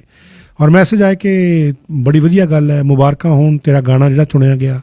ਤਾਂ ਉਹਨੂੰ ਸਮਝ ਨਹੀਂ ਸੀ ਆ ਰਹੀ ਕਿ ਕੀ ਕਹਾਣੀ ਹੈ। ਫਿਰ ਉਹਦੇ ਇੱਕ ਦੋਸਤ ਦਾ ਫੋਨ ਆਇਆ, ਉਹਨੇ ਦੱਸਿਆ ਕਿ ਭਾਈ ਜਿਹੜਾ ਤੂੰ ਗਾਣਾ ਗਾਇਆ ਹੈ, ਇਹ ਜਿਹੜਾ ਗਾਣਾ ਹੈ ਇਹ US ਦੇ president, farmer president break Obama ਨੇ ਆਪਣੀ ਫੇਵਰੇਟ ਜਿਹੜੀ ਮਿਊਜ਼ਿਕ ਦੀ ਲਿਸਟ ਹੈ, ਉਹ ਐਨੂਅਲ ਲਿਸਟ ਆਪਣੀ ਕੱਢਦੇ ਆ, ਉਸ ਐਨੂਅਲ ਲਿਸਟ ਦੇ ਵਿੱਚ ਤੇਰਾ ਗਾਣਾ ਜਿਹੜਾ ਉਹ ਸ਼ਾਮਲ ਕੀਤਾ। ਔਰ ਇਹ ਜਿਹੜੇ ਟੌਪ 35 ਜਿਹੜੇ ਗਾਣੇ ਸੀ ਉਹਦੇ ਵਿੱਚ ਬੜੇ ਵੱਡੇ ਜਿਹੜੇ ਸਿੰਗਰਸ ਨੇ, ਬਰੂਸ ਸਪ੍ਰਿੰਗਸਟਨ, ਲੀਜ਼ੋ, ਬਿਯੋਂਸ, ਡਬੇਬੀ, ਇੱਦਾਂ ਦੇ ਜਿਹੜੇ ਗਾਣੇ ਨੇ ਉਹਦੇ ਵਿੱਚ ਇਹ ਜਿਹੜੇ ਪ੍ਰਤੀਕ ਕੁਹਾੜ, ਜਿਨ੍ਹਾਂ ਦਾ ਇੰਡੀਆ ਦੇ ਵਿੱਚ ਵੀ ਕੋਈ ਨਾਮ ਕੋਈ ਨਹੀਂ ਸੀ ਜਾਣਦਾ, ਉਹਨਾਂ ਦਾ ਗਾਣਾ ਜਿਹੜਾ ਸ਼ਾਮਲ ਕੀਤਾ US ਚਾਰਟ ਦੇ ਵਿੱਚ ਆਪਣੇ 'ਚ। ਔਰ ਇਹਨੂੰ ਇੰਨੀ ਇੰਡੋਰਸਮੈਂਟ ਮਿਲੀ ਕਿ ਇਹਦਾ ਗਾਣਾ ਲੋਕੀ ਸੁਣਨ ਵਾਸਤੇ ਉੱਥੇ ਬਹੁਤ ਜਿਹੜੇ ਲੋਕਾਂ ਨੇ ਉੱਥੇ ਇਸ ਤਰ੍ਹਾਂ ਦੇ ਪ੍ਰੋਗਰਾਮ ਜਿਹੜੇ ਇਹਦੇ ਕਰਵਾਉਣੇ ਸ਼ੁਰੂ ਕਰ ਦਿੱਤੇ ਕੁਹਾੜ ਦੇ। ਔਰ ਜਿੱਥੇ ਬਰੂਸ ਸਪ੍ਰਿੰਗਸਟਨ ਵਰਗੇ, ਬਿਯੋਂਸ ਵਰਗੇ ਸਿੰਗਰ ਹੋਣ, ਉਹਦੇ ਵਿੱਚ ਇਹਦਾ ਗਾਣਾ ਆ ਜਾਣਾ ਇੱਕ ਐਸੇ ਸਿੰਗਰ ਦਾ ਜਿਹੜਾ ਕਿ ਬਿਲਕੁਲ ਨਵਾਂ ਹੈ, ਜਿਹਦੇ ਬਾਰੇ ਕਿ ਪਤਾ ਹੀ ਨਹੀਂ ਸੀ, ਇਹਦੇ ਬਾਰੇ ਪਤਾ ਹੀ ਨਹੀਂ ਸੀ। ਔਰ ਇਹ ਜਦੋਂ ਇਹਦੀ ਗੱਲ ਸਾਹਮਣੇ ਆਈ, ਇਹਦੇ ਬਾਰੇ ਪਤਾ ਲੱਗਾ, ਇਹਦਾ ਗਾਣਾ ਜਿਹੜਾ ਸੀ ਉਹ ਸੀ ਕੋਲਡ ਮੈਸ, ਅੰਗਰੇਜ਼ੀ 'ਚ ਇਹਨੇ ਗਾਣਾ ਗਾਇਆ। ਇਹਦੇ 'ਚ ਦੇਖੋ ਕੋਈ ਬਾਲੀਵੁੱਡ ਦਾ ਕੋਈ ਟ੍ਰੇਸਿਸ ਨਹੀਂ ਦਿਖਦੇ, ਕੋਈ ਭੰਗੜੇ ਦੇ ਟ੍ਰੇਸਿਸ ਨਹੀਂ ਦਿਖਦੇ। ਇੰਡੀਅਨ ਮਿਊਜ਼ਿਕ ਜ਼ਰੂਰ ਇਹਦੇ 'ਚ ਹੈਗਾ, ਇੱਕ ਲਵ ਸਟੋਰੀ ਜਿਹੀ ਹੈ ਜਿਹਦੇ 'ਚ ਦੋ ਜਿਹੜੇ ਲਵਰਸ ਨੇ ਉਹਨਾਂ ਦਾ ਰਿਲੇਸ਼ਨ ਜਿਹੜਾ ਚੱਲਦਾ ਹੈ, ਬਾਅਦ 'ਚ ਟੁੱਟ ਜਾਂਦਾ ਜਾ ਕੇ। ਸੋ ਇਸ ਤਰ੍ਹਾਂ ਦਾ ਇਹ ਗਾਣਾ ਹੈ, ਬੜਾ ਸਲੋ ਜਿਹਾ ਸੌਂਗ ਹੈ, ਇੱਕ ਲਵ ਸੌਂਗ ਜੇ ਵਰਗਾ ਸੌਂਗ ਹੈ। ਸੋ ਕੁੱਲ ਮਿਲਾ ਕੇ ਇਹ ਜਿਹੜਾ ਸੌਂਗ ਹੈ ਇਹ ਮਿਸਟਰ ਬਰੈਕ ਓਬਾਮਾ ਦੇ 35 ਜਿਹੜੇ ਉਹਨਾਂ ਦੇ ਗਾਣੇ ਸੀ, ਉਹਨਾਂ ਦੇ ਖਾਸ ਲਿਸਟ, ਉਹਦੇ ਵਿੱਚ ਆ ਗਿਆ। ਔਰ ਇਹ ਜਿਹੜਾ 30 ਕੁ ਸਾਲ ਦਾ ਇਹ ਯੰਗ ਗਾਏ ਹੈ ਜਿਹੜਾ, ਇਹਨੇ ਜਦੋਂ ਇਹ ਗਾਣਾ ਆਇਆ ਤਾਂ ਕੁਹਾੜ ਦਾ, ਉਸ ਤੋਂ ਬਾਅਦ ਇਹਦੇ ਉੱਥੇ ਬਹੁਤ ਸਾਰੀਆਂ ਕੌਂਸਰਟਸ ਹੋਣੀਆਂ ਸ਼ੁਰੂ ਹੋ ਗਈਆਂ। ਦਿੱਲੀ ਦੇ ਵਿੱਚ ਵੀ ਗਾਰਡਨ ਆਫ 5 ਸੈਂਸਿਸ ਦੇ ਵਿੱਚ ਇਹਦੀ ਕੌਂਸਰਟ ਹੋਈ। ਔਰ ਇਹਨੇ ਵੀ ਉੱਥੇ ਕਿਹਾ ਕਿ ਇੰਡੀਆ ਦੇ ਵਿੱਚ ਹਾਲਾਂਕਿ ਬਹੁਤ ਘੱਟ ਲੋਕ ਨੇ ਜਿਹੜੇ ਅੰਗਰੇਜ਼ੀ ਗਾਣੇ ਇੰਡੀਅਨ ਲੋਕਾਂ ਦੇ, ਇੰਡੀਅਨ ਸਿੰਗਰਸ ਦੇ ਕੋਲੋਂ ਸੁਣਦੇ ਨੇ, ਪਰ ਉਹਨੇ ਕਿਹਾ ਕਿ ਮੈਂ ਬੜਾ ਲੱਕੀ ਆਪਣੇ ਆਪ ਨੂੰ ਮਹਿਸੂਸ ਕਰਦਾ ਕਿ ਮੇਰਾ ਜਿਹੜਾ ਗਾਣਾ ਇਹ ਚੁਣਿਆ ਗਿਆ। ਜਿਹੜਾ ਮਿਊਜ਼ੀਸ਼ੀਅਨ ਹੈ ਇਹ ਜੈਪੁਰ ਦੇ ਵਿੱਚ ਪੈਦਾ ਹੋਇਆ ਸੀ, ਉੱਥੇ ਹੀ ਵੱਡਾ ਹੋਇਆ। 6 ਸਾਲ ਦੀ ਉਮਰ 'ਚ ਇਹਨੂੰ ਗਿਟਾਰ ਵਜਾਉਣ ਦਾ ਸ਼ੌਕ ਸੀ, ਪਰ ਉਸ ਤੋਂ ਬਾਅਦ ਇਹਨੇ 5 ਕੁ ਲੈਸਨ ਲਏ ਤੇ ਉਸ ਤੋਂ ਬਾਅਦ ਛੱਡ ਦਿੱਤੀ ਗਿਟਾਰ ਵਜਾਣੀ। ਪਰ ਦੇਖੋ ਕਿਸਮਤ ਦਾ ਕਮਾਲ, ਹੌਲੀ ਹੌਲੀ ਇਹਨੇ ਜਦੋਂ ਪੜ੍ਹਾਈ ਸ਼ੁਰੂ ਕੀਤੀ ਆਪਣੀ ਤੇ ਇਹਨੇ ਗਾਣੇ ਇਹੀ ਸੁਣਨੇ ਸ਼ੁਰੂ ਕੀਤੇ। ਫਿਰ ਇਹਦਾ ਤਾਲੁਕ ਜਿਹੜਾ ਇਹਦੀ ਇੱਕ ਸਿਸਟਰ ਦੀ ਫਰੈਂਡ ਸੀ ਉਹਦੇ ਨਾਲ ਹੋ ਗਿਆ, ਉਹ ਅੱਗੋਂ ਮਿਊਜ਼ਿਕ ਦੇ ਵਿੱਚ ਜੁੜੇ ਹੋਏ ਸੀ, ਉਹਨਾਂ ਦੇ ਨਾਲ ਇਹਨੂੰ ਗਾਣੇ ਜਿਹੜੇ ਇਹਨੇ ਸੁਣਨੇ ਸ਼ੁਰੂ ਕਰ ਦਿੱਤੇ। ਬੈਕ ਸਟਰੀਟ ਬॉयਜ਼ ਦੇ, ਬॉयਜ਼ ਔਨ ਦੇ, ਪਿੰਕ ਫਲੋਇਡ ਦੇ, ਨਿਰਵਾਣਾ ਦੇ। 2008 'ਚ ਇਹਨੇ NYU ਦਾ ਜਿਹੜਾ college of arts and science ਹੈ, ਉੱਥੇ ਮੈਥ ਤੇ ਇਕਨੋਮਿਕ ਦੀ ਜਿਹੜੀ ਜੁਆਇੰਟ ਡਿਗਰੀ ਆ ਉਹ ਕਰਨੀ ਸ਼ੁਰੂ ਕੀਤੀ। ਆਪਣਾ ਕੰਸਲਟੈਂਟ ਬਣਨਾ ਚਾਹੁੰਦੇ ਸੀ ਇਹ ਫਾਈਨੈਂਸ ਦੇ, ਪਰ ਅਮਰੀਕਾ ਦੇ ਵਿੱਚ ਰਹਿੰਦੇ ਹੋਏ ਇਹਨਾਂ ਨੇ ਬਹੁਤ ਸਾਰੇ ਹੋਰ ਜਿਹੜੇ ਇਲੀਅਟ ਸਮਿਥ ਦੇ ਸੌਂਗਸ ਨੇ, ਲੌਰਾ ਮਾਰਲਿੰਗ ਦੇ ਸੌਂਗਸ ਨੇ, ਨਾਈਸ ਡਰੇਕ ਦੇ ਸੌਂਗ, ਨਿਕ ਡਰੇਕ ਦੇ ਸੌਂਗ ਨੇ, ਉਹ ਸੁਣਨੇ ਸ਼ੁਰੂ ਕੀਤੇ। ਪਰ ਉਹਨਾਂ ਨੂੰ ਇਹ ਨਹੀਂ ਸੀ ਪਤਾ ਕਿ ਉਹਨਾਂ ਦਾ ਜਿਹੜਾ ਗਾਣਾ ਹੈ ਉਹ ਬਰੈਕ ਓਬਾਮਾ ਵੱਲੋਂ ਉਹਨਾਂ ਦੇ ਟੌਪ 35 ਗਾਣਿਆਂ ਦੀ ਲਿਸਟ ਦੇ ਵਿੱਚ ਸ਼ਾਮਲ ਕਰ ਲਿਆ ਜਾਏਗਾ। ਇਹਦੇ 'ਚ Summer Walker, Big Thief, Lizzo ਦੇ ਗਾਣੇ, Burna Boys, Maggie Rogers, Bruce Springsteen ਦਾ ਹੈਲੋ ਸਨਸ਼ਾਈਨ ਗਾਣਾ, ਬਿਯੋਂਡਸ ਦਾ ਮੂਡ ਫੋਰਐਵਰ, ਜੌਨ ਹੈਨਰੀ ਦਾ ਦ ਇਫੈਕਟ ਆਫ ਲਵ, ਇਸ ਤਰ੍ਹਾਂ ਦੇ ਜਿਹੜੇ ਗਾਣੇ ਨੇ ਇਹ ਸ਼ਾਮਲ ਕੀਤੇ ਹੋਏ ਸੀ। ਫਰੈਂਕ ਓਸ਼ਨ ਦਾ ਇਨ ਮਾਈ ਰੂਮ, ਔਰ ਪ੍ਰਤੀਕ ਕੋਹਾੜ ਦਾ ਗਾਣਾ ਕੋਲਡ ਮੈਸ, ਇਹ ਵੀ ਇਹਦੇ 'ਚ ਸ਼ਾਮਲ ਕੀਤਾ ਹੋਇਆ ਸੀ। ਸੋ ਬੜਾ ਇੰਟਰਸਟਿੰਗ ਉਹਨਾਂ ਦੇ ਵਾਸਤੇ ਇਹ ਐਕਸਪੀਰੀਅੰਸ ਰਿਹਾ ਜਦੋਂ ਉਹਨਾਂ ਦਾ ਨਾਮ ਇਸ ਲਿਸਟ ਦੇ ਵਿੱਚ ਪੜ੍ਹਿਆ ਗਿਆ। ਔਰ ਇੱਕ ਜਾਂਦੇ ਜਾਂਦੇ ਤੁਹਾਡੇ ਨਾਲ ਇੱਕ ਇਨਫੋਰਮੇਸ਼ਨ ਹੋਰ ਸ਼ੇਅਰ ਕਰ ਦਈਏ, ਇੱਕ ਬਹੁਤ ਇੰਪੋਰਟੈਂਟ ਇਨਫੋਰਮੇਸ਼ਨ ਕੱਲ੍ਹ ਵੀ ਤੁਹਾਡੇ ਨਾਲ ਸ਼ੇਅਰ ਕੀਤੀ ਗਈ ਸੀ ਕਿ ਜਿਹੜੇ ਕੈਨੇਡਾ ਦੇ ਇਹ ਡਿਟੈਂਸ਼ਨ ਸੈਂਟਰਸ ਨੇ ਇਮੀਗ੍ਰੇਸ਼ਨ ਦੇ, ਉਹਨਾਂ 'ਚ ਕਿਸ ਤਰ੍ਹਾਂ ਦਾ ਜਿਹੜਾ ਵਿਹਾਰ ਆ ਉਹ ਕੀਤਾ ਜਾਂਦਾ ਸੀ। ਪਰ US ਦੇ ਵਿੱਚ ਜਿਹੜੇ US ਮੈਕਸੀਕੋ ਬਾਰਡਰ ਨੂੰ ਲੈ ਕੇ ਜਿਹੜਾ ਇੱਕ ਰੇੜਕਾ ਫਸਿਆ ਹੋਇਆ ਸੀ, ਉੱਥੇ ਨੋ ਟੋਲਰੈਂਸ ਇਮੀਗ੍ਰੇਸ਼ਨ ਪਾਲਿਸੀ ਜਿਹੜੀ ਡੋਨਲਡ ਟਰੰਪ ਦੀ ਸੀ, ਉਹਨੂੰ ਲੈ ਕੇ ਜਿਹੜਾ ਰੇੜਕਾ ਫਸਿਆ ਸੀ, ਉੱਥੇ ਬੱਚੇ ਜਿਹੜੇ ਮਾਵਾਂ ਤੋਂ ਅਲੱਗ ਕਰ ਦਿੱਤੇ ਗਏ ਸੀ। ਹੁਣ ਉਹਨਾਂ ਨੂੰ ਕਿਹਾ ਗਿਆ ਸੀ ਕਿ ਬੱਚਿਆਂ ਨੂੰ ਉਹਨਾਂ ਦੇ ਪੇਰੈਂਟਸ ਨਾਲ ਮਿਲਾਓ, ਇਹ ਕਿਹਾ ਗਿਆ ਸੀ। ਔਰ ਜਿੰਨੀ ਗਿਣਤੀ ਹੋਈ ਸੀ ਕਿ ਇਹ ਬੱਚੇ ਇੰਨੇ ਜਿਹੜੇ ਨੇ ਉਹ ਮਿਲਾਣੇ ਨੇ, ਉਸ ਤੋਂ 121 ਬੱਚੇ ਜ਼ਿਆਦਾ ਮਿਲ ਗਏ। ਮਤਲਬ ਜੋ ਲੱਭਣੇ ਸ਼ੁਰੂ ਕੀਤੇ ਤਾਂ 121 ਬੱਚੇ ਜ਼ਿਆਦਾ ਮਿਲ ਗਏ, ਜਿਨ੍ਹਾਂ ਨੂੰ ਹੁਣ ਮਿਲਾਣਾ ਇੱਕ ਇਸ ਵੇਲੇ ਬੜਾ ਵੱਡਾ ਸਵਾਲ ਪੈਦਾ ਕਰਦਾ ਕਿ ਇਹ 121 ਬੱਚੇ ਕੌਣ ਸੀ, ਕਿਉਂਕਿ 554 ਬੱਚਿਆਂ ਦੀ 545 ਬੱਚਿਆਂ ਦੀ ਮਾਫ ਕਰਨਾ ਲਿਸਟ ਸੀ ਪਿਛਲੇ ਹਫਤੇ ਜਿਨ੍ਹਾਂ ਨੂੰ ਲੱਭਣਾ ਸੀ ਪਿਛਲੇ ਮਹੀਨੇ, ਪਰ 666 ਬੱਚੇ ਜਿਹੜੇ ਉਹ ਲੱਭ ਲਏ ਗਏ। ਔਰ ਇਹਦੇ 'ਚ ਜਿਹੜੀ ਇਲੀਗਲ ਇਮੀਗ੍ਰੇਸ਼ਨ ਜਿਹੜੀ ਮੈਕਸੀਕੋ ਬਾਰਡਰ 'ਤੇ ਹੋ ਰਹੀ ਸੀ 2018 ਦੇ ਵਿੱਚ, ਉਹਨੂੰ ਲੈ ਕੇ ਹੁਣ ਕਾਫੀ ਜਿਹੜੀ ਚਰਚਾ ਉਹ ਚੱਲਣੀ ਸ਼ੁਰੂ ਹੋ ਗਈ, ਕਿਉਂਕਿ ਇਹਦੇ 'ਚ ਇੱਕ ਬਹੁਤ ਵੱਡੀ ਆਊਟਕ੍ਰਾਈ ਹੋਈ ਸੀ ਜਦੋਂ ਲਾਇਰ ਸੀ ਜਿਹੜੇ ਐਡਵੋਕੇਸੀ ਕਰ ਰਹੇ ਸੀ ਇਸ ਗੱਲ ਦੀ ਕਿ ਭਾਈ ਇਹ ਲੋਕਾਂ ਨੂੰ ਕਿਉਂ ਫੜਿਆ ਹੋਇਆ, ਜਿਹੜੇ ਸੈਂਟਰਲ ਅਮਰੀਕਾ ਤੋਂ ਆ ਰਹੇ ਆ, ਇਹਨਾਂ ਨੂੰ ਇੱਥੇ ਪਿੰਜਰਿਆਂ ਦੇ ਵਿੱਚ ਰੱਖਿਆ ਗਿਆ ਸੀ, ਜਿਹੜੇ ਕੇਜਸ ਸੀ ਉਹਨਾਂ ਦੇ ਵਿੱਚ ਰੱਖਿਆ ਗਿਆ ਸੀ।